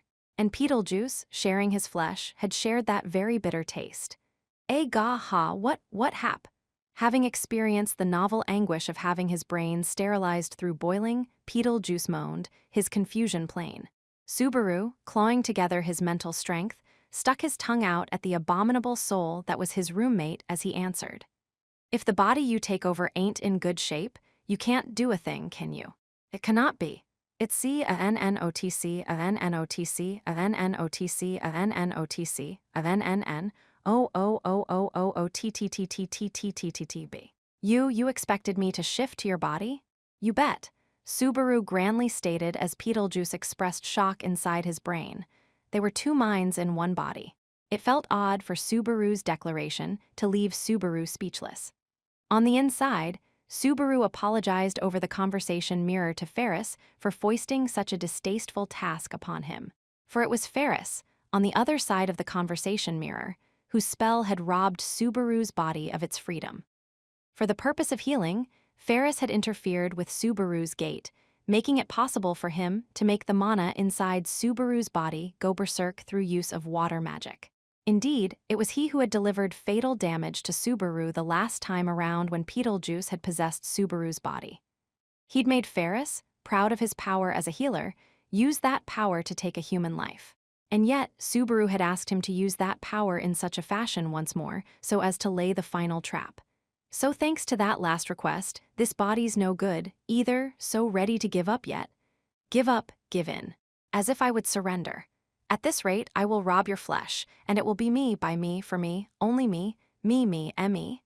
Beyond his normal madness and fury, Beetlejuice, in a true sense, had begun to go insane. To so great an extent his moves had been read in advance, his plans thwarted, yet even so, Beetlejuice wailed while tenaciously clinging to his delusions. And Subaru, even as he tasted the suffering of his blood boiling within his body, hardened his resolve. At this rate, I'll die, and that'll be traumatic for Ferris. I don't want to die either, so I'm gonna settle things with you. We're just gonna do it my way. What are more unto me? What more do you seek from me? Beetlejuice's voice shook. He was aghast at Subaru's words that foretold what was coming. That moment, with Beetlejuice sitting right next to him in his brain, he knew. The madman was closer to him than he needed to be, conveying his fear and denial so much that it hurt. The same went for him. Hence, he knew that Subaru's resolve was the real deal. Are you scared? Now, after all the things that you've done? All unto love, all to repay her favor. What do you know about me? All you have done is interfere and obstruct my path. What is it with you? Beetlejuice knew not Subaru's true identity. He was simply afraid. The madman did not understand whence sprung the hatred Subaru bore toward him. Subaru and Beetlejuice's lives had never crossed, not even once. At the very least, that was true as far as he was concerned. Your actions are simply out of irrational resentment, misplaced to the extreme. There's no point talking to you anymore. Even among human beings, there are people you can't have a frank conversation with. That goes double if you're not even a human being. Subaru's voice, tinged with disappointment and understanding, sent Beetlejuice into shock. The madman's reaction was raw, for Subaru's declaration had penetrated his stupor to strike at the truth. What are you saying, you know about me? The fact I lured you to this rocky place should have made you imagine a nut being cracked. It's a place only for proper spirit mages, and this is flattering myself, people qualified to become This was the final condition for possession that the conversation between Subaru and Julius had uncovered. Forcing a pact onto a human being qualified to be a spirit mage and talkin over their bodies. That's the truth behind your possession, Archbishop OFNO, Spirit Betelgeuse Romane Conti. You dare? When his true nature was exposed in a loud, brash voice, Betelgeuse, lurking inside Subaru, forgot his fear and shouted back. Subaru had realized Betelgeuse's true nature when in thought in the middle of the possession incident the last time around. The real tip-off was Aya, the quasi-spirit. Last time around, Aya ought to have been residing in Subaru's body, but the instant Betelgeuse possessed him, she was shot out of Subaru. That unnatural occurrence led him to broaden his speculation. It was for this reason Subaru began to suspect that his hatred of spirits, and of the spirit mages employing them, was hatred of his own kind. Betelgeuse's possession was an irregular pact, the effect of Betelgeuse himself being an evil spirit. Accordingly, he saw spirit mages, which already had formal pacts with spirits, as his enemies. Even if he could hijack a provisional pact, he could not do so to a formal one. That was why spirit mages were his mortal enemies. It was because of Julius's sword and the power resting within it that Subaru had selected him for the decisive battle.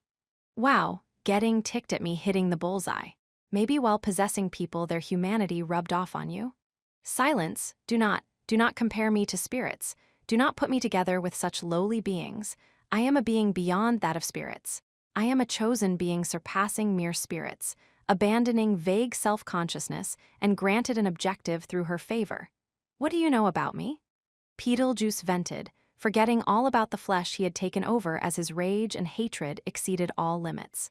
Ironically, the contents of his words only bolstered Subaru's deductions, and the more he denied it, the deeper he dug his own grave.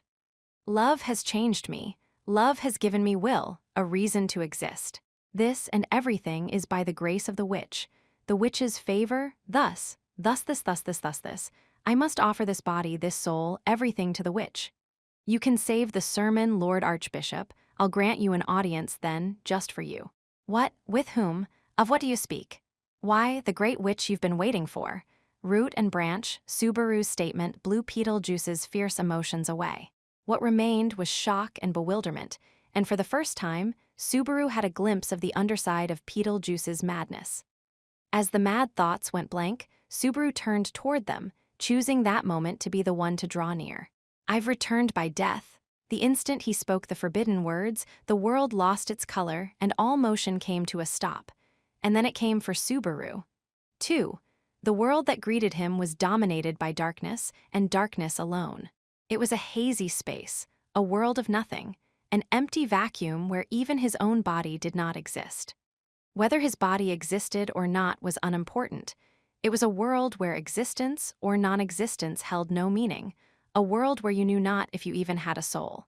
There was a sense of oblivion alone, and there was a blissful, familiar feel to that oblivion. If he could feel anything at all in that place, he could somehow make out his own existence.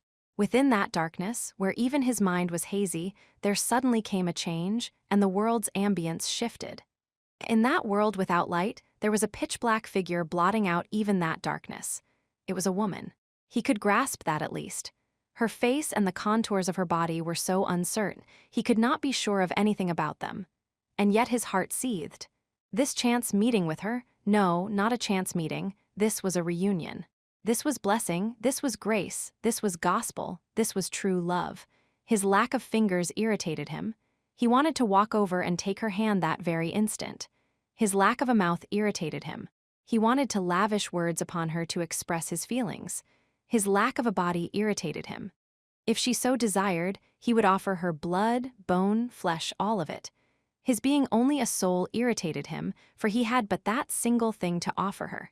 As before, she continued to hold her silence, but her mind had certainly shifted in his direction. That was enough. Being in a world where she paid heed to his existence felt as good as if he had ascended to heaven. And his soul, yearning for love for so long, would be hers forever. This is wrong.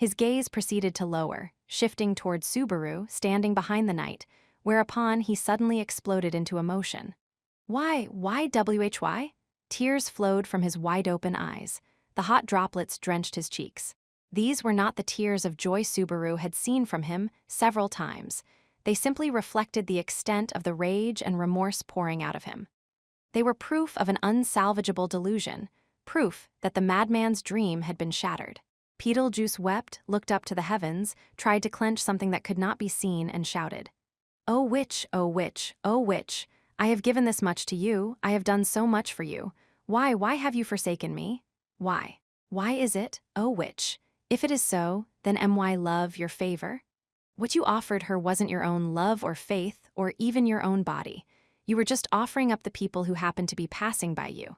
Beetlejuice lamented as if clinging on, searching for salvation, when Subaru's words cut him down. It wasn't worth listening to a word from him. Beetlejuice was just a self-righteous creep indulging in unrequited love.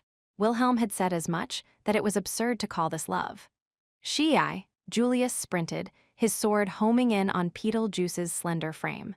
The only things Beetlejuice turned toward the swinging, rising sword were teary, misty, wistful eyes. A rainbow-colored sword blow struck his chest for the second time, and the torrent of light burst within him. The accumulation of mana that was the true body of Beetlejuice, the evil spirit grafting itself to the bodies of others, feasting upon their Odo, was scorched to the core by the brilliantly colored glow. When the cavalier's sword came out, Beetlejuice looked down, dazed, as hot blood poured out of his chest. Then, he trained his unfocused eyes overhead, stretching a hand toward the heavens. My brain blez. From his slender shadow, he unleashed a single unseen hand toward the heavens above. It stretched farther and farther, as if aiming for the dazzling sun above. However, that hand grasped nothing, heading for thin air before finally leaving a large gouge in the sheer cliff, sending large cracks running along the rock face. He probably hadn't done it on purpose. To Beetlejuice, it was a meaningless act. It was an impulse driven by one final delusion. A rock slide occurred above Beetlejuice's head. Giant fragments of the gouged rock face split off and fell. Directly below was Beetlejuice, seeking the heavens and in the end unable to grasp anything. She never loved him. The mass of rock crushed his flesh, and there was a grand sound of flesh and bone being squished. There was a string of rumbles as dust was blown upward from the impact, and in an instant Beetlejuice was crushed, buried by his own hand under the rubble that would serve as his tombstone. Having escaped from the peril of the rock slide, Julius walked over to where Beetlejuice surely lay. At the end of his gaze, a large quantity of blood was pouring out from under the boulders. Upon seeing this, he shook his head, returning the cavalier sword in his hand to its scabbard. Subaru too walked forward, not speaking a single word. Then, when Subaru stood in front of the tombstone, he made a small sigh.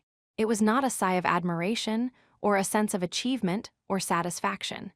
He knew that the only thing spreading within his chest was a deep sense of emptiness. Subaru would not sully that time and place by speaking of crude concepts such as victory and defeat. But he did voice the words that came to the back of his numbed brain: Beetlejuice Romane Conti. That single phrase would serve as the marker for the end of that battle. Beetlejuice Romane Conti, Archbishop of the 7 deadly sins of the witch cult, charged with sloth. He who had battled Julius Euclius, the finest of knights, and Subaru Natsuki, the self-declared knight. Before the rubble that was his tombstone, Subaru exhaled a little and said this: "Man, you were lazy." Chapter 5. A tale about that and nothing more. 1. Having tossed his final words toward the tombstone, Subaru turned his back upon the madman. When he turned around, he saw Julius, one eye closed, and Patlash standing beside him with a composed expression. Both were wounded all over, but their considerable mental strength meant they didn't let it show. That said, their mental and physical depletion was severe, and that sense of fatigue was beyond their capacity to conceal. Well, not like I'm one to talk. Even if it was for just a second, I let him get in my body and all. The side effects of possession by Beetlejuice the evil spirit were utterly unclear. He dearly hoped he wouldn't suddenly wake up covered in blood from subconsciously self-inflicted wounds. In contrast to such absurd thoughts, Subaru was surprised at the oddly despondent feeling within himself. This was Beetlejuice, the most fearsome foe he'd faced since being summoned to another world. Even with him defeated, the sense of loss inside Subaru's chest outweighed any sense of accomplishment. This has to be just burnout. I don't feel sad for him biting the dust one little bit. Stupid, stupid. After those words to himself, he slapped his own cheek, using the pain to switch gears away from such soft thoughts. They had defeated Beetlejuice. However, Subaru's goals did not end there. The largest task remained: patching up his relationship with Amelia. Starting with the breakup in the royal capital, he'd allied them with the Crush Camp, defeated the White Whale, battled the witch cult, and used a white lie to get Amelia and the others to evacuate.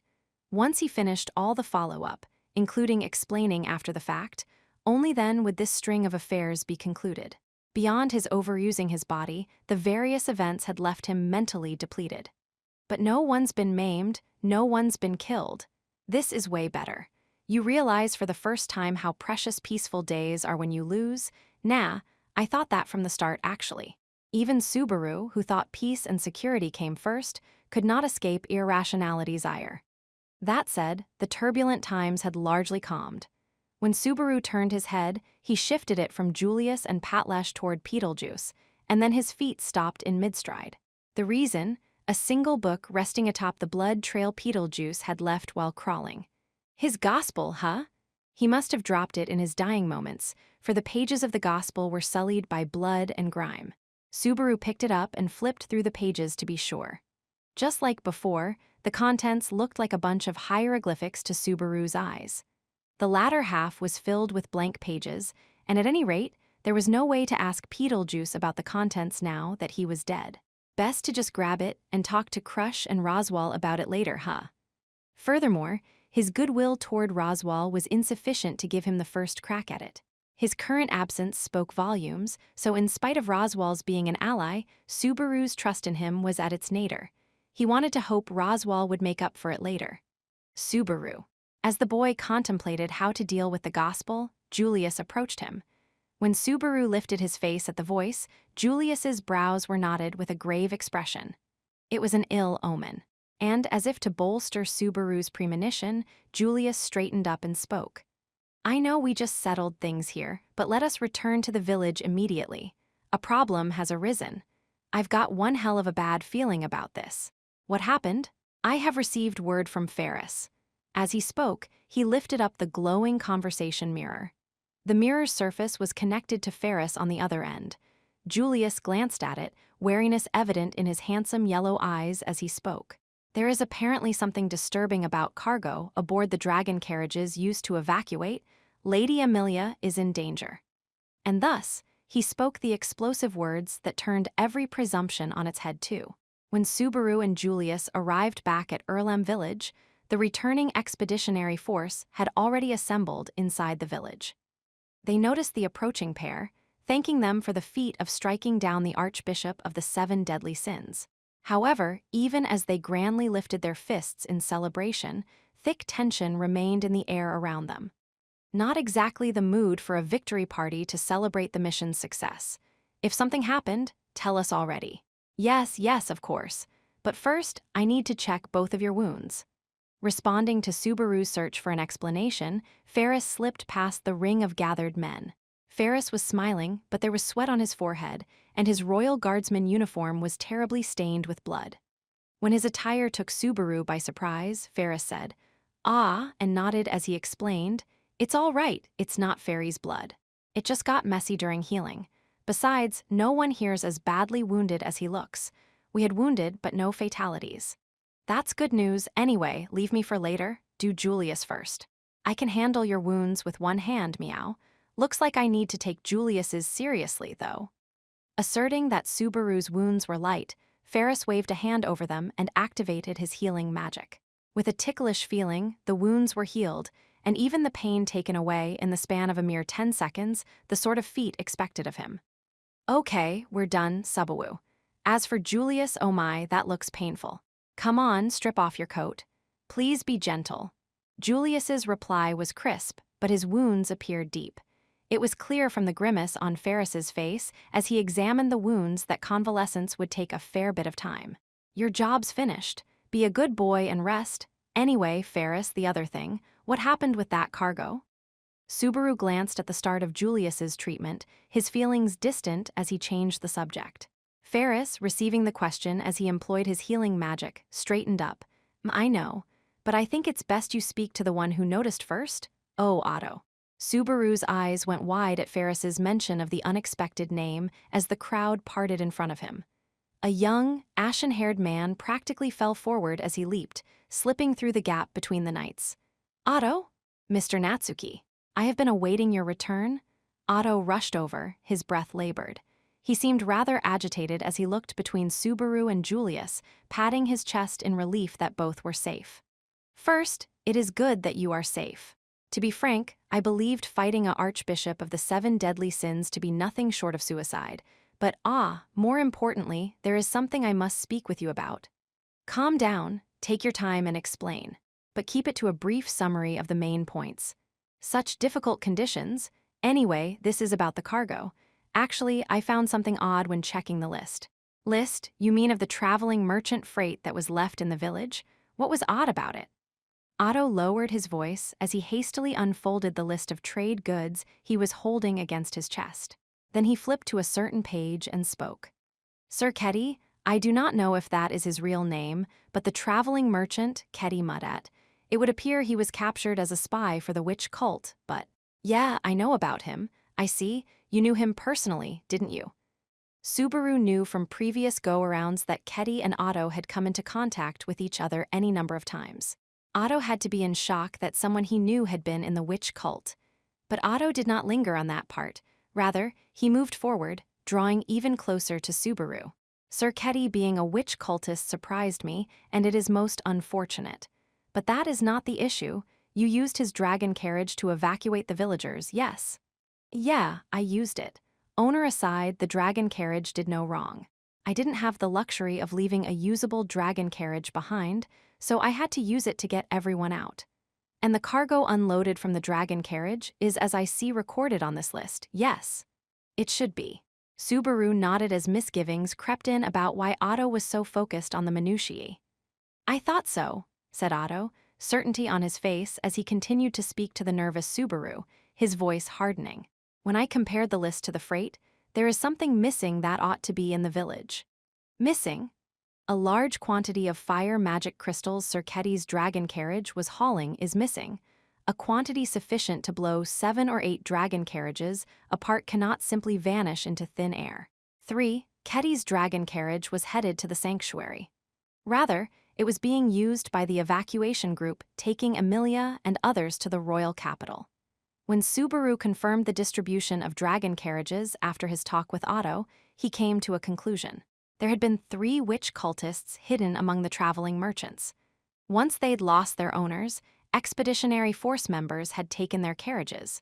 Subaru distinctly remembered that the carriage Emilia had boarded was one of those 3. Those magic crystals on the list, they were really loaded aboard. I just have to say, relying on a list from a witch cultist is a little. The frightening thing about witch cultists is that they melt into everyday life only to become poison when you least expect it. They act as is appropriate for their false identities. You are merely closing your eyes because you do not wish to see Subaru. Even here you whip out the logical. I know, I'm in the wrong. Julius sternly thrust reality into the nervous Subaru's face.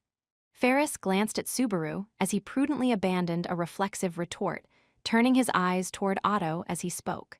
It was Otto who noticed the discrepancy between the list and the freight, but he had another reason too. Yes. All the other freight matches except for the magic crystals, after all, and actually, I have seen the crystals myself. You saw that there were magic crystals loaded aboard. When Otto named himself as a witness, Subaru pointed a finger at him in disbelief. It was back when dragon carriages were being recruited for the evacuation. I was with Sir Ketty when I heard the offer. Then everyone was in a great hurry to be the first out of the gate, and as they made pre-departure plans for the journey, I sneaked a peek at what he was carrying. Man, can't take my eyes off you for a second. You really had it coming, didn't you? Isn't that a little too mean? Anyway, I saw them with my very own eyes. As for the quality, because they are absent, I am the only one who can attest to the menace they pose, but As the explanation came to a conclusion, Subaru grimaced as he looked at Julius and Ferris. However, even their expressions were grave. In particular, Julius's anger toward himself was evident. Subaru, too, understood well the anger he bore. Shit, I missed it. This is what I get for being a cheapskate and using whatever I can lay my hands on. I checked to make sure they had no trigger via enchantment, but I overlooked that a physical trigger might have been left in the dragon carriage itself. I am sorry, this is my mistake. It's not your fault, it's mine for not realizing. Julius's caution regarding magical traps was no doubt impeccable. If he was taking care of that end, Subaru had to be the one to realize there was a physical trigger. But what hurt more than anything was that Subaru had personally experienced that dragon carriage's explosion the last time around. Back then, Keddy's true identity came out when Beetlejuice used possession on him, and Subaru and Ferris were caught in the explosion. After, when he learned that the fingers had an explosion enchantment embedded in them for killing themselves, he'd assumed that the explosion had been that enchantment at work. That explosion wasn't an enchantment, it was the dragon carriage's trigger. And this time, it's a dragon carriage used in the evacuation. Rigging his dragon carriage with magic crystals was a highly effective emergency measure in case Keddy was exposed as a witch cultist. He'd be able to inflict great damage on the expeditionary force, turning the tide of battle in his allies' favor. Considering the monomaniacal malice of the witch cult, it was a scenario that was easy to accept. Ferris, if we rush over by land dragon, can we catch up to the evacuation group heading for the capital? That might be difficult. It's been an hour and a half since Lady Amelia and the others left. To ensure the witch cult wouldn't spot them, they didn't kick up a storm, but they're not moving at a leisurely pace either. Of the two evacuation groups, the one making a run for the Liffas highway was relying on speed. Once that group left the Mathers domain and reached the highway, it would be even harder to catch up to it. But if they didn't do anything about the booby trap, Amelia and the children would pay the price. It's still not enough. After all this, and I still can't. Would the fates of people precious to him be decided in a place beyond his reach? No matter how much effort Subaru exhausted against fate, snares were laid by this hand or that hand. It was as if all the paths for Subaru to walk had been meticulously paved with thorns. But just as Subaru felt himself entwined by the irrationalities of fate, "May I speak to you for a moment, Mr. Natsuki?" With a serious look on his face, Otto raised a hand and interrupted Subaru's unease. Determination rested in his eyes. The frail words of before seemed to have come from a completely different person. But Subaru remembered that look on his face. On a previous go-around, when in a true sense he had met Otto for the first time, and Subaru had brought the thoroughly plastered Otto a business offer, he'd put on his merchant face just as he was doing now. In other words, "This means you want to make some kind of deal with me, Otto. What a perceptive man, something I do not mind at all. Mr. Natsuki, right now I am on the edge of a considerable precipice. The cargo on my dragon carriage is now worth less than dirt. And tragically, the opportunity to turn it all around has slipped through my fingers. To be blunt, I cannot laugh off a deal upon which I wager my life." From what Subaru had heard, the disastrous circumstances afflicting Otto were more comedy than tragedy, but he had no time to poke fun at them. Subaru nodded, prodding Otto to continue. Subaru's demeanor made Otto close his eyes for a single moment, then he made his proposal. "Let us make a deal. If you accede to my conditions, I promise to exhaust all my spirit to get you to your destination and catch up to the dragon carriage at issue. You can catch up to them if we leave right now." "How?" "Before we speak of that, I want your firm pledge that you will accept my conditions. What I am offering is my trump card, so I cannot easily speak of it even under duress. Just say what your conditions are. If they're in my power, I'll do whatever you want."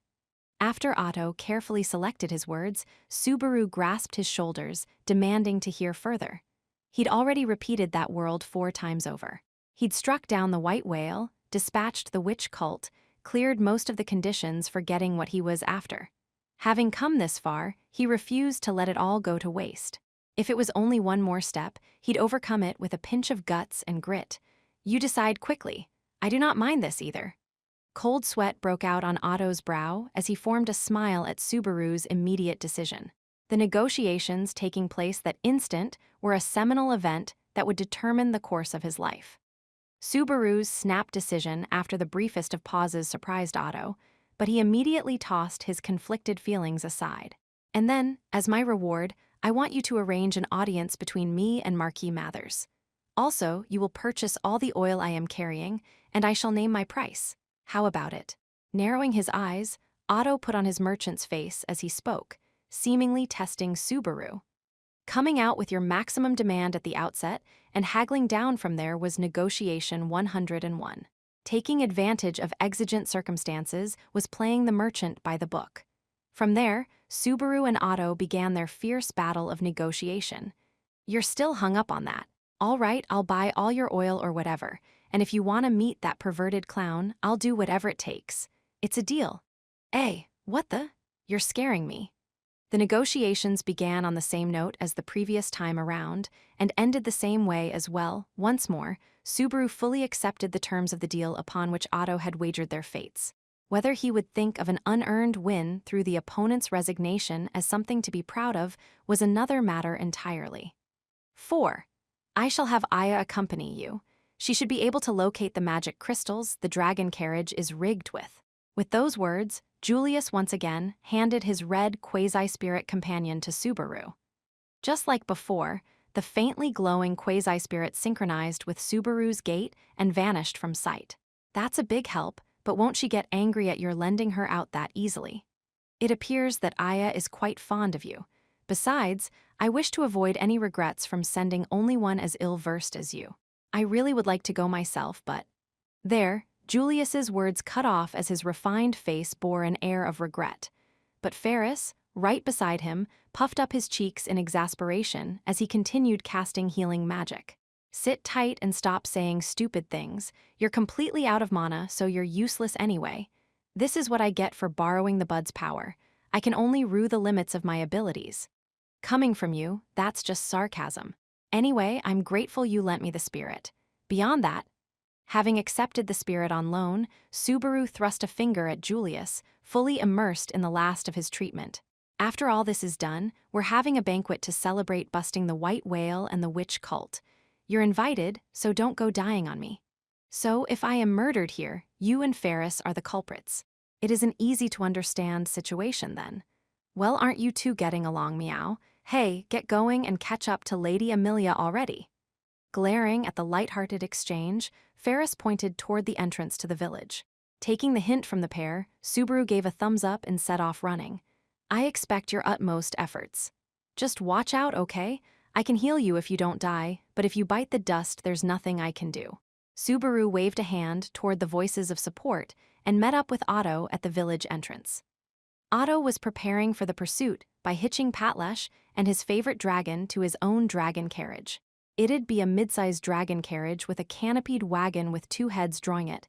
That was how they'd catch up to Amelia and the others who'd left first. You have not forgotten anything? Time is precious, so let us set off. Yeah, I'm counting on you for route navigation and all the other little stuff, Otto. The two nodded to each other and climbed into the driver's seat together. In front, there was a fair bit of a size difference between the two land dragons drawing the carriage.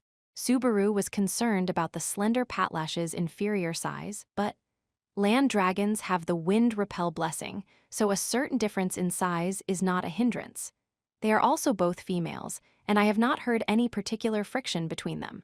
Seeing the doubts on the side of Subaru's face, Otto explained thus as he took the reins. The way he used the word heard made Subaru let out a little What is it? Ah, nothing. I just thought that blessings are amazing things. I was thinking of them kinda like talents, but I was surprised there was a Dr. Dolittle one, too. A veterinarian? I see what you are saying, but blessing bearers go through considerable difficulties of their own. In particular, I could not control my language blessing very well when I was at a young age. When Subaru voiced his admiration, Otto made something of a pained smile as he spoke of his own blessing. The language blessing essentially allowed a person capable of conversing with any living thing. He would employ the power of his blessing to catch up with Amelia and the others. That was his end of the deal. At first, I was wondering how the heck you'd use this blessing to catch up with them, but I will speak to the birds and insects along the way to determine the shortest route. It will be hard on Fulfew, my land dragon, but we will charge through, be it game trails, poor roads, cliffs, or swamps.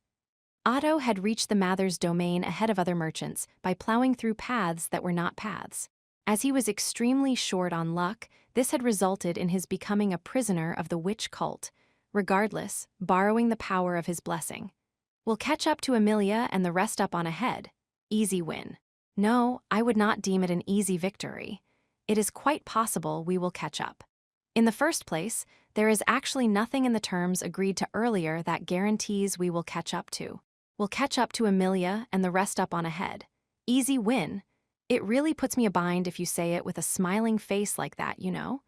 Though Otto shouted under the weight of that trust, nothing was served by weak musings at that point. Subaru's smile vanished as he bowed his head to Otto with a serious expression. I'm counting on you, Otto. You're the only one I can rely on. Those truly sound like last words, damn it. Faced with Subaru's meek demeanor, Otto spoke with chagrin and sighed with an air of resignation. Then he gripped the reins and strongly issued a command toward the two land dragons. They picked up speed. Oh, fine, I'll do it. I'm making money from this, so if I work myself to the bone, I owe you that much. In accordance with the desperate Otto, the dragon carriage ran at extraordinary speed, onward and onward. Subaru, strongly sensing that speed, began to hallucinate, seeing Amelia and the others on the road ahead. It was their backs he was racing to catch up to. But then, with a sudden start, the dragon carriage left the road, plunging into the forest down a game trail. The ride was so bumpy that even the wind repel blessing could not wholly protect him. Subaru stared at the trail as the dragon carriage barreled down it, beginning to take a series of literal shortcuts. Afterward, Subaru resigned himself to death numerous times as they ran along bad road after bad road. Having already died 10-odd times since being summoned to another world, Subaru knew, without a single speck of exaggeration, his rocky ride with Otto was reckless, grazing past death at every turn. They engaged in the thoroughly suicidal behavior of running down a nearly vertical cliff, charged across an old rope bridge that seemed on the verge of falling at any moment, which, in fact, fell just after they had crossed. And when barreling through a demon beast habitat zone, were pursued by a particularly fierce pack of ferocious beasts. Subaru had no time to count the number of times they'd wagered their lives. I'm a goner. This is finally gonna kill me for sure. End of the road. What is it? We are moving at an incredible pace. To be honest, even I did not think I could come this far. So this is the latent power of a human being with no tomorrow. Besides Subaru, who was clinging to the driver's seat with a blue face, Otto was completely in a trance. His statement sounded rather precarious, but Subaru said nothing, fearful of an unnecessary question breaking his concentration. Besides, setting the process aside, we're making awesome time. Punching out of the forest, they at long last leaped back onto something that resembled an actual road.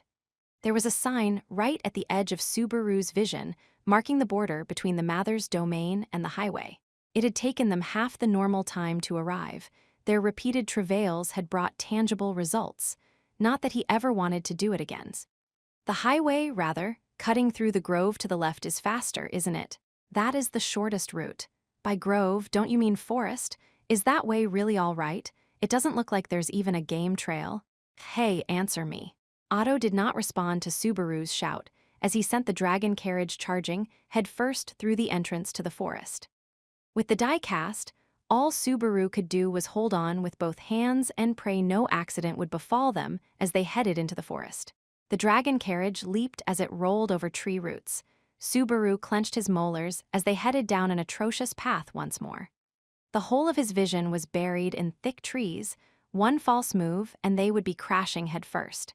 But the way Otto was delighted in contrast to the pallid Subaru made the latter reassess his view of peddlers. Is being a traveling merchant this dangerous? Making a name for yourself in the capital's market is a lot saff. Mr. Natsuki. Subaru was trying to distract himself with small talk when Otto suddenly interjected with a shout. The voice, infused with a sense of urgency, made Subaru look over, wondering what was up. As he did so, Otto put a hand to his ear, surveying the area around them as his cheeks stiffened. The forest is astir, no. The birds and insects have left in a great panic. Even Fulfu is tense. Something is coming. Otto's wary voice made Subaru gasp and look around the area. But atop a rocking dragon carriage traveling through the forest at such speed, he'd never make out anything even halfway bizarre. Yes, if it had been halfway bizarre. Time is precious, but we should take measures for safety. Mr. Natsuki, please watch over the Ria. Nah, ain't no need for that. As Otto tried to switch policies, Subaru spoke in a ridiculously calm voice. Subaru's gaze was trained behind the dragon carriage, glaring at the forest scene they were leaving behind. As it grew more distant, the forest seemed to vanish from his vision, as if it was swallowing the forest whole. Trees were snapped and sent dancing in the sky, brutally devastating the forest's foliage. Just after the destruction arose, the dragon carriage raced up an incline, but it was ferociously heading straight toward them, heedless of the damage to the surrounding area. Let her fly, Otto. Do not let him catch us. Mr. Natsuki? When Otto started to look over, Subaru checked him with a hand as he transferred from the driver's seat to the wagon. Then he stood as the guardian of the wagon, baring his teeth as it pursued, right behind them. Why you? Just how stubborn are you gonna be, you shitty bastard? Subaru let out an angry shout as pitch-black shadows swelled and wriggled before his eyes. The evil black hands stretched and erupted from a corpse, no longer a person, but a collection of delusions. The remains of Betelgeuse Romane Conti consumed the forest as it pursued the carriage from behind. 5. It was repulsive. It was hair-raising. It was sinister beyond measure. The body had been crushed under a rock slide. Its right arm and the right side of its torso were both gone. Hair and scalp had been torn from its skull, leaving it dyed red, and the lower body being dragged along had nothing under both shins. Its limbs drooped, their vitality meager. This was already a mere corpse. But the corpse had not ceased its morbid defiance, drowning in delusion as it continued its pursuit of Subaru. Gee of that booty back. Man, you're stubborn. Don't you remember the rough time you had inside me? Betelgeuse's shout was like a voice from the grave, chilling Subaru to the bottom of his heart. With the body he had possessed already dead, Betelgeuse's own death lay right before his eyes. However, appearances aside, the use of unseen hands imbued the madman's movements with explosiveness. If he was left to his own devices, they'd probably collapse on their own, dissipating far away, but not easy to just wait for time to run out, huh? Damn it all. Subaru gritted his teeth and glared as the madman pressed closer to the rocking wagon. The dragon carriage was already hurtling at nonsensical speed, but Betelgeuse moved even faster. Like a lit candle on the verge of burning out, he was radiating his final, wicked delusions. This is a spirit. How? Aren't spirits supposed to look more holy or something? Mr. Natsuki, what is going on back there? Subaru's lament was overshadowed by Otto's shout. He could not see the nightmare behind them, for it was located directly behind the carriage, leaving Otto the better for it.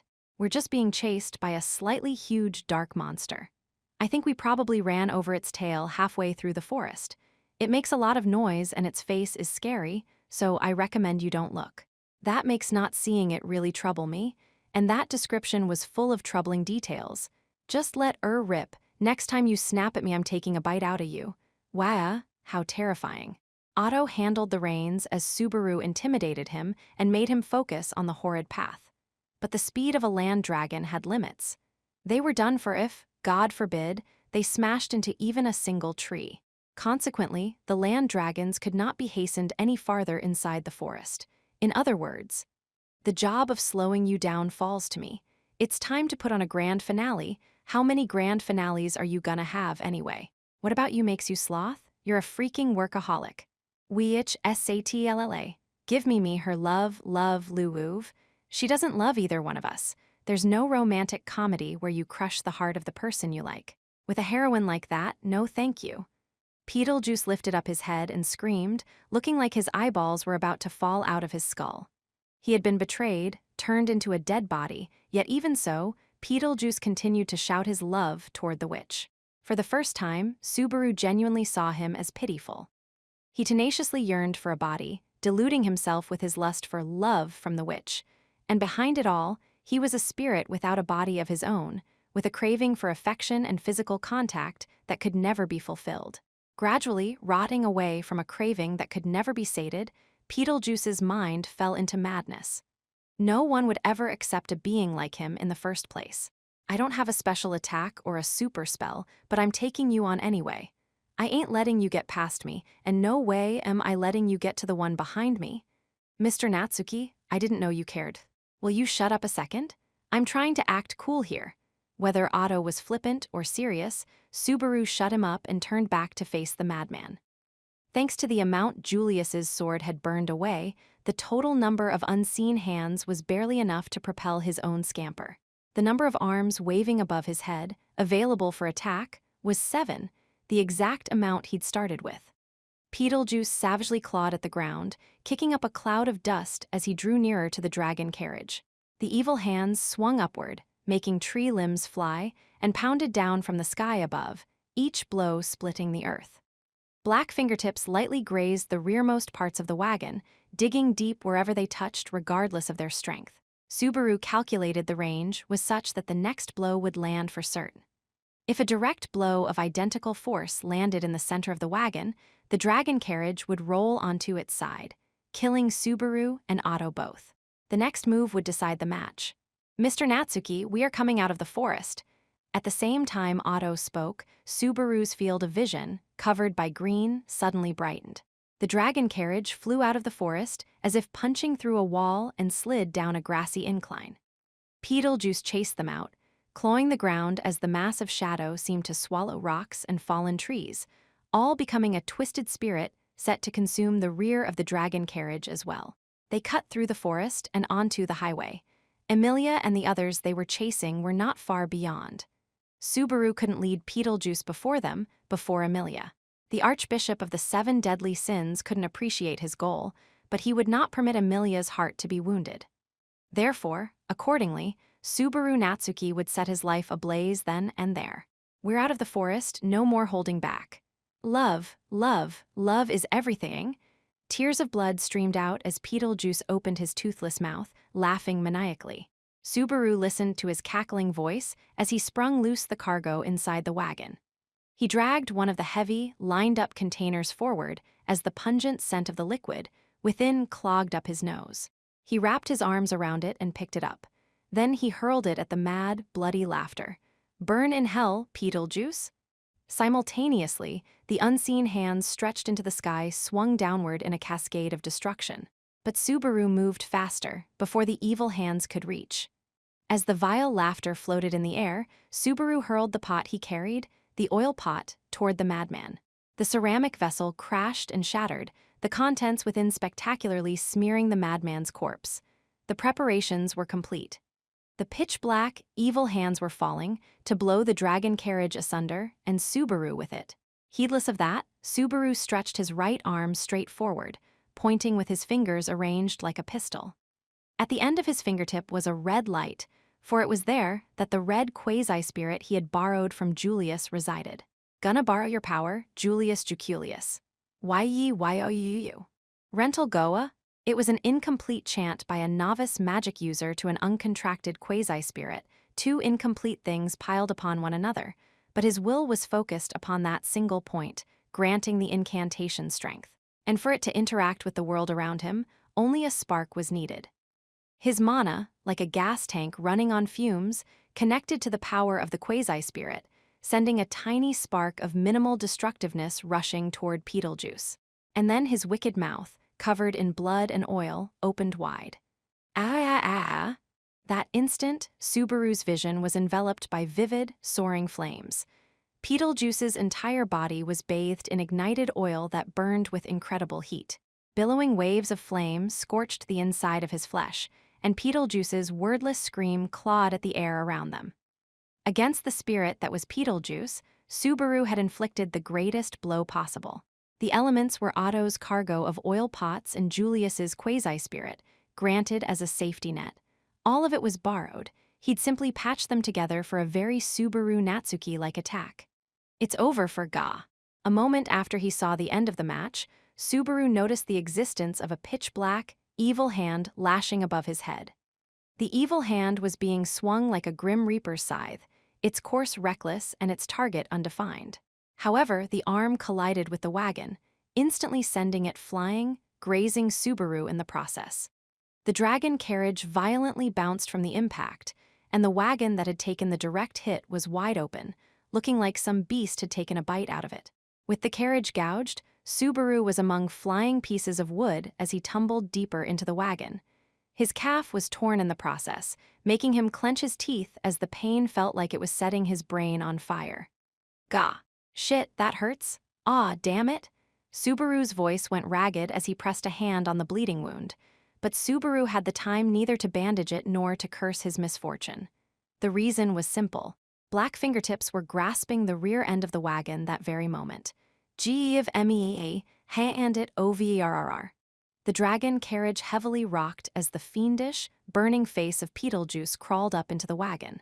The thing that climbed into the wagon had abandoned a complete human form. The missing parts, the lost right half and torn off lower extremities, had been replaced by wriggling black hands.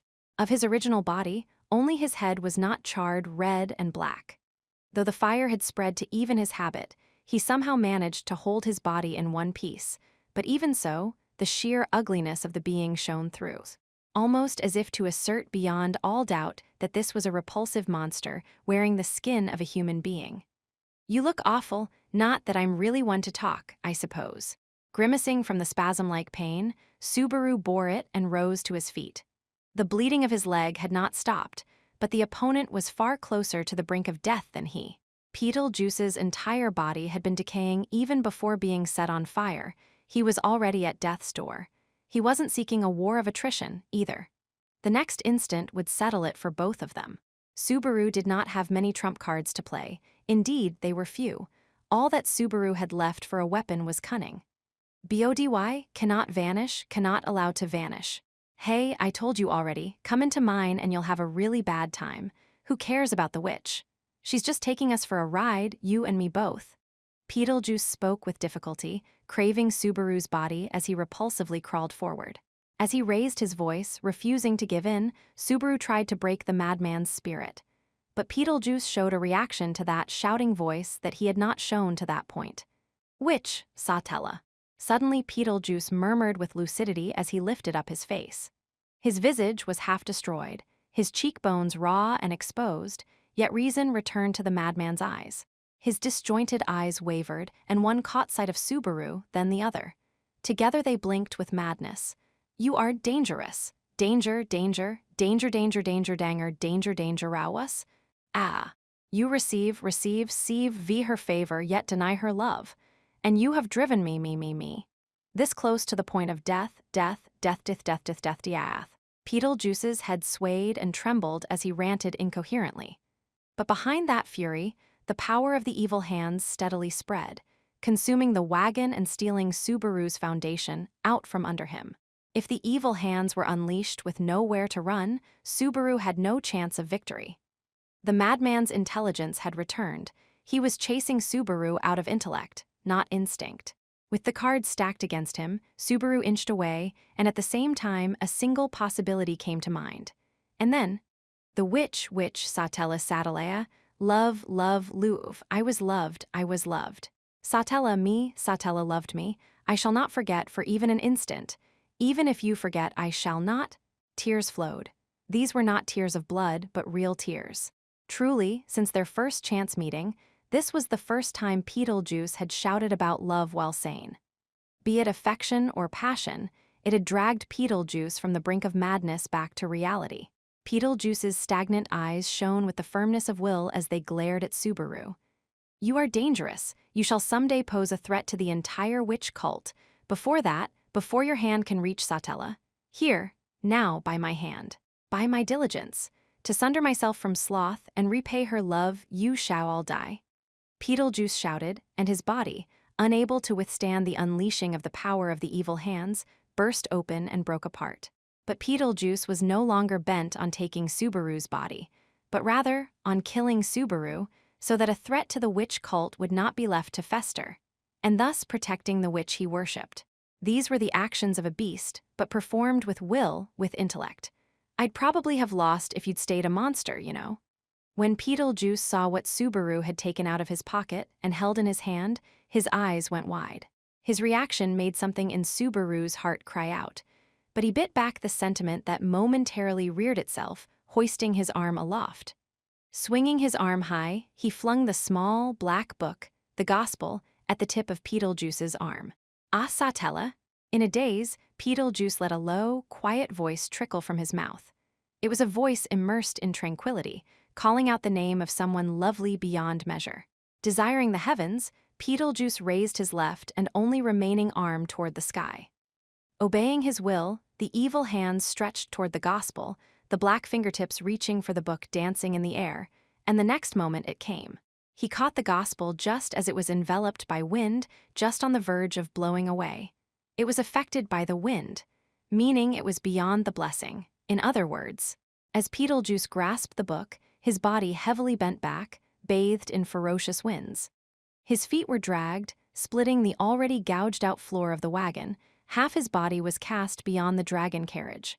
And, as a result of being cast beyond the wind-repel blessing, he was wholly immersed in turbulence. Once upon a time, Subaru had fallen into a similar circumstance during horseplay on the way to the capital.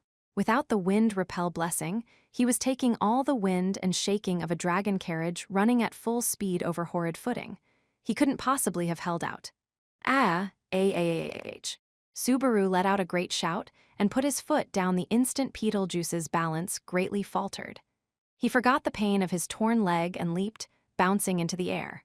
He had no tremendous power to turn the tide of a battle, that's why he had to make his move when it counted most. Beetlejuice shouted something as Subaru rushed over. Subaru couldn't hear a thing. He threw caution to the wind, lowering his head for a charge, and leaped toward Beetlejuice's flank. Unseen hands shot out. The speed of the hands' thrust out had slackened. With Subaru's concentration at its zenith, they might as well have been standing still. As he cocked his head and violently swerved his body, a fingertip grazed Subaru's cheek as he closed with his foe. The sense of oppression from the powerful evil hands was such that Subaru almost unwittingly shut his eyes. "Wilhelm taught me two things." Hands grazed him. Pain ran through part of the skin of his neck, cheeks, and ears, which felt like they'd been touched by hot steel. The bursting heat scalded his thoughts, and he bit down a painful cry that threatened to tear through the inside of his throat. He dodged. He breathed. He wasn't done yet.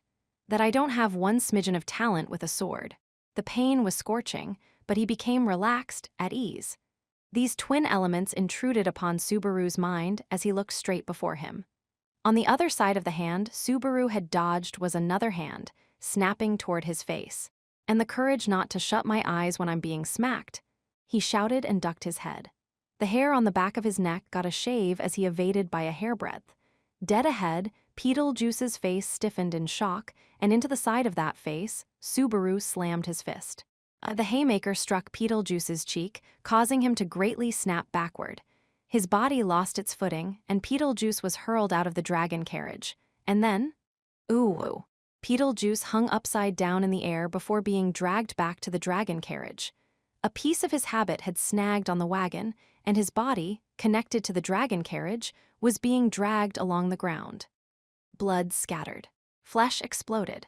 As the damage piled up, even the unseen hands came unmoored as the being known as Beetlejuice was undone. Even so, Beetlejuice raised his decaying face and glared at Subaru, his inverted gaze brimming with hatred. "It is not over. It is not over. Nah, this is as far as you go." As Subaru spoke to the excessively tenacious Beetlejuice, he revealed the gospel he held in his hand, that which Beetlejuice had dropped when Subaru struck him, and the last thing the madman's heart clung to. Subaru flipped to the latter, blank half of the tome, pressing his finger against it. He had touched the finger to a wound, covering it in blood. With this, he placed his imprint upon the gospel. "Your end is right here." In red eye script, Subaru wrote the word end on the open, blank page. When Beetlejuice beheld the sight, his tongue trembled from the blow. The fierce emotions spreading like a wave through his eyes were so complex that Subaru could no longer read any of them. And then, before he could put his emotions into words, the end came. The dragon carriage bounced high up, and Beetlejuice, dragged by the wagon by the sleeve of his habit, came loose. Then the tattered habit was caught by a wheel of the dragon carriage, turning at high speed. Pulled in by the snagged habit, Beetlejuice's body, stripped of limbs and blood, was pulled straight toward the wheel. The end was in sight. Mixed with the sound of a habit tearing, flesh and blood bursting, in his last moment, Beetlejuice looked up at his foe and shouted, "Subaru Natsuki!" His scream echoed and became his death cry. Beetlejuice shouted Subaru's name as body and voice were swallowed by the wheel.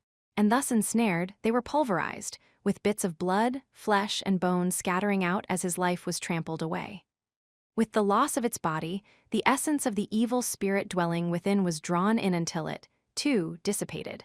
One last, final unseen hand stretched toward the tip of Subaru's nose. Just on the verge of grasping Subaru's head, the hand stopped. From the tips of its fingers, it fell apart and vanished. This fact revealed that Beetlejuice Romane Conti well and truly was no more. This time, rest in peace forever, Beetlejuice. It was over. Certain of that, Subaru flopped onto the wagon. Instantly, the pain he had been ignoring to that point came rushing back, and Subaru moaned as he rolled around in the wagon. "Owa, this is bad. It's so bad I'm gonna die. Owa, this is bad, this is bad." Tears welled up and the sharp pain would not relent. His bleeding wounds throbbed, and he felt like needles had been thrust inside his body. Only the physical pain of his wounds racked his chest. He did not pity Beetlejuice. Madman, evil spirit, archbishop of the 7 deadly sins, there was no point on which he could sympathize with Beetlejuice, aka Sloth. He'd run amok all on his own, and this was the result. He'd shouted delusions of love, arbitrarily imposed them on others, and ended up secluded and alone. No one needed to nurse pity for a man such as Beetlejuice meeting his end.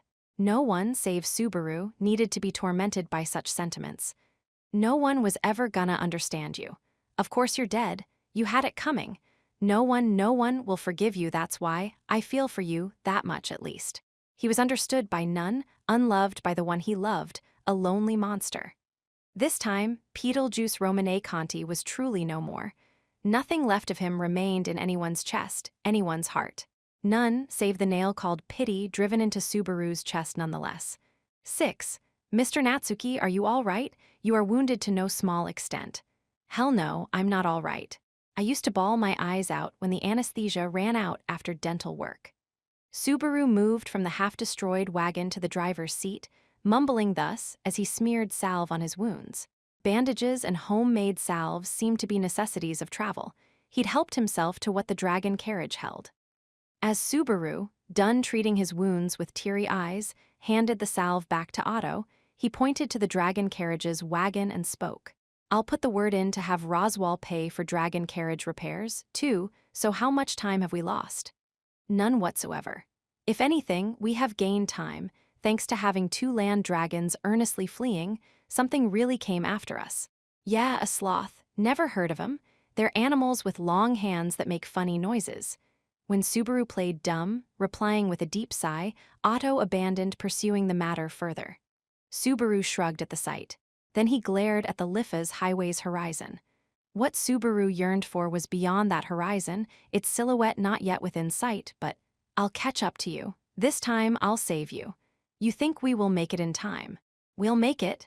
It sounded like Otto asked not out of concern, but to gauge what Subaru's resolve was made of. Hence Subaru put on a smile, baring his teeth as he replied with a hearty voice. "Besides, I have to finally bring Rem some good news. A man has to live up to expectations. That is the name of a woman you've fallen for? It's the name of the girl who's fallen for me." Subaru said it not with ardor or a blush, but simply as a matter of fact.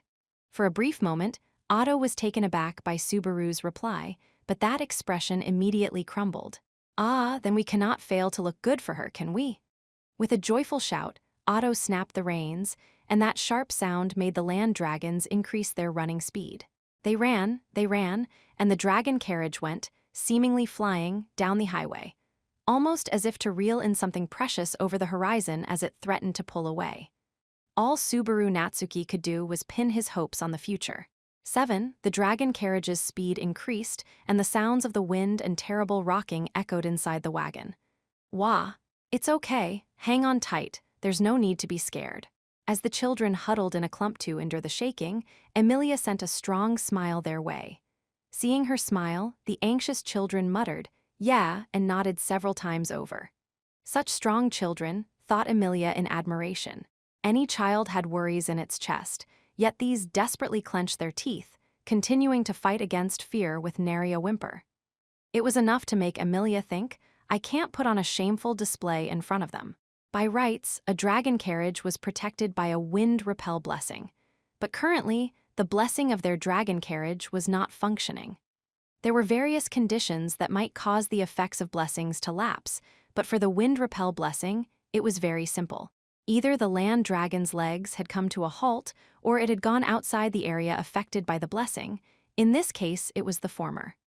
Once stopped, it took time for a dragon carriage's blessing to be restored, and currently time was what they lacked. As the wagon ferociously rocked, Amelia braced herself, strongly grasping them with her hands as she shut her eyes.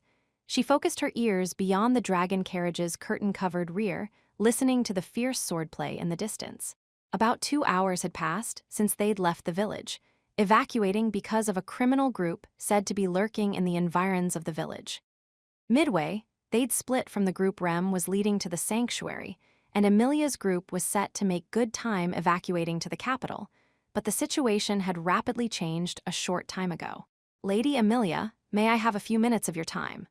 From beside the dragon carriage, then taking a short break, Amelia heard the voice of the aged swordsman guarding them speaking to her. The individual calling himself Wilhelm Trias was a retainer of Crush's, and even Amelia could tell that he was a man of exceptional swordsmanship behind his gentle demeanor. The fighting spirit Amelia sensed from his hushed voice was all it took to make her brows buckle with concern. Has something happened? It is of minor concern. Accordingly, I wish to take several men with me and eliminate that concern. I ask that you forgive my rudeness in leaving your side. It's all right, what's wrong? It is only driving off wild dogs, a trifling matter. We shall catch back up with you soon enough. When Wilhelm made that statement with a polite bow, Amelia sensed that something was off. Immediately after, she realized that he had been speaking out of consideration for the children all around her.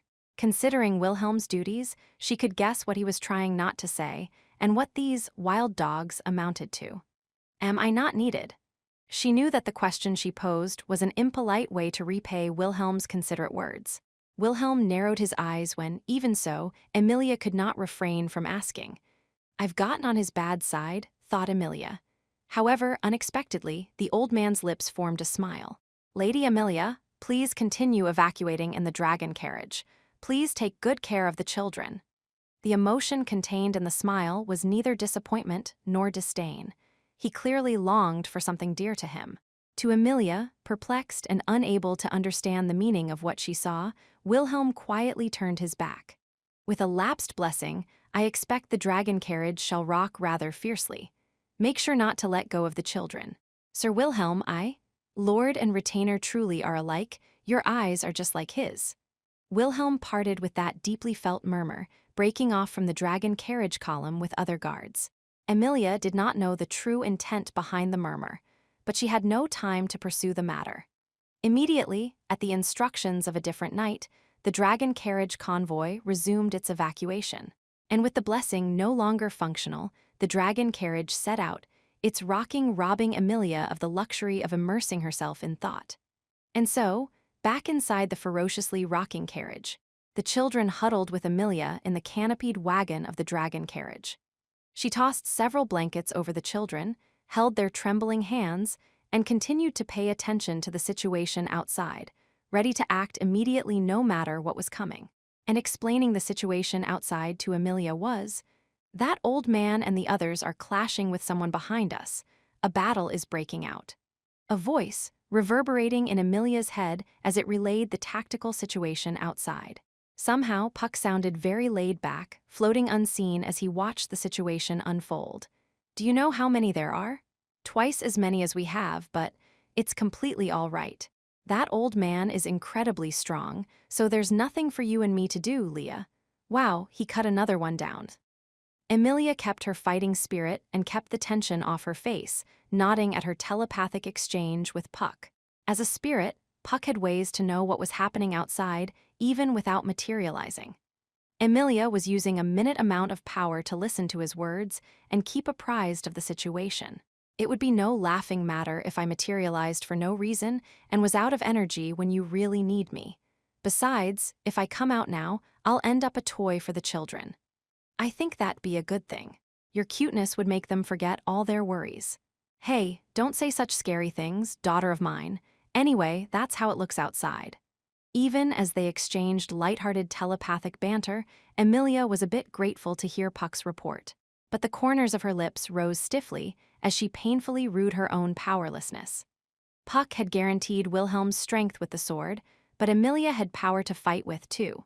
Wilhelm had declined Emilia's aid out of consideration for her position. Even though she understood that, Emilia was still chagrined over merely being protected by others. She was unable to bring about the results demanded by her station. Her authority was a paper tiger. She was seen as a figurehead candidate from inside and outside the kingdom, and no one would claim her capabilities were up to the task, even as fiction. And in spite of that, she was shackled to her position, her authority placed in a yoke, the decision to wave her power around denied to her. Then what in the world was she there for? Subaru. When, in a small voice, her lips invoked the name of the black-haired youth, Emilia shook her head at her own weakness. She had no right to call that name, almost like she was pleading for aid. If that moment she was calling out his name, it was not for want of power. It was, "Hey, everyone, don't worry. No matter what happens, your big sister will protect you." It was for want of courage, so that Emilia might do what Subaru would in her place. When Emilia spoke those words to them, the huddled, curled-up children lifted their faces. Her words sent the children, shoulder to shoulder with tears in their eyes, looking at one another's faces, and their voices came all at once. "We're all right. Don't you worry about anything, big sis. We promised, so it's okay. We're not letting go so." It was instantly obvious the children were putting on a brave front as they clung to Emilia's arms and legs. They wrapped around both arms, both legs, and even her hips and shoulders. Emilia's body went rigid from the heat from being touched by others, but it was by no means a disagreeable sensation. It was just that, at the same time, something felt off about their words. Promised? Who did you make a promise with? To do what? He said not to let go of Big Sis. He said you'd do reckless stuff if he's not with you so. He said he's worried if no one's watching out for you. As each reply came in turn, Emilia was shocked by her own reaction. Emilia felt like it was extremely overprotective, and even that she was being looked down upon, but she felt strong consideration pouring out of the words. That way of speaking sounds like. Emilia felt a throb in her chest the instant she had the thought. Once she noticed it, she could ignore the throb in her chest no longer. Its assertion grew stronger at an ever-increasing pace, and Emilia's eyes wavered with bewilderment as it gently clawed against her heart. Led by that throbbing, Emilia opened her mouth to ask, "Who said, he's worried about me?" "Ah, no, that's..." The question immediately made the color of Petra's face change. Her adorable cheeks reddened as she shouted, interjecting with a desperate voice, but she was not in time. Subaru said it. He was worried you'd feel lonely." Subaru said, "Ah, right, we weren't supposed to say that." The children scrambled to be the first to say his name, but the last speech resulted in a hand going to the mouth. Then they all realized they had misspoken. "Oops," Petra said quietly, clutching her head, but as Emilia blinked her eyes, she didn't even notice the looks on the children's faces. "Subaru," she'd had a feeling. Emilia could sense him from the words out of the children's lips. But it can't be, said her feelings of denial, and they had won out. After all, Emilia had hurt him, speaking terrible words and leaving him in the capital, far away. There, where Subaru's greatest desire was to reach out and offer Emilia his hand, she had turned her back on him. That had to have been a great betrayal. Why, when Emilia yearned for someone to save her, had Subaru's name come out? It couldn't be, it wasn't possible. Emilia had lived a life of disappointments. She had been betrayed, repudiated, estranged. To her, these were natural, expected things. She wanted to be trusted, accepted, sought. But to her, these things were impossible. That was why, when Subaru behaved kindly to her, she'd rejected even him and all the kindness he offered. It was not that she couldn't believe he was being considerate to her, that she was worthy of his compassion. This Emilia could not believe. If she piled expectation upon expectation, the blow when it all came crashing down would be unfathomable. Therefore, if he would someday distance himself from her, it was better if she distanced herself from him. Before the pile between them climbed high enough to come crashing down. And yet, why? Subaru came to the village. He came back. With the children maintaining an awkward silence, Emilia could only let out that dumbfounded murmur. Even then, the dragon carriage rocked ferociously as the battle between the knights and the pursuers continued. Emilia had a duty to protect the children, and that duty came first. Yet Emilia's heart was being rocked far harder than the carriage, swaying greatly to and fro. If Subaru had returned to the village, a number of mysteries began to make sense. It explained why Ram knew so much about the Expeditionary Force rendezvous. It explained why the villagers had been so cooperative with the order to evacuate. It explained why the members of the Expeditionary Force had so deftly handled the affairs of a domain of which they should have known little. The simple presence of one person, Subaru Natsuki, neatly tied these mysteries together. If Subaru was with the Expeditionary Force, she understood why Ram did not go against his word. To the villagers, Subaru was the savior of the village. It was natural that they would not reject his proposal. More than anything, evacuating the villagers and Emilia, sending them ahead while he stayed behind with the Expeditionary Force to deal with the threat, was very Subaru-like. Too like him. The actions were too like the Subaru Natsuki that Emilia knew. Why? Her murmur was tinged with incomprehension and sorrow. The emotions welling into her violet eyes made them faintly tremble. If this was all the result of Subaru's actions, they had changed little from before, far too little. She'd hurt him, pushed him away, and yet, even so, Subaru had stayed the same. I hurt him that much, and put that sad a face on him. Why did Subaru come again too? She didn't know why he'd tried to save her. She tossed the question his way after Subaru was deeply wounded in both body and heart at the Royal Selection Conference and the training square. At the time, Subaru had not given her an answer, and so Emilia still didn't know. Even though she'd given up, breaking the relationship between them, bringing it to an end without ever knowing. Why? That's obvious. Emilia spoke, her voice breaking and on the verge of tears. It was the wild voice of a red-faced Petra that answered. The reaction, which made it sound like the girl knew the answer to the question she harbored, made Emilia look at her, hanging on her words. But before the two could open their mouths any farther, the dragon carriage was assaulted by the largest jolt to that point. The dragon carriage wended its way forward with incredible force, flinging around the bodies of Emilia and the children within. Instantly, Emilia grasped hold of the wagon, stretching her arms and wrapping them around the children to the greatest possible extent. However, the dragon carriage continued wending its way, not leaving her a single moment to calm down. The movement was as if they were fleeing from something. Simultaneously, a voice echoed inside Emilia's brain. "Leah, someone's coming from the rear at incredible speed." Prompted by Puck's warning, Emilia shifted her eyes toward the dragon carriage's rear. Beyond the curtain flapping in the wind, she caught a glimpse of the cause of the dragon carriage's meandering movements. Something was chasing them and drawing nearer. I have to face this, thought Emilia, instantly trying to move. But when she tried to stand up, her body was held back by light weights, unable to move. When she lowered her gaze, she saw them, the children grabbing her arms and clothes, not letting her go for anything. "We won't let go. You can't go. We promised." Emilia, firmly grasped by the children, could not escape. They were bonds she could have shaken loose, but Emilia did not move. When Emilia hesitated, Petra glared sharply at her face, shouting with a tearful look, "Are you going to make Subaru cry this time?" The girl's shout sent a ferocious tremor, both through the meandering carriage and through Emilia's heart. The dragon carriage braked all of a sudden, and centrifugal force struck, sending Emilia, still linked to the children, flying into the air. Reflexively, she oriented herself onto the blankets, safely protecting everyone from the impact. Swallowed by the rocking and the blankets, Emilia somehow managed to shake her head loose and sit up. Just now, what was TH? "Leah, it's right behind us." Puck materialized beside her head, pointing behind the tilting dragon carriage. Heeding Puck's voice and motion, Emilia swiftly rose up, shielding the children behind her. At the same time, she unleashed her magical energy, and cold air dropped the temperature inside the carriage with incredible force. Just as Puck had said, someone had caught up to the dragon carriage. The next moment, someone raised the dragon carriage's curtain. Then, when she saw who was standing there, Emilia was dumbstruck. Why?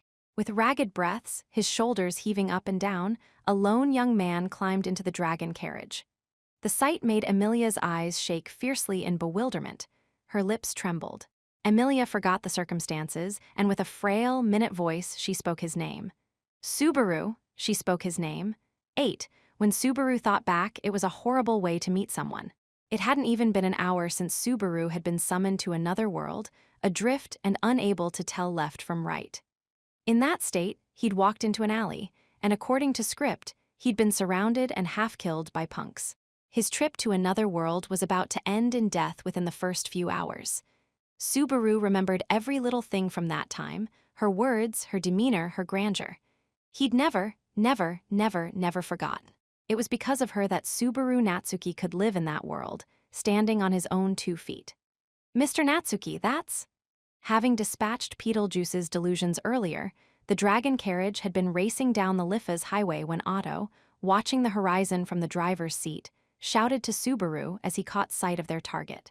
When Subaru followed his gaze, spotting the wriggling silhouette at the edge of the horizon, he too shouted, "There, Otto, give it everything you've got. I've been giving it everything this whole time."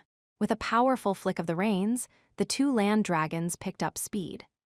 The jet-black land dragon stared straight ahead, wringing everything out of her spirit as she raced to fulfill Subaru's wish. After she saved him in that first encounter, he learned about her as he forced his way into her life. He knew she was stubborn, she was obstinate, she put on a strong front, and she was kind. He knew that he was unworthy to gaze at the side of her face. The very shame of it rang shrill within his chest. He knew that his own incorrigible foolishness had made those sweet feelings go to waste. Back then, he'd sworn. Subaru had certainly sworn it. "I'll save you." He'd striven to uphold that promise. The deaths had piled up, he'd cut a hole open in fate, and somehow making it past all that pain and suffering, Subaru had reunited with her, reforged their bonds, and earned her smiling face once more. Subaru would never forget the flood of emotions that had struck his chest at the time. Wilhelm, Sir Subaru. By the time they caught up with the silhouettes on the horizon, it was already a battlefield where knight and black figure clashed. Already a number of corpses lay upon the ground. The gallant figures riding around responded to Subaru's voice. Wilhelm blinked hard at the sight of Subaru, for the speed of the dragon carriage atop which he rode did not relent. The sword devil gripped a bloody blade, and the question of what Subaru was doing in that place nearly came to his lips, but, "Where's Emilia?" Subaru's next shout, and the emotion filling his black eyes, made Wilhelm instantly cast the question aside.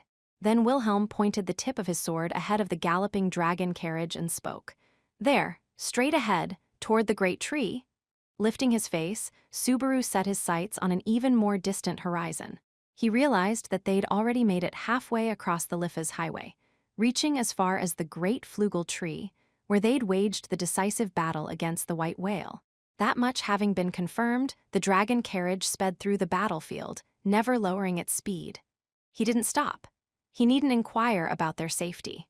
That would be an insult to the brave fighting of Wilhelm and his men, and more importantly, they were words Subaru should have spoken when they'd parted ways.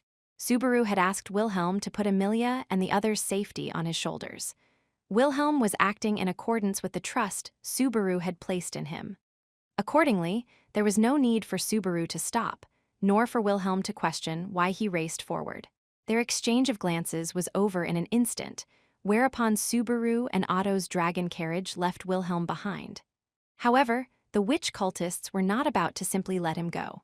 Several of the figures kept the knights busy while others kicked off the ground, chasing after the dragon carriage when, "I am your opponent." Caught by surprise from behind, a witch cultist was sliced in half like a tall stalk of bamboo. Bathed in blood spatter, the sword devil swung his treasured sword as he shot the dragon carriage a satisfied smile as it raced into the distance. "It is a perfect opportunity to repay my debt of gratitude." And even though he did not say the words, "I am pleased the one who asked it understands. Indeed, I am honored." With the treasured sword granted by his liege in his right hand, he accepted a cavalier's sword tossed by one of his men in the left. The sword devil poised the swords crossed as his glare shot through the witch cultists. As if I would let anyone stop a man who wants to meet his woman. You and I both stink too much of blood to be present at their reunion. You will all remain here, as corpses. His pronouncement of their sentence of death made the witch cultists, purportedly shorn of emotion, tremble all over. Amid that sense of tension pulled taut, the sword devil bent forward, racing onward with a smile carved onto his lips. The expression was a complex one, both that of a happy devil bathed in blood and the strained smile of an old man reminiscing on the sins of his youth. Mr. Natsuki, I see them. The evacuating dragon carriages are over there. With the battlefield left behind them, Otto, in the driver's seat as the dragon carriage picked up speed, raised his voice. As he pointed forward, Subaru, sitting right beside him, caught sight of the dragon carriage convoy moving off in the distance. The throbbing in his chest strengthened as Subaru clenched his fist, his emotions astir. As they closed the distance bit by bit, the dragon carriage convoy was thrown into confusion when it sensed Subaru's carriage catching up. The column of dragon carriages began to weave around, and Subaru earnestly raised his voice. Stop, it's me, not an enemy. Stop, please stop. Mr. Natsuki? Please stop, it's an emergency. I need to check inside the carriages. The knight in the driver's seat of the leading carriage realized it was Subaru pulling alongside and shouting to him. He rushed to bring his carriage to an urgent halt. At his command, the land dragon neighed, and one by one, the dragon carriages behind him lowered their speed with such force, they nearly rolled onto their sides. And then, Aya, come on out. Otto, get Patlesh loose from the dragon carriage, please. Time was precious. Subaru didn't even wait for the dragon carriage to stop before leaping down. He broke his fall with a pathetic-looking roll that was a far cry from a graceful landing. He instantly rose to his feet, the red quasi-spirit Aya floating right before his eyes. Aya, can you tell which dragon carriage is booby-trapped? The quasi-spirit did not reply, but she asserted her existence with an increase of heat, rushing ahead of Subaru toward the column of dragon carriages, and flew circles above a carriage with a canopy. From Aya's reaction, Subaru rushed to the dragon carriage without the slightest doubt in his mind. He violently stripped away the curtain covering the wagon, squinting as he peered into the poorly lit interior, and Subaru. When he realized a voice, clear as a bell, had called his name, Subaru was struck by a wave of anxiety that threatened to make him break down then and there. Inside the wagon was a beautiful girl with silver hair and violet eyes, staring dumbfounded at Subaru. It was the sight of the girl he had pursued over and over, hoped for over and over, bent and broken himself over and over in the process, yet even so, he had never once managed to give up. He was overflowing with emotion.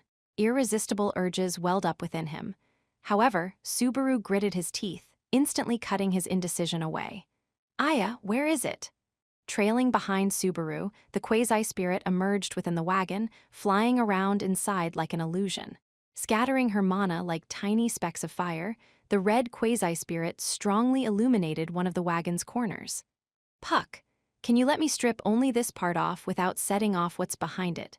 An unexpected reunion, and already you're making dema. MNGGH, so that's how it is. Puck, eyes wide at Subaru's presumptuous call, realized something was wrong under the floor. The little cat narrowed his eyes at the area indicated by the quasi-spirit, swishing his tail as he made use of his power. Gathering his mana, he froze the floorboards, whereupon Subaru violently stomped on them, shattering them. Then he thrust an arm into the hole thus created. When he felt his fingertips wrap around it, he yanked it out. Found it! With a shout, what emerged from under the floor was a sack made of unusual material with complex symbols written upon it. It seemed to be made of some creature's hide, but the repulsiveness of the feel of it instinctively made him ill. A sack of demon beast hide. As Puck put into words the cause of his distaste, Subaru opened the sack. The inside was jam-packed with glowing magic crystals, corroborating Otto's testimony. But that very moment, the magic crystals grew hotter, like they'd just begun a countdown sequence. What timing? Puck, can you stop this? I don't think I can. I can contain the blast, though. Puck looked at Emilia as he shook his head, seemingly offering a glimpse of his final trump card. The gesture made Subaru realize that it probably meant Puck manifesting in his true form, overcoming the problem by brute force.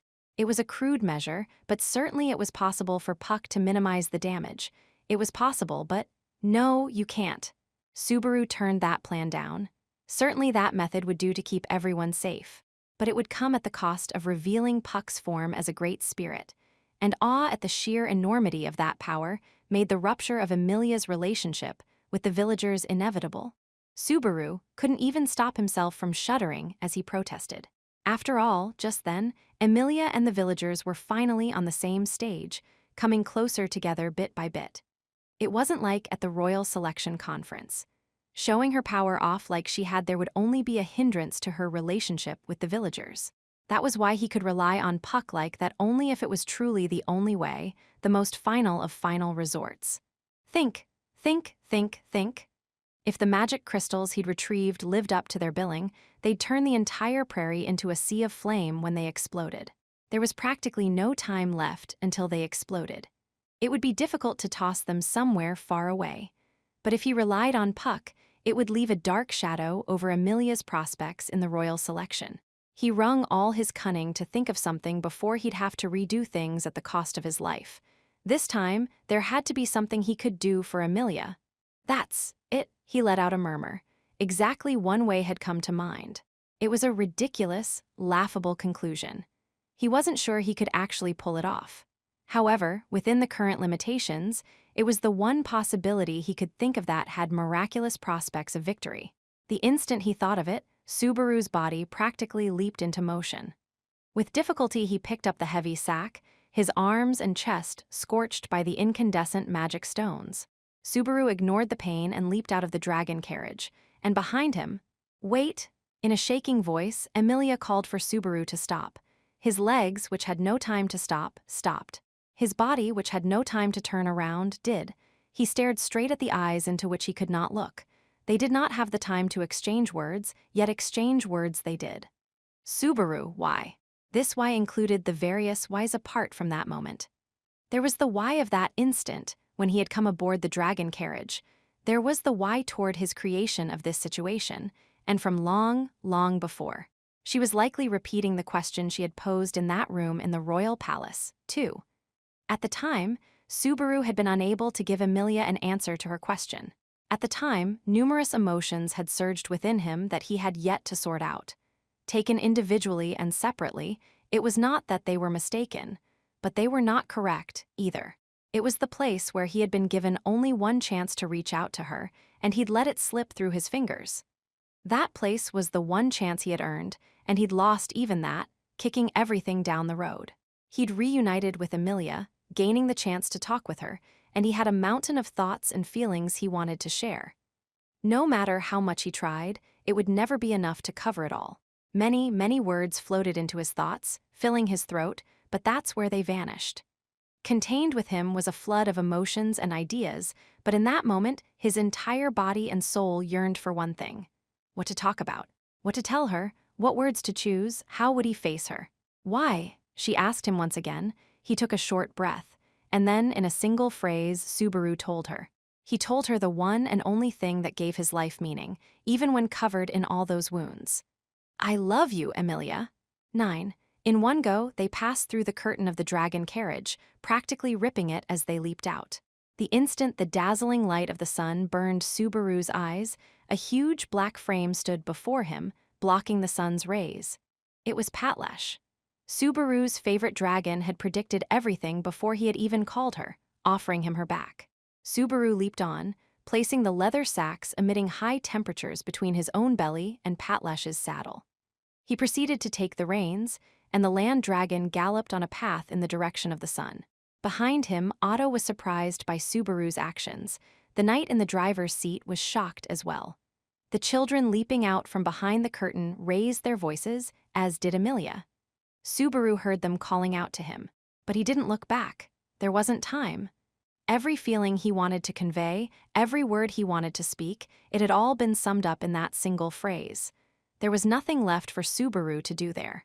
In that moment, there was only one thing he needed to follow through on. Patlash became the wind, instantly leaving the landscape behind them. The effect of the wind repel blessing had expired, so the shaking and gusts assailed Subaru without mercy. But the land dragon's agile movements protected her master, and Subaru, trusting his favorite dragon in equal measure, left everything to her. He could feel through the leather bag that the magic crystals were becoming white-hot. Quietly, that heat increased with every passing instant. They were on the very brink of exploding. Subaru's belly and Patlash's back sensed this as they desperately dashed forward. As his eyesight darkened from pain, he saw their destination coming into view at the edge of his vision. It was the legendary great tree, snapped at its base and lying on its side. Lying beside that legendary tree was the headless corpse of a demon beast that had grown over the course of a long, long time. The expedition force had probably had its hands full just hauling the head of the enormous demon beast away. Due to their freezing the massive fallen body to hold back the onset of rot, there was a chill in the air all around it. Patlash ran toward the frozen carcass as Subaru ran his eyes toward the center of the white whale. There rested the fatal sword wound inflicted by the sword devil. Drawing up right alongside the corpse, Subaru leaped off Patlash.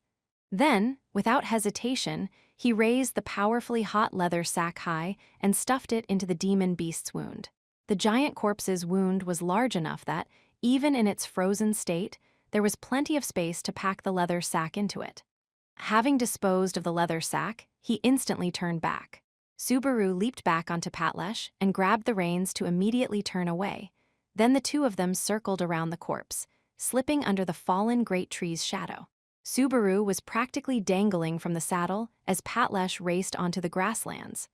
By the time the land dragon had taken a second or perhaps third step, the magic crystals reached the point of ignition, and light surged up from them. All Subaru could feel was the shaking and wind from their mad dash. With his body shaken all around, he lost sight of which way was up, but he knew from the impact he felt that they'd escaped to where he'd intended. Subaru fervently clung to the trunk of the tree while Patlash curled up her body, covering Subaru with it.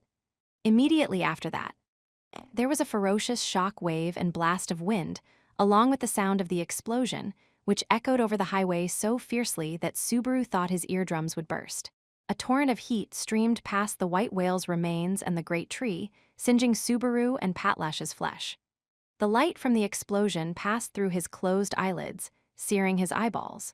But Subaru clung firmly to his handholds, gritting his teeth as he endured the pain. The shock wave churned up his internal organs, and it felt like even the powerful roots of the great tree would be ripped from the soil. However, the tide of destruction finally began to abate. Subaru, realizing that at some point he'd stopped feeling anything, lifted his head. He tried raising his voice, but his ears were ringing so badly he couldn't hear a thing. When he opened his eyes, he couldn't see anything through the hanging blast cloud. He reached out with his hand and felt the hide of the land dragon right beside him. He couldn't tell from warmth, but his palm felt the movements of a living creature. She was alive, his shoulders eased in relief. The next moment, he felt something moist touch the surface of his unseeing face. When it repeated over and over, he wondered if it might be Patlash's tongue licking his face. He made a strained smile at the dog-like show of affection. Also, her tongue was so coarse, he felt like his face was being filed. However, he didn't lift a finger to stop it, nor did he raise his voice. It figured that he was tired. He was completely out of endurance, no longer able to move a single step. He wondered if it would be such a sin if he gave his body a little break. When he felt the faint stirring of the air against his skin, Subaru somehow managed to move his head. He could see nothing. He could hear nothing, but for some reason, it felt good. He could hear nothing. At that moment, nothing at. Subaru, what do you know? Turns out I can hear something. The sigh of relief was the last thing Subaru did before his mind fell into a deep, deep sleep. 10. When Subaru came to, his mind had entered a world of darkness once more. Having lost his body, Subaru Natsuki continued to hover in that vast, empty space as nothing but consciousness. As usual, the world had neither ground nor a discernible sky. Nothing but darkness spread out before him in an ephemeral dream, one he would forget when he awakened. I love you. But in that blank, hollow world of nothingness, there was a charming someone he couldn't meet anywhere else. Always it gave Subaru a soft, numbing throb, as if he were filled with joy at a painful embrace. I love you. The darkness unwound, the shadow formed, and the captivating someone appeared, approaching Subaru as she whispered her love. He could not see the expression on her face. However, that someone was likely spinning words of love with a face drenched with anguish. He wanted to be touched. He wanted to be longed for. Reflexively, Subaru's heart was drawn in. He wanted to respond to her love, to repay her for it. He would never be able to repay love granted to him with anything less than love of his own. And yet, Subaru, he heard it. A lovely voice from other than someone was calling his name. His thoughts alone understood. A lovely voice apart from the someone, filling the dream with black shadow, was calling him to the world of white light. As he understood this, a white light, something that should not exist in the land of darkness, was born. I love you, Subaru. Simultaneously, the voices were tossed his way. He wanted to respond to the shadow's love. He absolutely had to respond to the love of the light. He realized that his mind was being drawn away from the voice of that someone toward she whose voice reached him from the land of light. The voice of that someone held grief at the state of Subaru's heart, for she was being left behind. Two arms woven from shadow stretched out, but they did not reach his incomplete body. As Subaru grew distant, he heard the voice tremble, sadly calling out as it sought him over and over. I love you, I love you, I love you, I love you, I love you. Subaru, please. The whispers of love repeated over and over, whereas the call of his name contained a simple plea. Remember who you are, remember what you have to do, remember the words you must exchange in the world where you belong. He couldn't stay there. So, next time I'll probably come to meet you. With non-existent lips, surely unable to convey his feelings, he spoke his farewell to the someone fading in the distance. They were words of departure, an oath that they would meet again. That someone let out a small gasp. Then Subaru's mind was enveloped by a light that blotted out the world of darkness as he slowly melted away. I'll be waiting. That echo was the only thing left as Subaru Natsuki was torn from the ephemeral dream. 11. His mind floated up through the sea called sleep, breaking the surface called waking as his eyes opened. The tears of his waking eyes stung them like poison. His blurry vision saw thin, wavering violet. Her breathtaking beauty was so close that they practically breathed the same air, truly close enough for the hot breath from her pink lips to reach him, making him nervous enough to die on the spot. Isn't your face a bit close? Wah, Subaru, you're awake. I'm glad, really I am. The violet that was so near turned out to be Emilia's eyes. The realization that it was her face that had been close enough to breathe on him snapped his mind awake. As Subaru flew into a panic, Emilia watched him, patting her breast with a look of pure relief. The angle was odd. Emilia-tan was super close while I slept. So this heavenly feeling against my head is, you don't need to say it out loud. It's a lap pillow, not bad for a good sleep. How can I complain? There's no pillow that's more luxurious than this. It's a pretty nice reward for working so hard. Subaru shot her a teasing smile as he let his head rest upon her without complaint. As he did so, Emilia pursed her lips in a small smile, quietly gazing upon Subaru's smiling face. The mood had shifted. It had changed from each making sure the other was safe to their exchanging the feelings lying beyond that. Can I ask you about a few things? For instance, right, is Patlesh okay? I remember I felt like she was licking my face right before I passed out. Goodness, and there's so many things I want to ask, too. That land dragon was licking you quite a while after you passed out, too, Subaru. She really raised a fuss when people tried pulling you away, and if Otto hadn't had a word with her, she might never have left your side. Whoa, Patlesh, how far are you gonna take this loyal dragon thing? I'm falling in love. They'd known each other for only 2 days, but the number of ordeals they'd been through together was already unmatched. If Crush was going to give him a reward for helping deal with the white whale, he couldn't even conceive of one besides Patlesh anymore. She was badly burned, but her life doesn't seem to be in danger. I conducted the initial treatment, but Sir Wilhelm is having Ferris examine her right now, so... Ferris caught up too.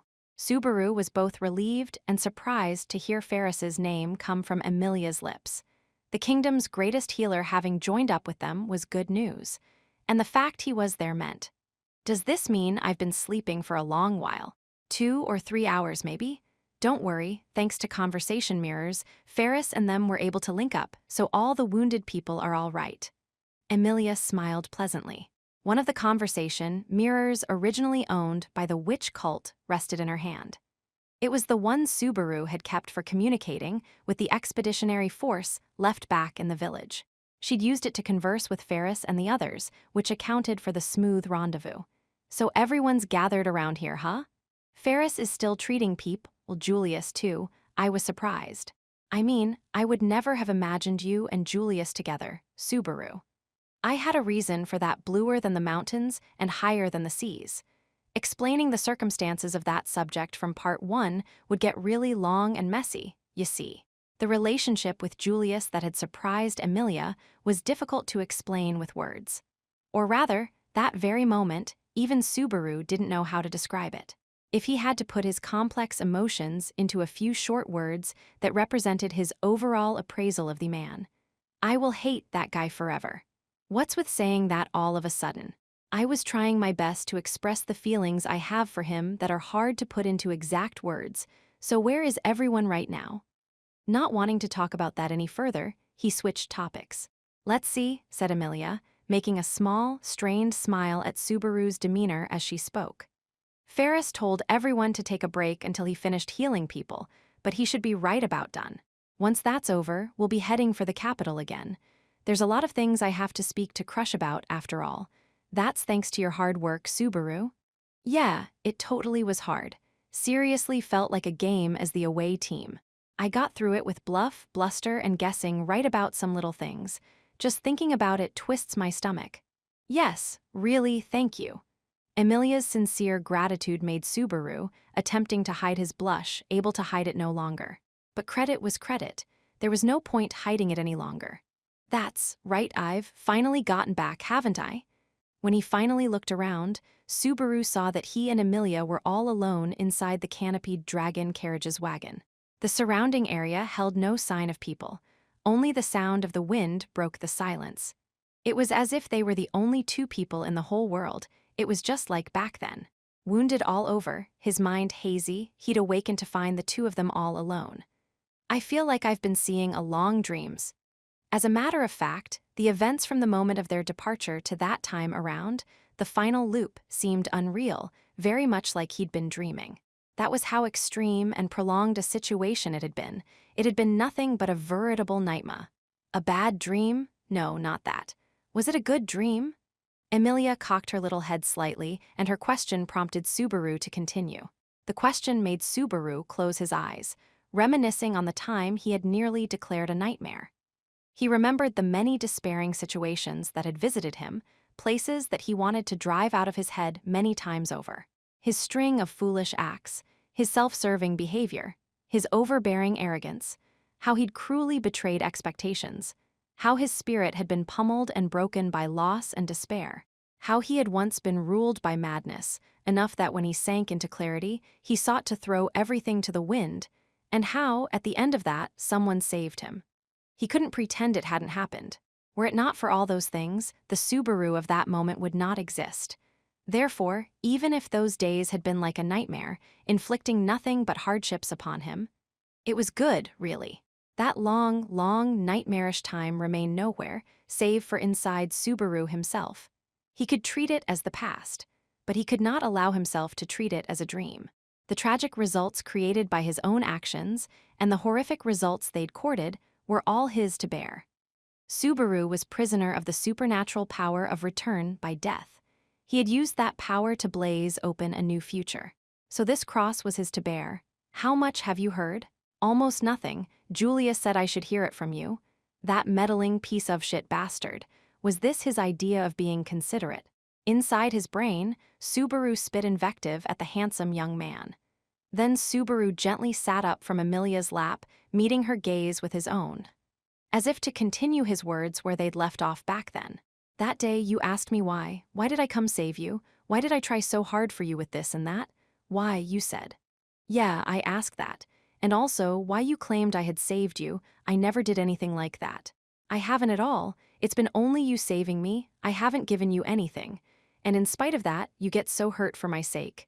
Nah, back then I was all messed up. A part of him could not dismiss himself as just messed up. It wasn't that he was messed up at all.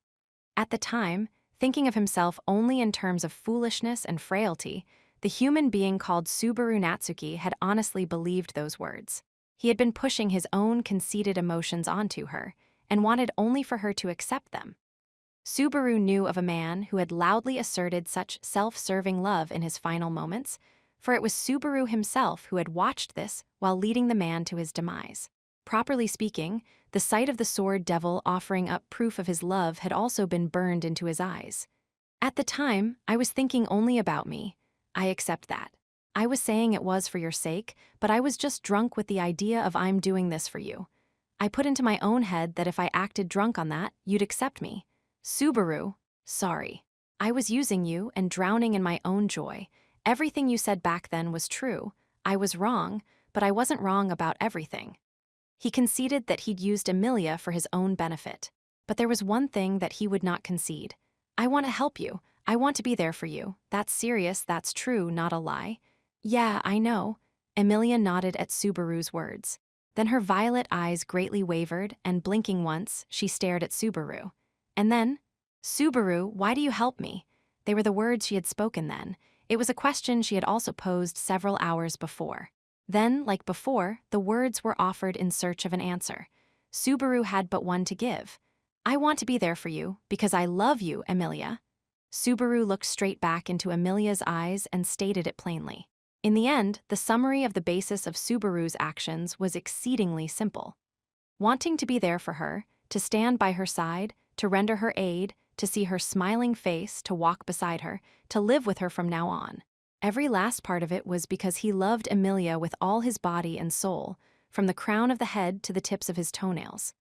That was why, even at the risk of death, and in fact numerous deaths, no matter how hurt or hated or anguished he might be, even if he had to crawl to do it, he'd come back. Just how many opportunities had he missed, only belatedly coming up with that simple answer? He was truly in awe at the extent of his own stupidity. Listening to Subaru's reply, Emilia opted to close her lips and keep her silence.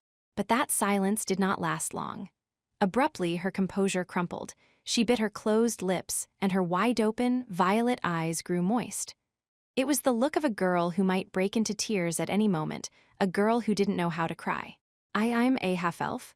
I know that. Emilia earnestly shook her head, replying in a shaking, halting voice. I'm a half-elf with silver hair. I'm hated by all kinds of people because I look like the witch. They hate me.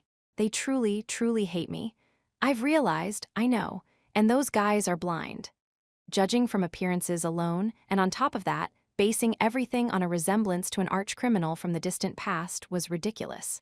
How did anyone who didn't know a single thing about Emilia's true nature have any right to hate her? I have almost no experience interacting with people, and I don't have any friends. I have no common sense, and I'm ignorant of how the world works. That's why I say weird things from time to time, and because of my pact with Puck, my hairstyle practically changes on a daily basis, and my reason for wanting to be queen is really, really selfish. She lined up her shortcomings one after another, even including things she didn't need to mention, offering a glimpse at her deepest vulnerabilities. Yet that timidity, that frailty, that lack of confidence, in that moment, Subaru thought it was all lovely. Hence, Subaru gently shook his head. Emilia, whatever anyone says to you, whatever you think of yourself, I love you. I really love you. I super love you. I want to be together with you always. I want to hold your hand forever. Ah, if you tell me 10 things you hate about yourself, I'll tell you 12 that I love about you. When Emilia seemed to try to pull back into herself, Subaru wouldn't let her escape, keeping his eyes glued to her as he stated how he really felt. Emilia closed her little lips, looking at Subaru, and as she continued to look, tears welled in her eyes. When they grew to the point of overflowing, she blinked, letting droplets fall, tracing paths down her white cheeks. That's the special way I want to treat you. This is the first time since I was born that I've been so happy to be treated as special. He reached out with his hand, gently suppressing the flow of tears. With Subaru's hand touching her cheek, Emilia put her hand over his, and the body warmth exchanged between the two felt intensely hot. Why 12? Because 100% ain't enough to express how I feel. When Subaru laughed, face brimming with a wide grin, Emilia answered with a tearful smile. Her face was dazzling, as if each and every falling tear were a diamond. Subaru felt so satisfied from seeing just one charming smile that he had to laugh at himself for how easily content he was. And so they smiled together as Emilia rubbed her cheek against Subaru's hand. "I'm so happy, really happy. I never once thought the day would come that someone would tell me they loved me." In the days until that point, special had meant something entirely different to Emilia. That was why she was extremely frightened of receiving special treatment from anyone. Subaru knew how she felt about it, but had given her special treatment despite it all. Even if it wasn't from anyone else, even if it was only Subaru in that whole world, the way he treated her truly was special. Is this really fine? For me, for someone like me to be this happy, to have such happy feelings, it feels like an indulgence. It's absolutely fine. Let's indulge ourselves. No matter how happy you are, it doesn't bother anyone else, and you can always give some of the excess to other people. Which was why. You can take it slow, Emilia. Slow, gentle, take your time falling in love with me. After all, I'll be walking right by your side, doing my best to make you weak in the knees. Eep, went Emilia, making a little sound from her throat.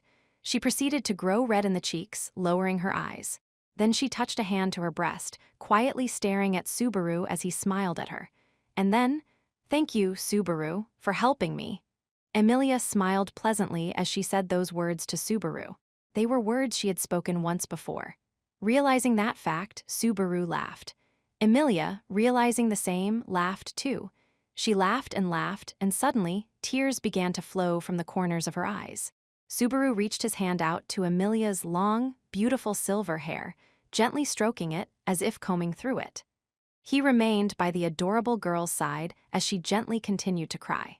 Under the sky of the approaching dusk, a boy from another world and a silver-haired half-demon drew close to one another, sharing their mutual feelings.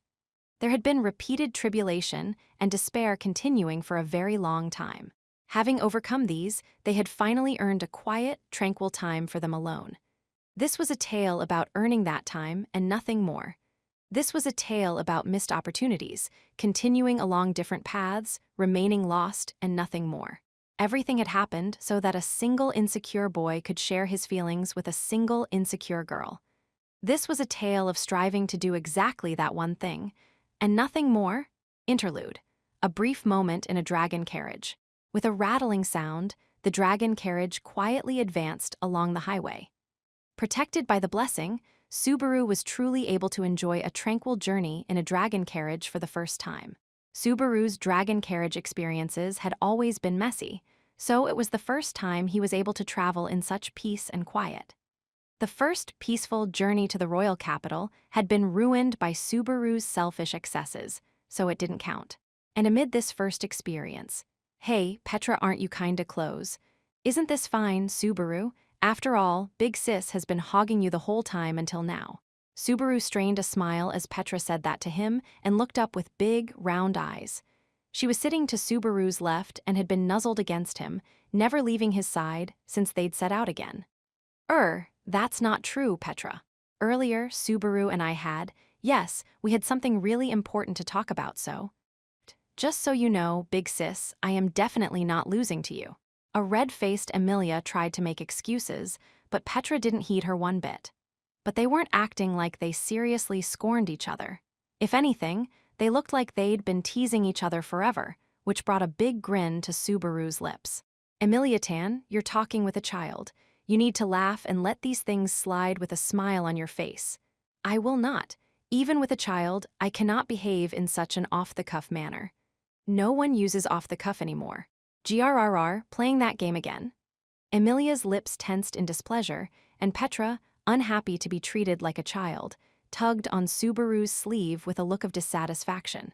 Sorry, begged Subaru, giving a little pained smile as he apologized to both of them. At present, Subaru and the others were heading to the capital with the children in a carriage after they'd had to change from the one that had been booby-trapped. Other than Petra, the exhausted children were asleep, and to be blunt, their snores and Petra's pressing up against Subaru were like his salvation. After all, he couldn't handle being alone with Emilia after what had happened earlier. He'd confessed to her, making all kinds of embarrassing statements in the process. Now that he calmly thought back upon making all kinds of cool-sounding statements, like about patiently waiting for her answer, he was about ready to expect jets of fire to sprout from his face. "Subaru, what is it? You're making a strange face." "I was just thinking that Petra's been a big help. I mean, she kept her promise not to leave Emilia Tan alone. She's been a very good girl." "Eh ha ha ha." As Petra looked up at him, Subaru gently stroked her hair and explained the second thing he was grateful to her for. If, by some chance, Petra and the other children had let go of Emilia, she might have done something reckless and gotten herself hurt again. This had been avoided, and Subaru was able to see all his efforts come to fruition thanks to Petra and the other children around them. Truly, he had been blessed, perhaps too much, even. Once things calm down, there's way too many people I need to thank. He owed Crush's followers a big thank you, then another to the Anastasia faction for the aid of the Iron Fangs, and though it pained him, Julius's assistance had been a godsend as well. Russell had helped out in regard to the white whale, plus he still owed a debt to Otto for his aid at the very end. Subaru had a lot of things to do. There's a mountain of stuff I've gotta think about, huh? There was the issue of credit being due to the expeditionary force for taking down both the white whale and Sloth, plus the alliance that had been struck with the Crush camp. There was also the matter of pressing the absent Roswal to take responsibility for compensating Erlam village and dealing with various other matters that remained. Many difficulties lay before Subaru, especially the talk that loomed largest on that mountain-like pile. Emilia Tan, there's something really important I have to talk to you about." What is it?" As Subaru gingerly brought the matter up, Emilia looked over to him with eyes full of trust. When Subaru gazed at those eyes and the emotions resting within, the task he had to carry out truly sunk in. At the same time, to be blunt, it frightened him to ponder whether the look in those eyes would change after he cleared the air. Naturally, the matter he could not avoid telling Emilia about concerned another girl, Rem. During the current loop, there was no one who'd aided Subaru as wholeheartedly as Rem. It was Rem's deep love and devotion that had gently healed Subaru's broken heart, allowing him to summon the will to rekindle the fight against fate every time he had to start over. Had it not been for Rem, the Subaru sitting before Emilia would not have existed. That was why Subaru harbored deep feelings for Rem that were special in their own way. Even if they were different from those he felt for Emilia, nothing else could compare to their strength and size. Accordingly, Subaru settled on framing it around that. He knew full well that it was an awful way of thinking. "This is really hard to say, but please listen to me. Of course, I'm resigned to Ram kicking my ass when I tell her about this, but I wanted to tell you first, Emilia Tan." Subaru's odd, halting preamble left Emilia with a perplexed expression on her face. Seeing that nearly dulled his determination, but he hardened his resolve, feeling his courage bolstered by the battle with the witch cult. He worked the wheels in his brain at maximum speed, multiplying everything by return by death to reach the most optimal way to explain. "Actually, I wanted to talk about Rem. Where I'm concerned, Rem, well, you must have figured it out, right? I mean, well, she said a fair bit about it." Sweat oozed from Subaru's brow as he desperately tried to find the next words. Now that he was faced with giving the most awful confession in history, his courage, resolve, and experiences from return by death all failed him.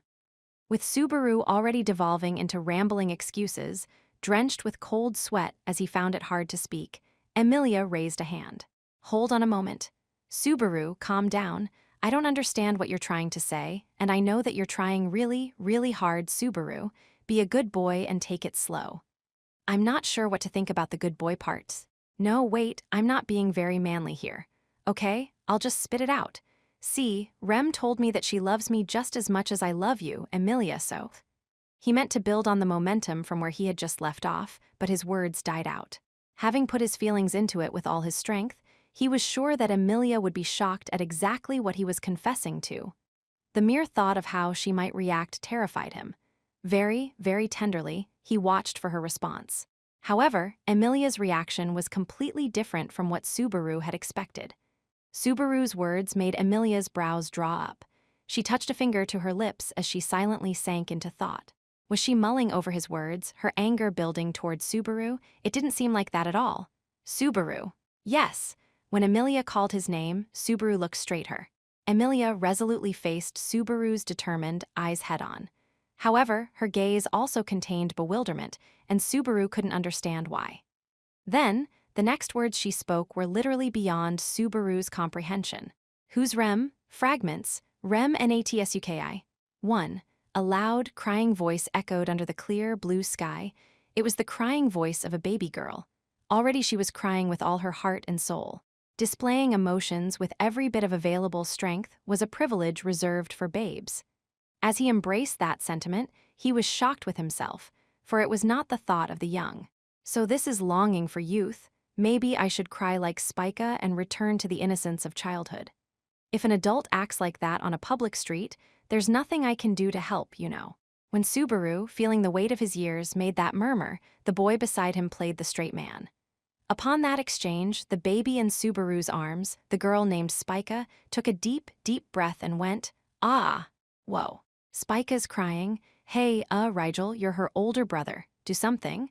You say that, but the fact you yourself aren't doing anything about it is a lot worse. The two males of the household batted responsibility back and forth with the baby between them. The uproar attracted the attention of nearby pedestrians, but when they saw which three people were making the ruckus, they all thought, same as usual, and promptly lost interest. As a result, the crying baby girl and the two caretakers remained as they were. Subaru, dead center amid that noisy, passingly amusing scene, covered his face with a hand.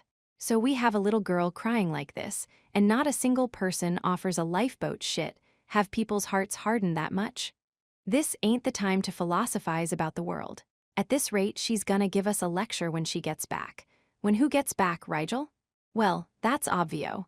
The young man named Rigel cut off his words there as he looked over his shoulder in shock. Subaru went, "Oh," as he followed Rigel's gaze, raising his eyebrows as he arrived at the figure standing behind him. "Done with your shopping?" "Yes, there were no problems. It seems things did not go so well for you." "Nah, Spica's super lively. This one's growing up to be the type who runs all around and keeps men wrapped around her finger. She'll grow into a little devil before you know it. My heart's all aflutter. I can't wait." As Subaru flapped his lips, Spica, the girl he held in his arms, extended a little hand toward the woman standing there who was no larger than a leaf. Subaru desolately realized she seemed to be saying, "Change me."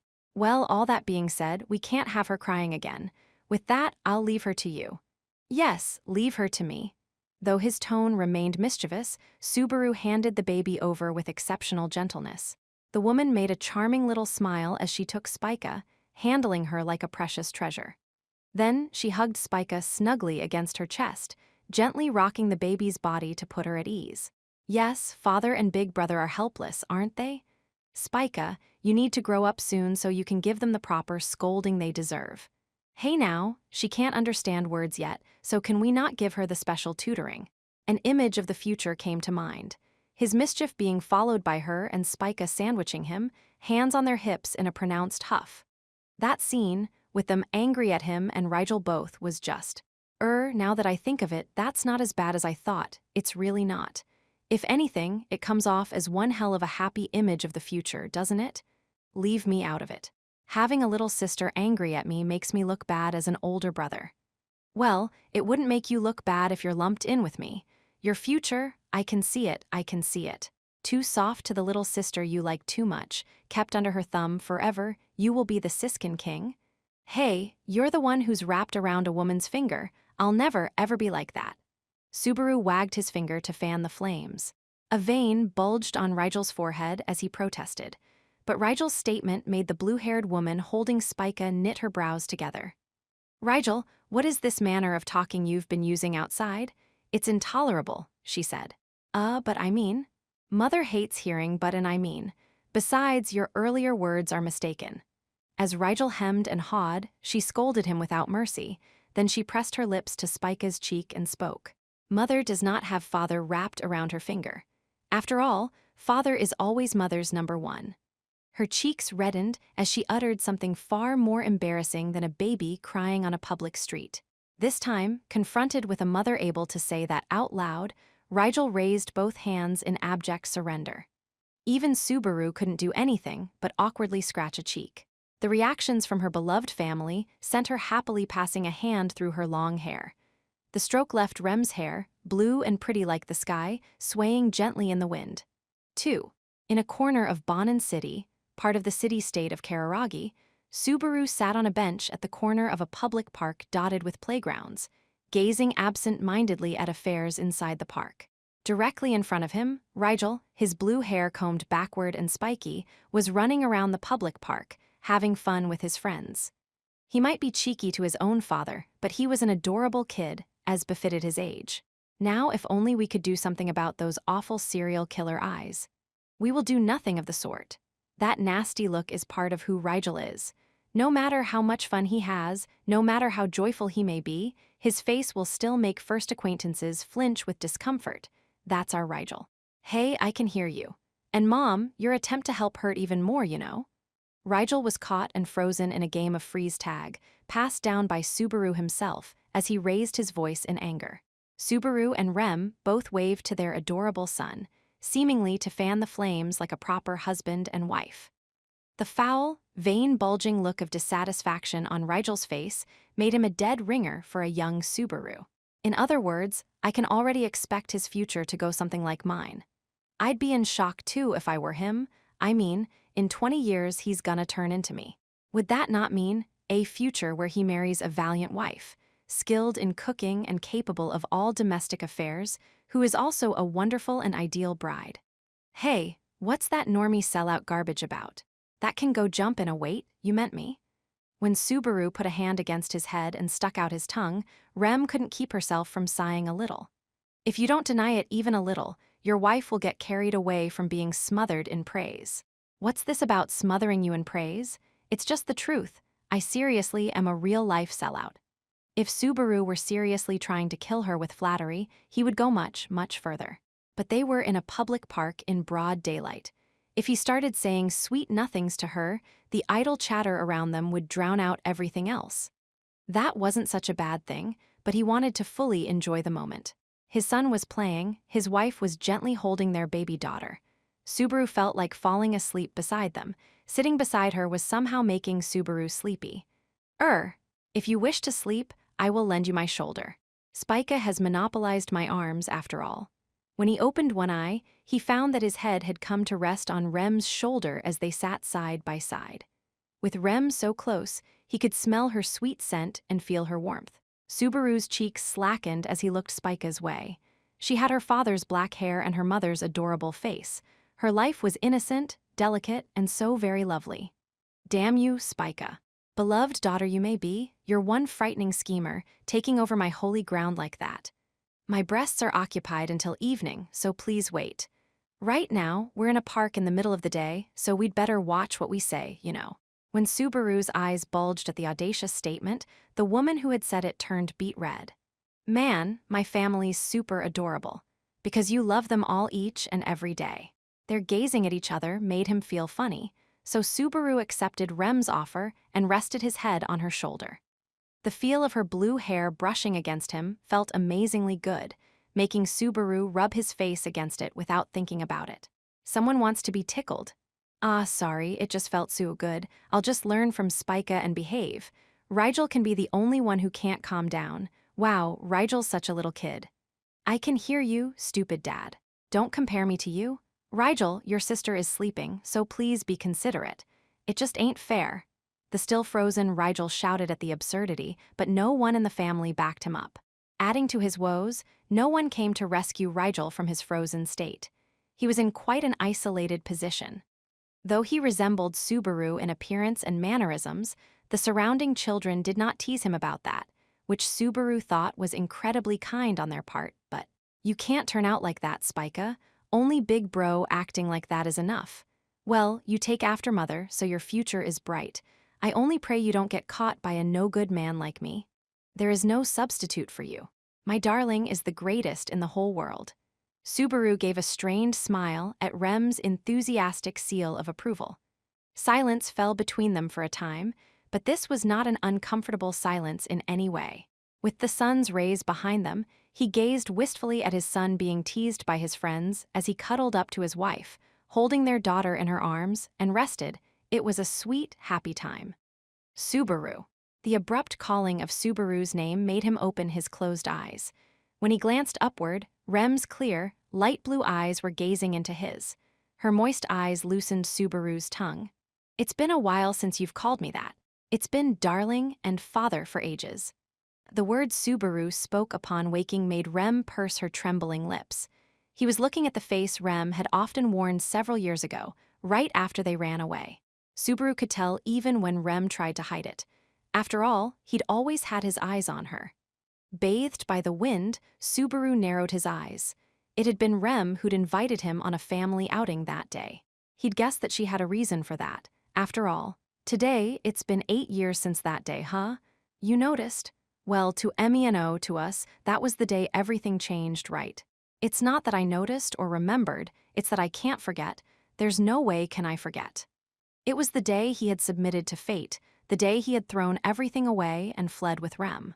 It was a day when he'd meant to give everything up, but there was one thing only he hadn't given up on. On that day, he'd had her love, and the Subaru sitting there existed thanks to that. Subaru, do you? Rem had consciously stopped calling him by that familiar name since they'd fled to Kararagi. It was no doubt a ritual by which she'd left their old lives behind. All that time, Subaru hadn't asked her to divulge the true intent behind it, nor had Rem told Subaru on her own. As for what led her to depart from the ritual she had continued for so long, that was, regret it. Regret? Yes, that you ran away, that you gave up, that you threw everything away. That you. If you're gonna say, picked me, I'm gonna be ultra mad. I'll grab Rigel and Spica and head back home right now. Nah, I'll leave Rigel here. He saw that Rigel was giving him a foul look, but Subaru spoke anyway. Mother and I are having an important discussion, thrusting his son's concerns into a bottomless pit. Now look here, he said afterward, turning back toward Rem as he spoke. That's quite something to ask all of a sudden after 8 years, and I'm not sure how many dozens or hundreds of times saying this is gonna help, but yes, I love you the most in the whole world. You're the only bride for me, and I'm the only man for you. You're not a cheap woman. A guy like me doesn't settle for someone like you. As they gazed at one another, Subaru's fingertip gave Rem's forehead a light flick. Then he drew close to the surprised girl's face and spoke. It's like I swore that day. I'm yours through and through. I'll do anything for you. I'll give anything to you. I live for you alone. Well, nowadays I have to add our kids to that. With Rem's eyes closed, he crinkled his nose and stole a kiss from her lips. A smile came over Subaru just from the touch of their lips and being close enough to feel her breath. No matter how many years passed, that childish mischievousness of his always stayed the same. Can't you stop worrying now? I am sorry, I always worry. I mean, I love you more and more, Subaru. Even though I keep thinking there can never be a happier time than this, I become happier and happier. I love, I rejoice, and so I worry. Tears appeared in Rem's eyes. She shook her head a little, even as she professed her own happiness. After shaking her head, she touched her cheek to Subaru's, allowing their mutual warmth to flow between them as she spoke. I worry that you'll go away, and I won't be able to touch you like this anymore. Relax, I'm not leaving your side and I'm not going away. As long as you love me, I'm never pulling away from you. My love for you will never run out, Subaru. We'll be together forever then. I love you, Rem. Rem didn't know what to do with her own feelings as Subaru kissed her again. Frozen in surprise, she sank deep inside herself as their hot tongues intertwined once more. When she felt his tongue depart, savoring the sensation of his saliva on her front teeth, her breath was slightly ragged when Subaru continued. Don't make me say stupid stuff like maybe I settled for you in the first place. So what then? Instead of love for Rigel and Spica, I should pity them. Spica's the crystallization of our love all according to plan, and Rigel's the kid born from our youth and burning love running wild. It was quite a time when Rigel was born. When Subaru put a hand on his hip and lectured her, Rem smiled softly as she looked back at him, reminiscing. Even though we needed to find a house and a job here in Kararagi and set up a calm, stable life. Well, hey, we were young, so we couldn't just hold off. And even though you were tired from work, you became very energetic in the evening, Subaru. Hey, when you're young you have energy to spare, right? I got pregnant almost at the same time as getting full-time work, so my head was pretty much a haze at the time.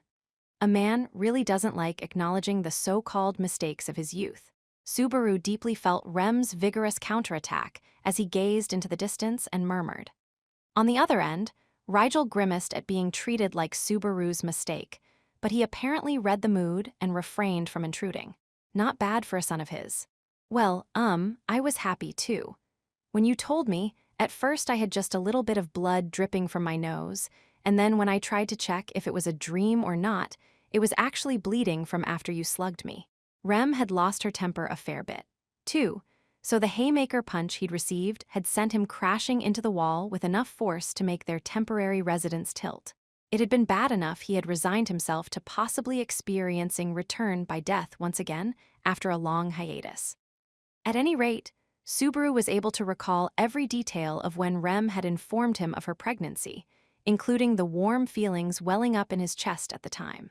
However, Rem responded to Subaru's words with a shake of her head. "You are mistaken.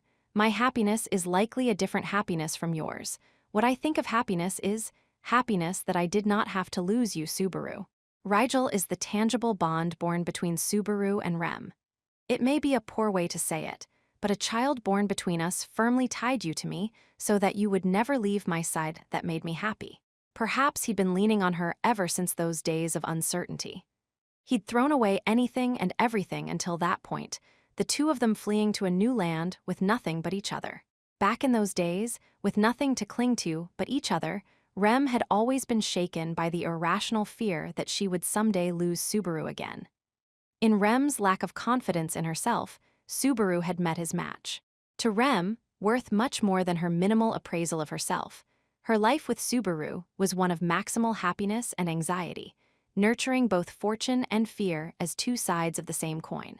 And it was the new life between them that had served as the marker to put an end to that time. "You didn't believe?"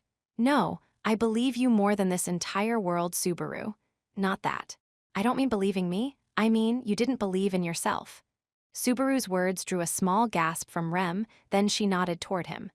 Inside her, Subaru loomed disproportionately large. Rem, thinking she was very tiny in comparison, must have felt anxious on account of that. Enough not to notice that Subaru had harbored the same worry all that time. Subaru couldn't help a pained smile at how they were intensely self-deprecating, husband and wife both. The sight of that made Rem's cheeks puff up. "It is fine. I am an idiot. You cannot be faulted for laughing," she said. No. I was just thinking all over again that our personalities are a perfect match. That and yes, my wife really is the cutest in the whole world." For but a single moment, the surprise confession made Rem blink and brought a flush to her cheeks. Subaru's breast warmed at the response. He had managed to make Rem truly feel his love for her. He liked and loved Rem most in the whole world. He was capable of yelling that in a loud voice. In fact, from time to time, he did just that. It had made them locally famous as a particularly passionate husband and wife. "Rigel, Spica." All of a sudden, Rem spoke the names of their two adorable children. When Subaru cocked his head, Rem said, "It's nothing," gazing at Subaru with upturned eyes. "Both are the names of stars, yes. Stars in your homeland, Subaru." "Yep. My dad had a fundamentally lousy personality, but I straight up admire him for naming me Subaru. I like this name. Subaru's the name of a star, you see."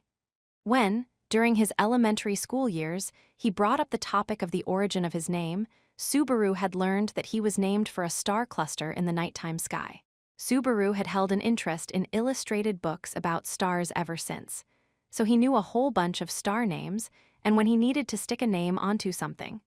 I was always taking names from stars. I used the name of a star for my handle on the net, and if I used an alias, I'd usually take one from a star. So even in that sense, these names really shine. I am uncertain what you mean by that, but I do think names of stars are wonderful. If a third child is born, I am sure it shall be the same. Isn't it a little soon to talk about a third? Spica's not weaned yet. I was thinking I could leave everything but breastfeeding to Rigel. Why do you think I was so careful not to have the next child until he got bigger? Hard to notice with me around, but you're pretty hard on Rigel too, aren't you, Rem? Subaru made a strained smile at Rem's routine treatment of their son as he got up from the bench, brushing his rear. Then, as Rem looked up at him, he extended a hand toward her. Let's head back. A man can only do so much flirting with other people's eyes on him, you know, he said. I suppose so. Right now, I feel like you want to flirt with me with all your strength in a way that you haven't in a while. Oh yeah. Right now, my libido might be enough to keep up with even a demon's endurance. With that nervous murmur, he used the hand Rem was grasping to pull her into his embrace. Wah, she exclaimed in surprise as Subaru hugged her, spica and all, deftly conveying his warmth to his family. Well, let's head back, then to our house. Yes, darling. Subaru walked forward, a basket of groceries in one hand, Rem's hand in the other, with Rem, carrying Spica, cuddled up against him as she followed half a step behind. That was how they walked close to their still-frozen son at the center of the public park. Hey, son, still stuck in Winterfest on your own? This is slow even for freeze tag, and I'm bored, so Mother and I are taking your sister back home. You can sleep over at a friend's house tonight. That's blatantly ditching me, damn it. And this is after having my parents be all lovey-dovey in a public park in broad daylight. You jelly? Sorry, Rigel, Rem here is all mine. Shut up. Subaru fanned the flames, drawing an angry shout from Rigel, but he didn't play the jilted son for long. He immediately took a deep breath and spoke. Stay calm, don't let Dad fling you around willy-nilly. Calm, I'm calm, okay, I've calmed down, so what were you and Mommy talking about? Where your name came from. Come to think a bit, I think Vega was my first candidate for your name. That sounds strong, why'd you drop it? Nah, when I thought of the original backstory, it seemed pretty rough for a name. No way am I raising a son who can only meet his lover once a year. Lovers are important, especially my bride, the cutest of all.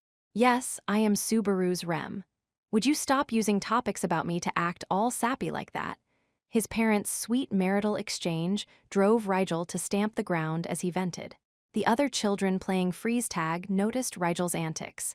Ah, Rigel moved. You can't break the freeze tag rules. Jay, the children who had abandoned Rigel to that point showered accusations of rule breaking upon him. As Rigel froze, his throat tight, Subaru patted him on the shoulder. He who breaks the taboo of freeze tag must be punished. You must face the hell of being tickled by demons until you are unable to either laugh or cry, be strong. Don't make up rules as you go with a serious look on your, hey, what do you guys think you're? Wait a sec, don't just take what he says at face value. Wah, you Rigel desperately ran away as the various children pressed upon him. However, they headed him off. They proceeded to press Rigel to the ground as several sets of fingers closed in. Farewell, my son. Father and Mother have something very important to discuss, so don't you dare come back until nighttime. Also, use of your horn is forbidden, and make sure you don't tear your clothes. Why, you heartless parents, I'll remember this.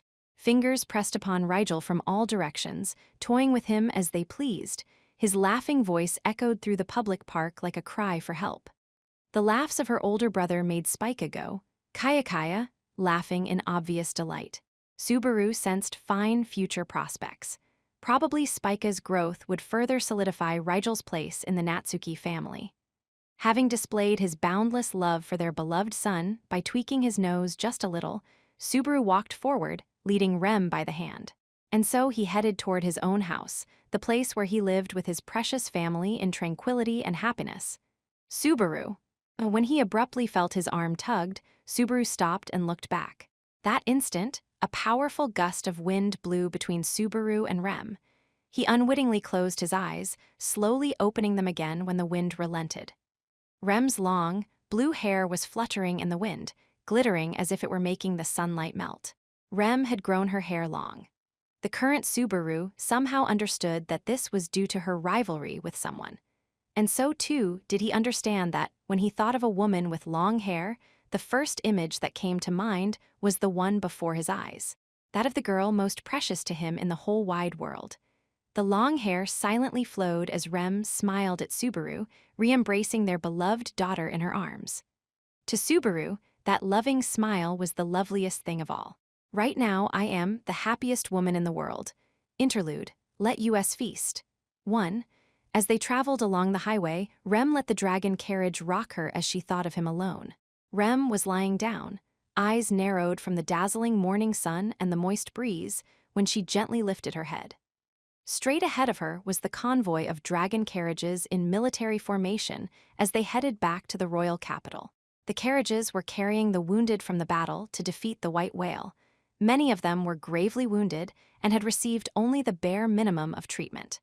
But the atmosphere of the unit was far from somber. It was that of an overflowing sense that their earnest desire had been achieved.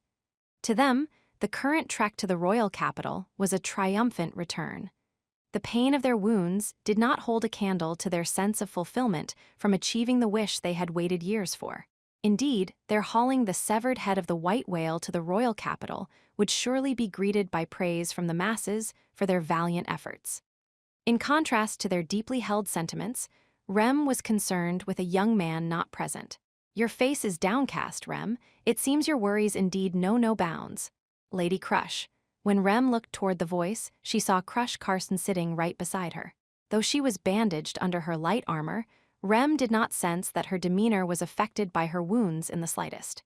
But there were traces of fatigue upon even her gallant face. She was in precarious enough territory that she was riding a dragon carriage, not on her favorite land dragon. However, as Rem nodded toward her, Crush cast her fatigue aside in the blink of an eye. Ferris, Wilhelm, and the expeditionary force accompanying them are brave, highly trained warriors. He shall surely have Ricardo and the Iron Fangs aiding him. Besides, it is difficult to believe that Anastasia Hoshin does not have other measures prepared. The witch cult's numbers are unknown, but it is not a losing battle. I wonder if it is selfish of me to worry. Even so, once the seed of worry has taken root, stepping on it is not helpful. If you are the cause, you must overcome yourself with devotion and resolve. But one finds the self to be a difficult opponent. Forgive me, helping others find peace of mind is not my specialty. Seeing the gloom on Rem's face deepen, Crush lowered her eyes, realizing that she had misspoken. That instant, Rem broke into a small, spontaneous smile at how the woman who had felt so detached to date suddenly felt very close to her. "Very good," said Crush, drawing her chin in upon seeing that smile. "Subaru Natsuki said it well, that a smiling face suits you better, Rem. Hearing it from the side, I thought it mere flattery, but it is less idiotic than I expected. If you were to smile, Lady Crush, the air you give off would surely change as well. You are always so imposing, I believe you would display a wonderful smile. I wonder. I am a woman poor at smiling. I have always regretted it, and do so even now." Rem's suggestion caused Crush to avert her gaze and murmur thusly. There was a smile carved upon her lips, but this was a slight smile, one plainly at her own expense. Rem was surprised to see Crush display such disgust with herself. To Rem, lacking in confidence, Crush, always valiant and composed, was one of the ideal images of womanhood. Though as far as Rem was concerned, Ram, her elder sister, was the most ideal of all. But before she could press the issue, Crush hid her smile and changed the topic. "Concerning Subaru Natsuki and the others, this revolves around Emilia's lineage. I anticipated the threat of the witch cult from the beginning. Surely Marquis Mathers has prepared measures of his own. I do not understand Master Roswell's thinking. For that reason, it shall do you no good to pry. How strict! Now that we are allies, he surely would not mind your letting a few words slip." Likely, her jesting manner of speaking was her being considerate toward Rem. As a matter of fact, Rem had managed not to sink into a swamp of worry thanks to Crush's speaking to her like that. Besides, Crush's hypothesis made perfect sense. It was a certainty that Roswell, of all people, would have some kind of countermeasure for the current incident. After Subaru's having fallen into misfortune, his actions to assist Roswell would surely restore his good name. No, his cooperation in the battle against the white whale had already made his name echo far more than that. The hero, Subaru Natsuki. To Rem, it was natural to assess the man who had saved her heart and her future thus. There was no other appraisal fitting Subaru, who would surely perform other shining exploits thereafter. And if Rem could exist beside that shining light, have it turned toward her from time to time, Rem sought nothing more. Rem would be fulfilled by that alone. When Rem thought about Subaru, her heart was always filled with complex emotions. It always made her feel warm and at ease. And yet, at some point, anxiety crept in, bringing anguish. She felt like worry was tearing her apart. It was Subaru, and Subaru alone, who gave her heart such joy and distress, ceaselessly alternating between one and the other. Subaru truly is a very vexing person. With a small, wry smile, Rem whispered loving words toward the image of the man rising in the back of her mind. Crush watched the side of her face in visible relief. She let her long hair flow down her back as she silently shifted her eyes toward the dragon carriage on the road ahead, but her amber eyes abruptly narrowed. Crush let out a tiny murmur. Rem lifted up her face, for she had detected a jarring sound at nearly the same instant. The dragon carriage in front, caught by the amber eyes, was in the same direction as the discordant sound Rem had noticed. The two discrepancies were linked to the same event, which occurred a moment later. Namely, the sudden destruction of the dragon carriage directly in front of Crush. It was destruction in its purest form. Out of the blue, the dragon carriage's entire frame was swallowed up by an overpowering shock wave, which blasted it away in pieces. To Rem, the sound of the devastating blow was like that of rainfall. Red mist spewed out as the dragon carriage was instantly transformed into a bloody spectacle. The land dragon, the carriage, and surely the wounded inside the carriage as well, had been pulverized by wholly merciless destruction. We're under attack. Instantly, Crush shoved all distress from the blow aside and called the formation to arms.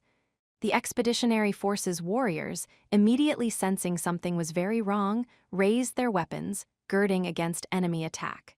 Rem, too, ignored her physical fatigue, rising up with an iron ball in her hand. Then she saw a figure on the other side of the bloody mist. Unarmed, unguarded, unconcerned, unmoved, unmerciful, unreserved malice. Trample them, Crush shouted toward the driver's seat. Hearing this, the knight loudly snapped the reins in lieu of a nod. The neighing land dragon accelerated, and the dragon carriage became a weapon, charging to run over its foe.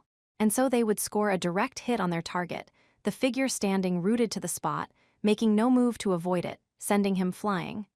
"Lady Crush!" Rem shouted as she grabbed Crush by her slender hips and leaped, escaping to the dragon carriage's side. The knight on the driver's seat was beyond her reach. Rem clenched her teeth in regret, and just after, she heard a voice. "Goodness, could you not? I think running over someone who's done nothing is slightly beyond what decent people would do." It was a gentle voice speaking with all the urgency of someone taking an early afternoon stroll in a public park. In fact, if she'd heard such words in a public park, Rem would have been far less shocked. Yet that voice had unleashed the destruction that had shattered a dragon carriage in a tragic spectacle of blood spatter. At a glance, he was an utterly unremarkable individual. He was of medium height, with a medium build, and he had naturally white hair that was neither short nor long. The white suit that he wore to match the hair on his head was neither extravagant nor shabby, nor did his face have any defining characteristics. He looked like a completely average man. Yet as a matter of fact, the land dragon coming into contact with him forcefully cried out as half of it was torn asunder. The knight on the driver's seat and the smashed dragon carriage were destroyed together to the point that it was impossible to tell them apart. And what shocked Rem the most was not the man's demeanor, as he treated the awful spectacle like it was nothing, but the fact that the man who had assuredly destroyed the dragon carriage had simply stood there. The man had done nothing. Merely by standing, he had taken a head-on collision from a dragon carriage and won. "I thank you, Rem, you saved me, but it seems the situation has improved little." As Rem stood frozen, Crush, embraced in her arms, rose to her own feet. She remained wary of the still unarmed man as she turned a painful eye toward the bloody remnants of the dragon carriage. "How dare you inflict such cruelty on my retainers? Who are you?" Razor-sharp will to fight rested in Crush's eyes as she posed the question to the man in a hard voice. Upon receiving Crush's question, the man touched his own chin, nodding multiple times as he spoke. I see. That means you do know nothing about me, but I know all about you. Right now, the royal capital? No, the entire nation is astir where you are all concerned, candidates to become the next ruler. Even if I have little interest in titles and the affairs of the world, I can imagine it takes a great deal of resolve to bear such burdens. It must be so hard for you. Enough idle chit-chat, answer my question, or I shall strike you down. What a terrible thing to say, but perhaps arrogance of this level is mandatory if one is to support a nation on her shoulders. Not that I can understand even a smidgen of that emotion, mind you. Well, I suppose I could never understand the thoughts of someone who actually wants the throne and having that responsibility piled upon her. Ah, not understanding does not mean I am putting them down. You see, unlike you, I simply lack such arrogance. The man continued to ignore Crush's demand as he spoke glibly at length. But I told you there would not be a third chance. Crush made that calm statement at the same time that she waved her arm, unleashing a blade of wind. This was Crush's technique. One blow, 100 felled, the product of wind magic and her blessing of wind reading. The man was slashed by the invisible cutting attack, able to slay a person, before he even realized he had been sliced. It was this might with the sword by which Crush had protected the Duchy of Karsten in her first sortie, preventing damage when the demon beast known as the Great Hare appeared, causing rumors of the Valkyrie to quickly spread. It was a hearty sword blow that could even rend the thick hide of the white whale, sending a beast of that size crashing to the ground. A man's flesh, with a mass greatly inferior to that of the demon beasts, could not possibly withstand such a blow. And yet, who raised you to cut a man down in the middle of a pleasant conversation? Tilting his head, the man stood there, his body showered with the slicing blow, only to easily shrug it off. The cutting attack that had rent even the white whale hadn't even made him twitch. There was no sign of the man's flesh, no, not even of the man's clothes having been cut. It was thanks to an unknown phenomenon that did far more than merely defend against Crush's invisible blade. Crush gasped. Rem's body froze up from the work of a different abnormal phenomenon. Looking at the two in front of him, the man sighed and pushed up his forelocks in annoyance. Now hold on, I'm speaking, okay?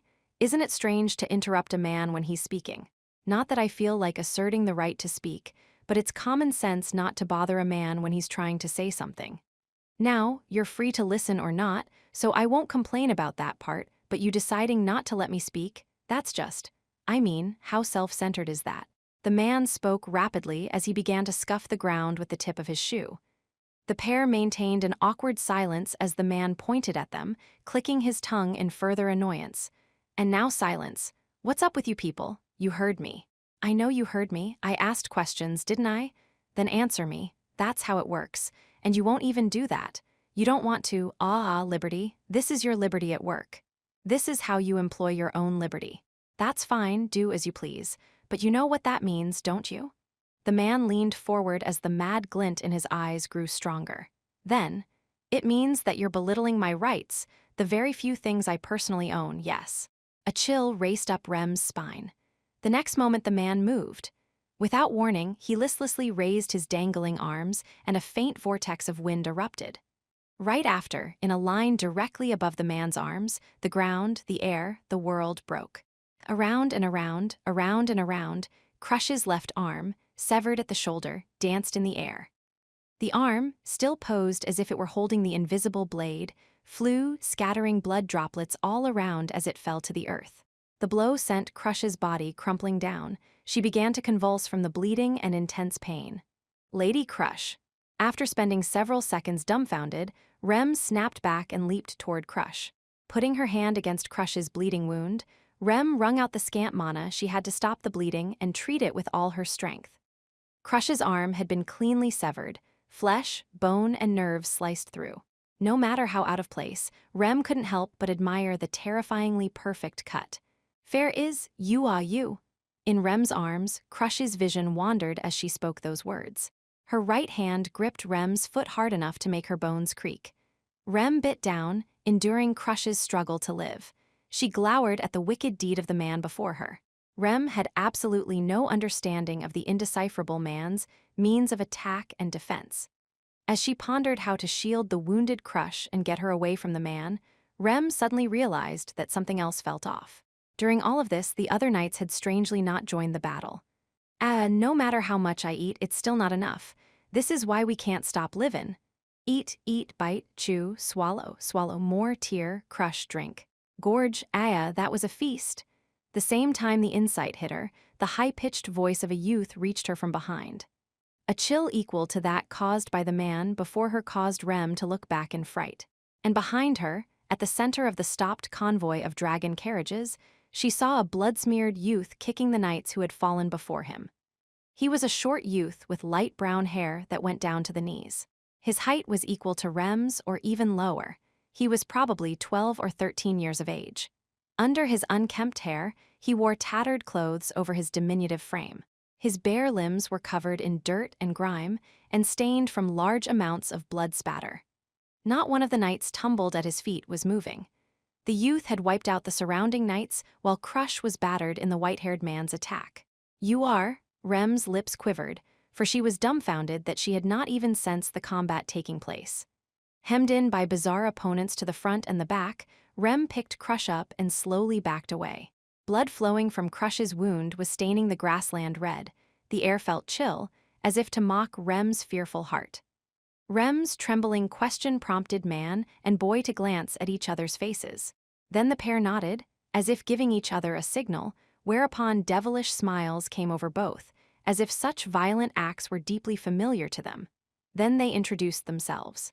Archbishop of the 7 deadly sins of the witch cult, Regulus Corneas, charged with greed. Archbishop of the 7 deadly sins of the witch cult, Lie Baiting Catos, charged with gluttony. 2. They were members of the witch cult and archbishops at that. Ignoring Rem, who froze when their titles reached her ears, the excitable-looking youth, Lie Baiting Catos, looked around at the fallen knights, fondly licking his lips. "Oh yeah, coming here for a bite like this was a great idea. Considering that they took out our pet, this is a rich harvest.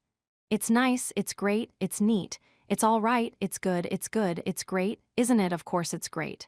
It's been a while since we've been able to eat our fill. To be honest, I just can't understand that part about you. Why can you not be satisfied with what you have right now? You know, people can only carry what will fit in the 2 hands they are born with. Why can't you understand that and hold your own cravings in check? We hate lectures, and we don't need any. We don't care if what you say is right or wrong, either. To us, nothing matters besides the feeling of an empty stomach." Baiting Catos of gluttony slurped his saliva as Regulus of greed let his shoulders sink. With 2 archbishops of the 7 deadly sins having appeared simultaneously, Rem desperately searched her nearly stalled head, earnestly hammering out a plan to break out of the situation. With the combat ability present, it was impossible to crush the 2 men who had appeared before them. Crush's bleeding had stopped, but she was in nearly as precarious a condition as before. As it was unclear if the knights were dead or alive, Rem could not count on them to bolster her fighting strength. Rem herself had depleted her tiny reserve of mana by treating Crush. Even if she went into demon mode, she could not picture an outcome where she was triumphant. When she glanced around the area, she could not see any sign of the Iron Fangs. One of their units was transporting the wounded beast men and hauling the recovered head of the white whale. Likely their commander, Hetero, had seen an opportunity and beat a hasty retreat. Perhaps if she bought some time, they might return with reinforcements. Even if that was true, she doubted they would arrive in time. "Are you here because we defeated the white whale, to avenge the demon beast?" Ah, don't misunderstand. We're not interested in the dead white whale. We're interested in the people who killed the white whale. Somehow it did whatever it liked for 400 years, but you managed to kill it. I hoped you all would be ripe for the slaughter, but it turned out even better than I expected. Baiting Catos bared his very sharp teeth as he wildly shook his head in vigorous excitement. Love, chivalrous spirit, hatred, tenacity, triumph, all bottled up and simmering for such a long, long time. Just having them passing down my throat makes me feel full. Is there a more beautiful food in the entire world? No, nay, nothing, surely nothing, certainly nothing, absolutely nothing. Drink, gorge, that is what brings joy to our hearts and our stomachs. Rem couldn't understand anything he said. Baiting Catos continued to writhe as if he'd dined to excess. As his laughs reverberated for a time, Rem silently shifted her gaze. That gaze caused Regulus to wave a hand with an exasperated look. "Relax. I'm not anything like him. I'm just here by pure coincidence. You think I hunger and thirst like that? I have nothing to do with such vulgar behavior. Unlike him, always pathetically unfulfilled, I would be satisfied with, well, you, even as you currently are." Regulus motioned to Crush's lopped-off arm, wearing a sunny expression as he stood before Rem. "I dislike conflict and the like. If times remain ordinary, peaceful, and gentle, that is enough for me. That is best. I have no ambitions greater than what I can reach with my meager hands. As an individual, my hands are full simply protecting what little I call my own. Regulus closed his fist, drunk on his own performance. Rem wondered how someone who could take the lives of a land dragon and several humans, or inflict a grievous wound on a single woman, could speak like that. On the one hand was Bating Catos, who writhed from incomprehensible hunger, immersed in self-satisfaction while waving around his pet self-serving theories. On the other was Regulus, a strange man through and through. They truly had to be witch cultists. Simmering anger welled up within Rem as she rose to her feet. Rem laid Crush, sleeping like the dead, down on the ground. She lifted up her own weapon in Crush's place. Rem's little remaining mana swirled around, and a number of icicles rose in the air around her. Seeing this, the expressions on Bating Catos and Regulus changed. "Have you listened to a single word I said? I told you I don't want to fight.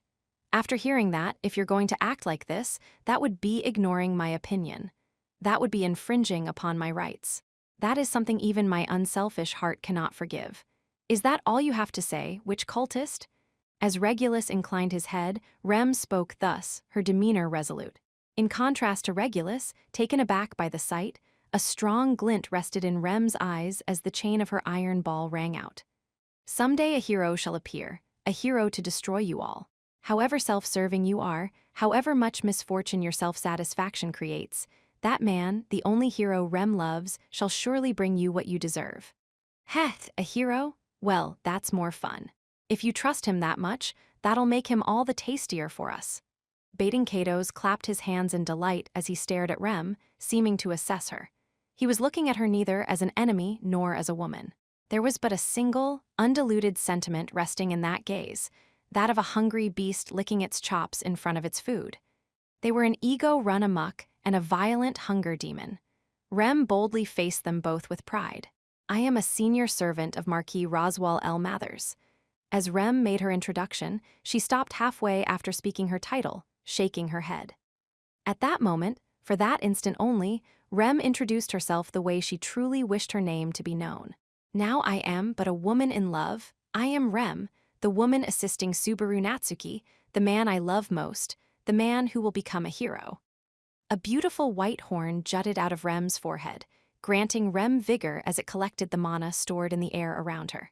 Power filled her entire body as she moved the hand gripping the iron ball's handle in a rhythmic motion and called forth more and more icicles. Her eyes were wide open. She was aware of the whole world around her. She felt the air around her. But the only thing traced by the back of her mind was an image of him.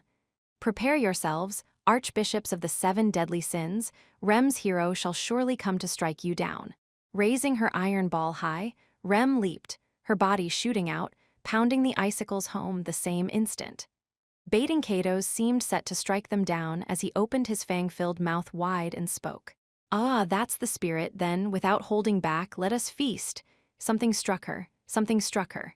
And in that instant, she thought, "I hope that when he learns that I am gone, it sends a ripple through his heart." In her final moment, that was Rem's only wish. Chapter 6. To each their vows. 1. As she lay on the bed, her face was tranquil enough to make someone think she was merely asleep. When he looked at the lashes on the borders of her closed eyelids, he could absent-mindedly think, "Wow, it's been a while." Her expression while awake was usually taut, but one could catch a true glimpse of her age on her face when she slept. Now that he thought of it, he'd never once had a chance to see her sleeping face. She was always waking up Subaru, always being strict with him, and only now did he realize just how lovely she looked when she let that hardness soften. He'd seen her surprised face, her blushing face, her pouting face, her crying face, and the smiling face she showed him when they'd made up. He'd had so many chances to realize it before. Rem was not sleeping in the maid uniform she usually wore. There was no flower adornment for her pretty blue hair. To a maid, those were armor for battle. Now she needed those things no longer. "So this is where you were." Subaru was idly spending his time in that quiet, unmoving room when someone spoke to him. When he slowly turned around, he saw a woman standing at the room's entrance wearing a light purple dress. The woman had long, beautiful hair, and behaved with refined elegance as she walked over. But there was a faint bewilderment to her gait, as if she sensed something awry that did not match the nobility she had been born with. And when she approached, that discordant feeling spread to Subaru as well. Is she? Nothing's changed at all. It's not like I can do anything, so I'm just sticking around. It's kind of pathetic how I'm clinging to her like this. I wonder if that might not make her happy somehow. As Subaru hung his head, the woman timidly offered words of consolation. But those words, which could not possibly put his mind at ease, made Subaru unwittingly glare at her. I am sorry. It seems I went too far and offended you. I'm sorry too, I'm just frustrated. Rem would be angry with me. She'd say, Subaru, you must not take things out on other people or something. Subaru lowered his head to the apologetic woman, weakly smiling as he mimicked Rem's manner of speech. In the back of his mind, he could hear her voice saying those exact words, and yet her voice reached no one. There was no one to point out that Subaru's act was nothing like the real thing. Subaru's hollow, farcical action made the woman before him don a pained look, covering her eyes. Without thinking, she shifted that right hand to her own left arm, holding it as if to support the freshly reattached limb. Silence descended on the room, and Subaru shook his head, knowing he could not allow it to continue. When you're feeling despondent, continued silence becomes comfortable, and it is easy to become apathetic and stop your legs. But that was not what the man Rem believed in ought to do. Did you need something from me? Yes. The others have assembled in the office for some kind of discussion. It would be good to have a... The woman looked like she'd been rescued by his prompting as she continued her words about the business he'd surmised. But halfway through those words, her cheeks awkwardly tensed. Seeing this, Subaru pointed to himself and spoke. I'm Subaru Natsuki. I am sorry. Master Subaru Natsuki, is it? I shall properly remember. I am very sorry to have been so rude to you after all I have heard you have done for me. It can't be helped. There's way too many things you have to keep track of right now, so don't worry about it. The woman's demeanor was genuinely apologetic, but the ill feeling from that very graceful, feminine behavior tore at his chest. He wasn't rude enough to actually say that, though. Well, I'll see you later, Rem. Turning his head back, Subaru gave the sleeping Rem a gentle pat on the head. Her chest faintly rose and fell, her body was warm to the touch. Her living, physical body was firmly present. For her, lost to the memories of others, that was the only thing that remained. The office, you said. It's bad to keep everyone waiting, so let's go, I guess?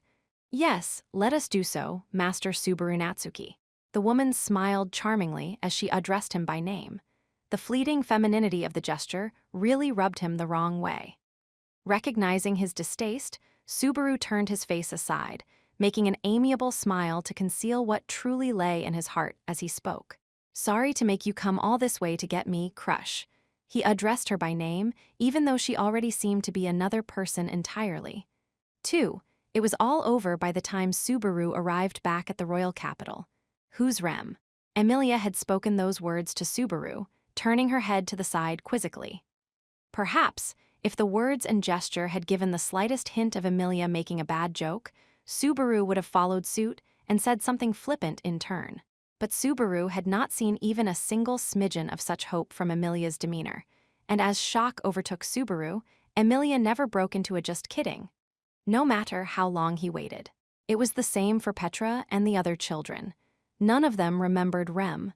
Faced with that fact inside the dragon carriage, Subaru desperately had it race to the capital. It can't be. There has to be some mistake. That was what he believed. After all, everything should have turned out all right. Subaru ought to have grabbed hold of the best possible outcome. He'd accomplished his objectives, protected the people precious to him, and overcome sadness and anguish, carrying on the struggle in spite of his heart being scarred many times over. And yet, when Subaru's feet stepped into the office, the gazes of those already in the room gathered upon him. He imagined the uncomfortable feeling he got from them was damage wrought from the blame they harbored toward themselves. The 3 people in the office were Emilia, Ferris, and Wilhelm. Adding the recent arrivals Subaru and Crush, that made 5 people participating in the discussion. Ah, I'm glad you're back. Lady Crush, sorry I made you run an errand. Not at all. It's quite all right, Master Fair. Ferris is fine. We've been together far too long. It'll make me feel lonely if you add master or anything else at this point, meow. No labels, okay.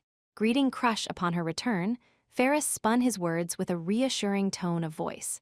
He'd stripped off his Royal Guard uniform in favor of a feminine outfit with a short skirt. Led by Ferris's hand, Crush looked conflicted when she sat beside him and spoke. I cannot guarantee it will be like before, but I shall try, Ferris, Ferris. You don't need to rush. Fairy will always be your ally, always by your side. Besides, it feels like the current Lady Crush has discovered a new way to be beautiful. Ferris held her hand just as he had always done with the more valiant Crush before. Ferris's behavior made Subaru harbor complicated feelings inside himself. Even though Crush had changed so much, Ferris's approach to her had not. He couldn't even begin to imagine how much melancholy Ferris was hiding underneath that smile. Subaru, then, as Subaru stood still, Emilia shifted her considerate gaze toward him. The sorrowful gaze made Subaru's breath catch. He sat beside her as if it was the only natural thing to do. It's all right, Emilia. I've calmed down now, I'm all right. His voice sounded all right. He maintained his calm. But he could not meet Emilia's gaze. He was so busy acting nonchalant that he didn't notice his hands were shaking. Now that Sir Subaru and Lady Crush have returned, let us begin our discussion. In a low voice, Wilhelm spoke, cutting short the awkward silence about to fill the air. It was rare for Wilhelm to lead a discussion. Ferris, deducing that this was the sword devil clumsily trying to be considerate, reluctantly took up the role of guiding the conversation and spoke. Well, let's do as old man Will said first. How about we go over the situation again? With those words, they began to discuss the events that had occurred after the fall of the White Whale and the Archbishop of the 7 deadly sins of sloth. The situation that had befallen Rem, Crush, and the expeditionary force members with them had been very simple. Having split from Subaru and his group, Rem and the others were in the middle of returning to the royal capital, with the head recovered from the defeated White Whale when they had come under attack by separate witch cultists. As a result, half of the expeditionary force had been slain during its return journey, and according to the tale, the Iron Fangs, instantly separating at the direction of their lieutenant, had managed to escape losses of their own. The Iron Fangs that had fled returned with reinforcements from the capital, but the archbishops of the 7 deadly sins were gone, and all that remained were the dead, and those in circumstances similar to mine, yes. Crush finished off Ferris's words, furling her brow with chagrin. The anguish of the expression that came over her was doubtless caused by how helpless she felt inside. After all, she couldn't help but feel like what they were talking about had happened to someone else. Their own memories erased, was it? You think this is the work of the archbishops of the 7 deadly sins, too? I'm all but certain of it. There've been all kinds of reports of people with memory damage long before Lady Crush and the others. They stated that the victims' memories had suddenly vanished, and even healing spells could not restore them. The cause had been unknown until now, but considering sloth, there is surely no doubt this is the authority of an archbishop of the 7 deadly sins of the witch cult. Wilhelm crossed his arms as he nodded grimly. The old man had a grave look on his face as he shifted his blade-like gaze toward Crush. The gaze made Crush unintentionally cringe. No, Lady Crush, you are blameless. I am very sorry to have frightened you. It is I who am sorry for being such a timid liege. Master Wilhelm, I have striven to remember you as well, but... A faint tremor of pain passed through the side of the aged swordsman's face when Crush called him Master Wilhelm. No doubt he felt responsibility as the shameful retainer causing the lord, to which he had offered his sword, to put on such a painful display. Subaru felt similar regret, for now he knew painfully well just how deep Wilhelm's loyalty ran. We finally took care of sloth, only to have other archbishops of the 7 deadly sins appear right after. That's just the worst, meow. Well, we knew the witch cult would make a fuss as soon as Lady Emilia entered the royal selection, though. So it really is my fault. Emilia cast her eyes down slightly when Ferris pointed the conversation her way. I suppose it is, said Ferris, agreeing with Emilia's faint murmur without the slightest hesitation. Lady Emilia is a half-elf, so there was no way the witch cult would let this go. After all, They went from their usual creepy, quiet act to causing this huge ruckus, so it's definitely linked to that. These people hurt others because they hate half-demons? Hatred is painting it too softly. They're obsessed with exterminating Lady Amelia, with exterminating all half-elves. This was just a fraction of it. A fraction, and they did such terrible things. Subaru, do you? Amelia's voice shook as she called Subaru's name, her words caught in her throat. However, when her eyes met his, the interrupted words were conveyed to him nonetheless. Amelia was probably going to ask him, Subaru, do you hate me too? This is ridiculous. Ferris, think more carefully about how you phrase things. Don't say it like Amelia's at fault. It's those scumbags at fault through and through. Seeing Amelia racked by guilt, Subaru felt hurt by the implication and rose to defend her. He glared at Ferris, rebuking him for his barbed demeanor toward Amelia throughout. Don't blame the wrong person. Hurting your allies by mistake doesn't help anything. That sounds convincing when Subaru says it. Guess you have prior experience? The sarcasm contained crystal-clear malice toward Subaru. Hence Subaru grit his teeth and unwittingly began to get up. But a moment before he did so, Ferris, I cannot ignore what you have said just now. Apologize. Before Subaru could put strength into his knees, it was none other than Crush who scolded Ferris. Wearing her dress, Crush, who was so frail until that moment, tightened her expression. She sternly rebuked her own knight for his rudeness, training a bold, sharp gaze upon him like the Crush of old. As Master Subaru Natsuki has stated, it is clear who should bear the blame for this matter. Also, you have no standing to mock him for stating an opinion that is correct. You understand, yes? Yes, Lady Crush. The current Crush softened her stern speech slightly at the end. Her words and actions were very much like her, something that surprised Subaru. Ferris, not yet able to hide the surprise on his own face, bowed his head towards Subaru and Amelia. Lady Amelia, I apologize for my rudeness. And Subaru, sorry, Kay? You lit, nah, it's fine. More importantly, let's get back on track. I pretty much understand Crush's memory loss incident. That leaves Rem, the people wiped from other folks' memories. Subaru responded to Ferris's apology, farcical to the bitter end, by moving on to Rem's situation, the main issue, or at least the main issue to him.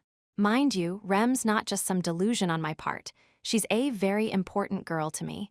We wouldn't have beaten the white whale without her either. Sir Subaru. Wilhelm, too, lowered his voice as Subaru rued the difference in how the memories had been consumed. Unlike Crush, who had lost her own memories, Rem had been erased from the memories of others. The memory damage of the attacked Expeditionary Forces victims was split between those two symptoms. But where the latter case was concerned, Subaru and the others knew of similar previous cases. Like the effect of the white whale's mist, meow, the people erased by that mist are erased from everyone's memories. According to Sir Subaru's information, the white whale is associated with gluttony.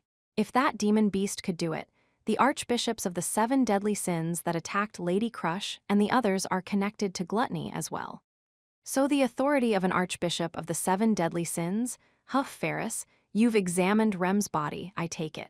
Rem, sleeping in bed that very moment, had already had all her external injuries healed. When Subaru asked if Ferris had diagnosed anything other than external wounds, Ferris shook his head. To put it bluntly, I found nothing unusual, even though the result certainly is. The same goes for how the body continues to sleep, not waking no matter what anyone does. It's sleeping princess symptoms through and through. What you say? Subaru raised an eyebrow at the abrupt metaphor, but in Ferris's place, Amelia lifted up her face and spoke.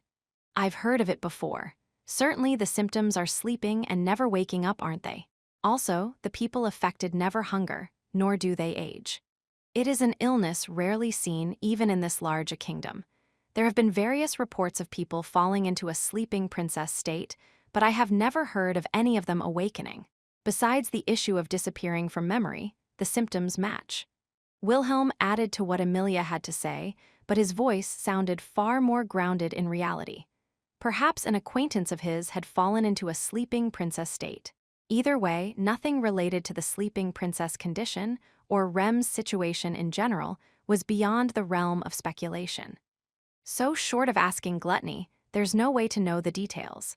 In the end, there's no avoiding slamming into the witch cult again. I was prepared for that, though. Subaru glanced at the side of Emilia's face as he verbally renewed his determination to oppose the witch cult. The cult's obsession with half-elves would doubtless cast a shadow on Emilia's path thereafter. Even without the REM issue, they couldn't avoid clashing again. Hence, in his own thoughts, he became even more resolved than before. So, Subaru, your side is planning to be all gung-ho and face the witch cult, meow, I see. Ferris seemed tired somehow as he sighed. And then, in that case, can we just forget about that alliance agreement, meow? Ferris's nonchalantly tossed words brought a silent chill to the air. For a moment, Subaru didn't understand just what had been said. However, the instant comprehension caught up inside him, his insides grew hot with rage. What do you mean by that? How does what we were talking about lead to talk of scrapping the alliance? But despite his anger, Subaru asked the question in a calm voice that belied the burning in his chest. Ferris was not someone who would speak out of turn without a thought. At the very least, Subaru trusted that he would not do such a thing. Subaru hadn't shouted in anger, and Ferris put on a surprised look as he spoke. I said exactly what I meant. An alliance is formed out of mutual benefit, but the pros are now outweighed by the cons, right? So I thought that cooperating now is meaningless, meow. What about the mining rights for the forest? Maybe you think that all debts are paid for helping with the white whale and the witch cult, but you're telling us to cooperate even when the witch cult will keep going after Lady Emilia. Subaru, can you promise me that Lady Crush won't be hurt even more in the process? That's. When Ferris asked him that, Subaru hesitated to continue. Seeing the drastic change in Crush, he could not reject Ferris's concern out of hand. After all, Subaru bore wounds at least as deep as his. Accordingly, the task of telling Ferris he was wrong did not fall to Subaru. Ferris, I must disagree. Still sitting in his chair, Wilhelm glanced at the side of Ferris's face as he spoke. Ferris glared at the sword devil for raising a dissenting voice from within. Why are you against this, old man Will? With Gluttony attacking Lady Crush like this, what's the point of cooperating with Lady Emilia's side any longer? In doing so, an opportunity to avenge our liege against Gluttony shall surely come. Are you saying that's more important than Lady Crush's life? Wilhelm, calm in his rebuttal to the end, caused Ferris's emotions to finally explode. Ferris looked down at his own palm as he bit his lip in regret before he continued. If we involve ourselves with the cult again, more things like this will happen. When that time comes, the current Lady Crush won't be able to defend herself, and I won't be able to help her. Ferris. Subaru understood that Ferris felt something close to hatred when he looked at his own pale fingers. Coming into contact with a small portion of that anger had made Subaru finally comprehend the feelings of remorse behind them. Subaru harbored a sense of powerlessness just like the one tormenting Ferris. Ferris hated himself for not having the strength to protect Crush, someone so dear to his heart. Even his healing magic, purported to be among the best, was unable to aid Crush as she was now. It must be very hard for Lady Crush, too, not being able to remember anything, understand anything, so she wouldn't even think of fighting like this. Right? When Ferris looked back at Crush, seemingly clinging to her, his expression crumbled. He lost the usual, everyday look he'd maintained until moments before, having hidden the frailty of that face, on the verge of tears at any moment, behind a paper-thin shell. Everything he did because he wished with all his heart not to let Crush get hurt. When it comes to your memory, I'm sure I'll manage to fix it somehow. Even if my magic is useless at the moment, I'll figure it out eventually. So please don't do anything dangerous. Ferris, thank you for worrying about me. When Ferris pleaded with her, showing how he truly felt, Crush smiled gently toward him. However, what lay behind that smile was not the look of a liege acceding to her retainer's request to pull back from danger. What lay behind it was firm will and resolve. Faced with Ferris's heartfelt plea, she still had the will to gently but strongly reject it and the resolve to fight. The memories inside her might have vanished, but the will of Crush Carson persisted. Even Subaru could tell. There was no way that Ferris, her very own knight, could not. Crush put her own hand over Ferris's shaking hand, then she firmly looked at Subaru and the others. There is still much I do not understand. I cannot remember a single thing about who I once was. I believe that you will all find contact with me to be bewildering. Even so, let me first thank all of you for holding me so dear. Lady Cruish. Ferris, I understand that your words are founded in genuine concern. I understand the path you wish to lead me down by the hand. To follow your words means to walk a path of safety. But, one by one, Crush looked between Subaru and the others, finally gazing gently at Ferris, whose voice was tearful. I do not wish to know nothing, understand nothing, and simply be swept away. If a choice must be made, I want to make it on my own, and not do as others say. I intend to continue striving for that. Even without her memories, she still had the utmost respect for free will. Perhaps a person's will and character rested not in memories, but somewhere else. Crush had lost her past, yet even so, Subaru couldn't help but think that the Crush he saw before him was strong. Perhaps this was the soul that the old Crush had once spoken about. Ooh, NGH Huff.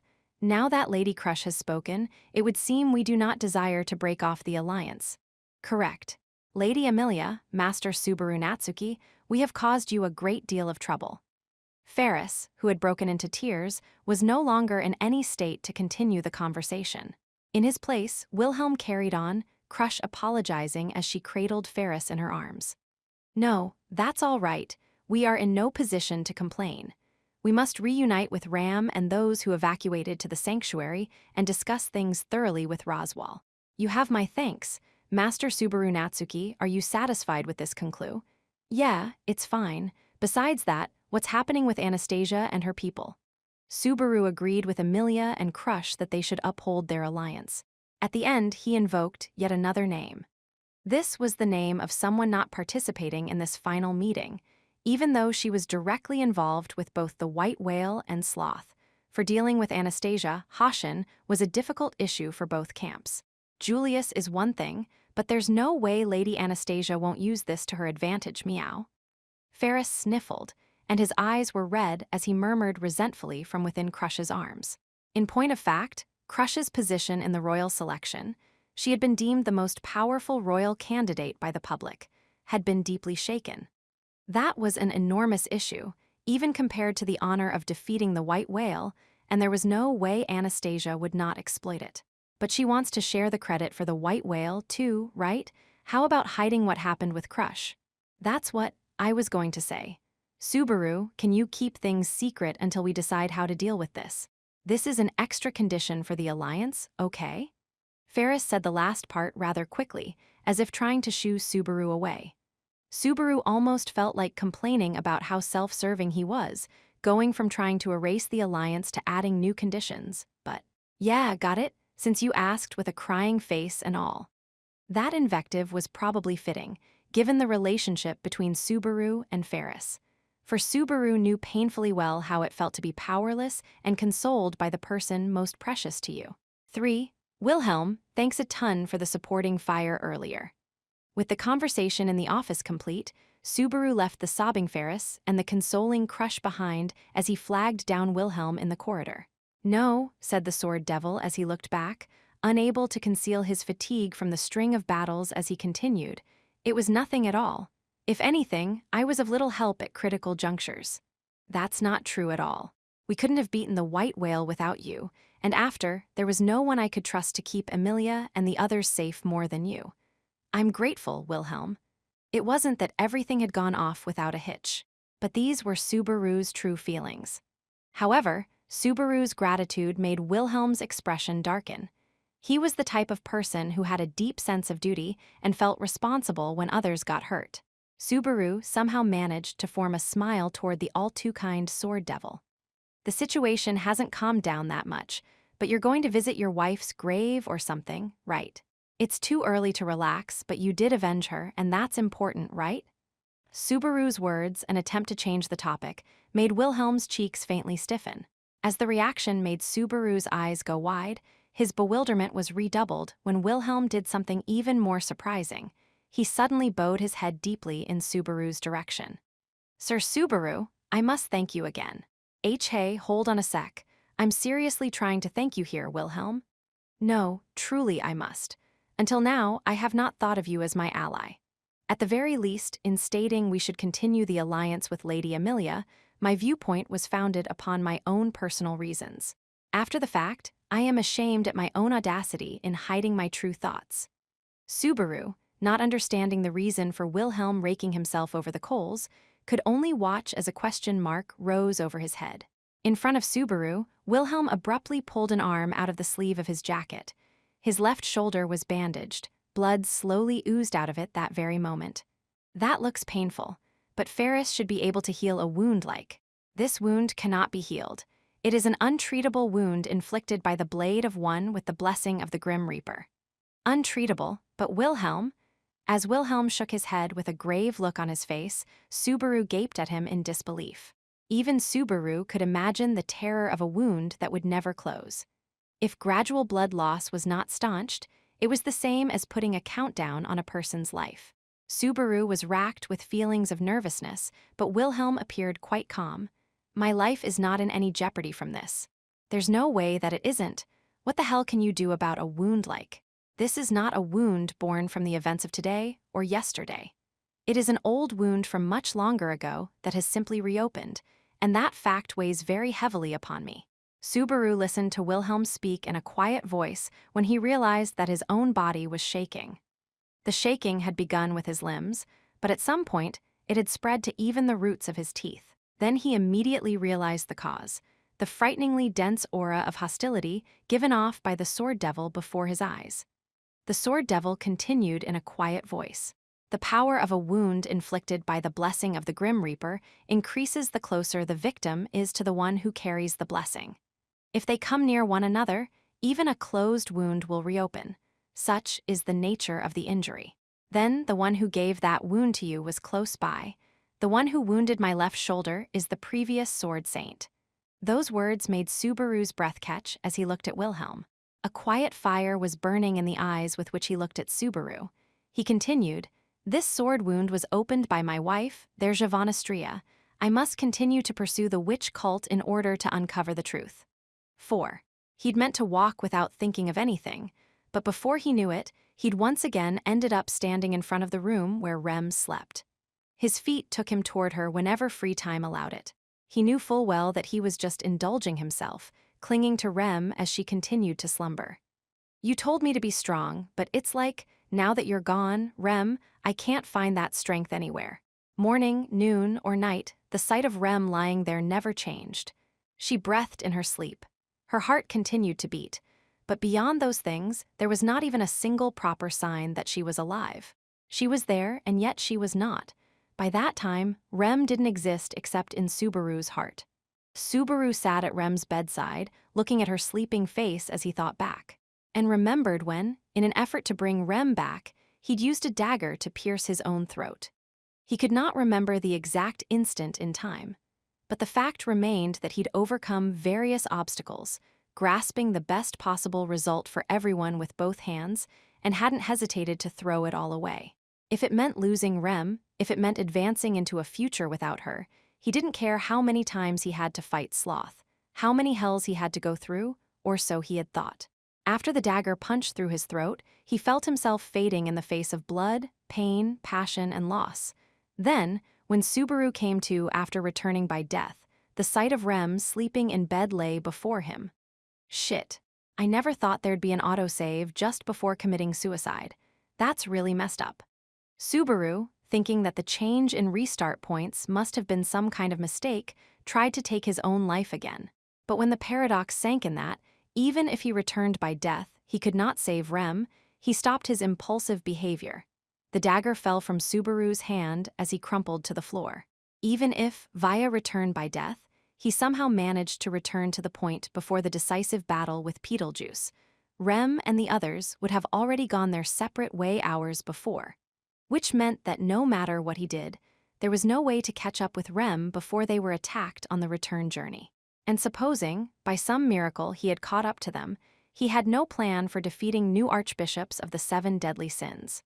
Besides, if he went back and left Beetlejuice to his own savage devices, it would mean losing Emilia. If he tried to save Rem, he'd sacrifice Emilia. If he tried to save Emilia, he'd sacrifice Rem. Without sacrificing one, he couldn't even put his finger on the merest possibility of saving the other. When Subaru realized the cruel choice facing him, he couldn't even kill himself anymore. And so, he remained without a plan, doing nothing but lingering close to Rem in the time since. So this is where you were. A voice, clear as a bell, abruptly reached Subaru from behind. His shoulders jumped as he looked back. There stood the girl precious to him, gazing at him with a thin smile on her lips, a girl he'd left alone for the last several hours. Even he wasn't pathetic enough to say something like, "What are you doing here? I'm busy." "Emilia, you need something." "Do I need anything in particular to come? I'm supposed to be close to that girl to Miss Rem as well, right?" "Miss Rem, huh?" Emilia walked to the bed and peered at Rem from Subaru's side. It felt odd hearing Emilia add an honorific to Rem's name as she stroked her own silver hair. "Ah, that's right," murmured Emilia in response to Subaru's words. "I called her just by her name, didn't I? You were Roswell's guest, Emilia Tan. She's Ram's little sister, so no need to explain, right?" I understand that much. I mean, she looks just like Ram. There's no way you could be wrong." The image of Ram was probably in the back of Emilia's mind as she gazed at Rem's sleeping face. The twin sisters were two peas in a pod. Aside from their hair and eye colors, facial expressions, and the sizes of their breasts, they looked exactly the same. The very late realization that Ram had no doubt forgotten, Rem as well tore deeply at Subaru's chest. "Subaru, you haven't slept at all, have you? You really should rest a little." "I'm not tired, really. It's not like I'm actually doing anything. But you really want to do something, don't you? If you keep your mind tense like that, your body will be the next to go. So please." The echo of her heartfelt plea finally made Subaru look in Emilia's direction. When their gazes met, for the first time since she had entered the room, Subaru's breath caught at the sullen look in her violet eyes. Then he finally understood just why Emilia had come. "I'm pretty pathetic, huh?" "No, not at all. You've been a really huge help to me. Really, really." Emilia shook her head at Subaru's self-deprecation. From the beginning, she'd been concerned about Subaru running himself ragged. With Subaru pushing himself too hard, she'd come to give him a gentle touch. With Subaru seated in his chair, Emilia sat down herself. Their gazes met as she earnestly tried to weave her words. "I won't say something like I'm sure it'll all work out. I can't promise such a thing. I want to understand your feelings, Subaru, but I don't know anything about a girl I've forgotten, so if I say anything, I think it'll just hurt you. But I do know this. You can't worry about Rem and shoulder that burden alone. Subaru, let me share that burden with you." "Emilia?" Emilia's surprising words made Subaru's eyes widen in astonishment. To Subaru, Emilia was truly speaking completely beyond his expectations. "But you don't even remember anything about her. Is it wrong to want to do something, even if I don't? She's a precious enough girl to you to give you such a sad face, isn't she? Subaru, is it so strange that I want to help? I want to help you in the same way that you helped me. If you're hurt, I want to do something for you. That's normal, isn't it?" He could trust those feelings and approach them without hesitation. That affection needed no doubts. For the first time, Subaru's stubbornness fell away, dissolved by the words Emilia had gone out of her way to speak. When he realized that, he thought himself a real idiot for having been so obstinate in the first place. "You really are something, Emilia Tan." "Really? I feel like you're really amazing, too, Subaru." "Nah, no way, I'm glad you're here, Emilia." Emilia's face went blank when Subaru slipped that last part in. Subaru made a strained smile at her demeanor, looking like she almost understood, but not quite. And when it dawned on Subaru that his lips were forming a smile, he finally realized. This was the first heartfelt emotion he'd experienced since he learned that Rem was asleep. "Emilia, there's something I'd like to ask of you." "What is it? Can you turn around? I'm gonna cry a bit." Got it." Emilia asked nothing more, turning her back to Subaru as he had asked. Her consideration was a relief to Subaru as his gaze fell to his own knees. He gave in to the emotions surging inside him. He sniffled, and tears fell. As Rem continued to sleep before him, he'd wasted time, beating himself up over his own powerlessness. Emilia, too, was concerned for Rem, yet he'd never even noticed. Because he was the only one who remembered Rem, he'd convinced himself that he was the only person concerned about her, and that only he could save her. Subaru continued sniffling at his own stupidity. And then, in that quiet room, filled only with the sound of his own sobbing, Subaru's throat caught from the abrupt sensation of warmth. From behind, over the back of the chair, Emilia embraced Subaru, gently stroking his head. She said nothing. She didn't have to. Saved by her simple act of kindness, Subaru staunched the flow of both his tears and his whining. And then, in that moment, he made an oath. "I'll bring you back. Count on it, Rem," he had told her before. He, the man she'd fallen in love with, would stand before her as the greatest hero of all. Wasn't he still only partway down that road? Your hero is definitely coming for you, just you wait." This was both a promise to himself and his declaration of war against the enemy called fate. Any who stood before Subaru Natsuki while doing evil, encroaching upon that which was not theirs to sully, would be pounded flat. And it would be Subaru Natsuki who would do it. There's no doubt, no doubt. In the time starting from zero, losing someone precious like you is unthinkable. That's why I'll get them back. The days lost, the time I spent walking with you, the time I wanted to spend walking with you. I'll bring them back again with my own two hands, so just wait, Rem.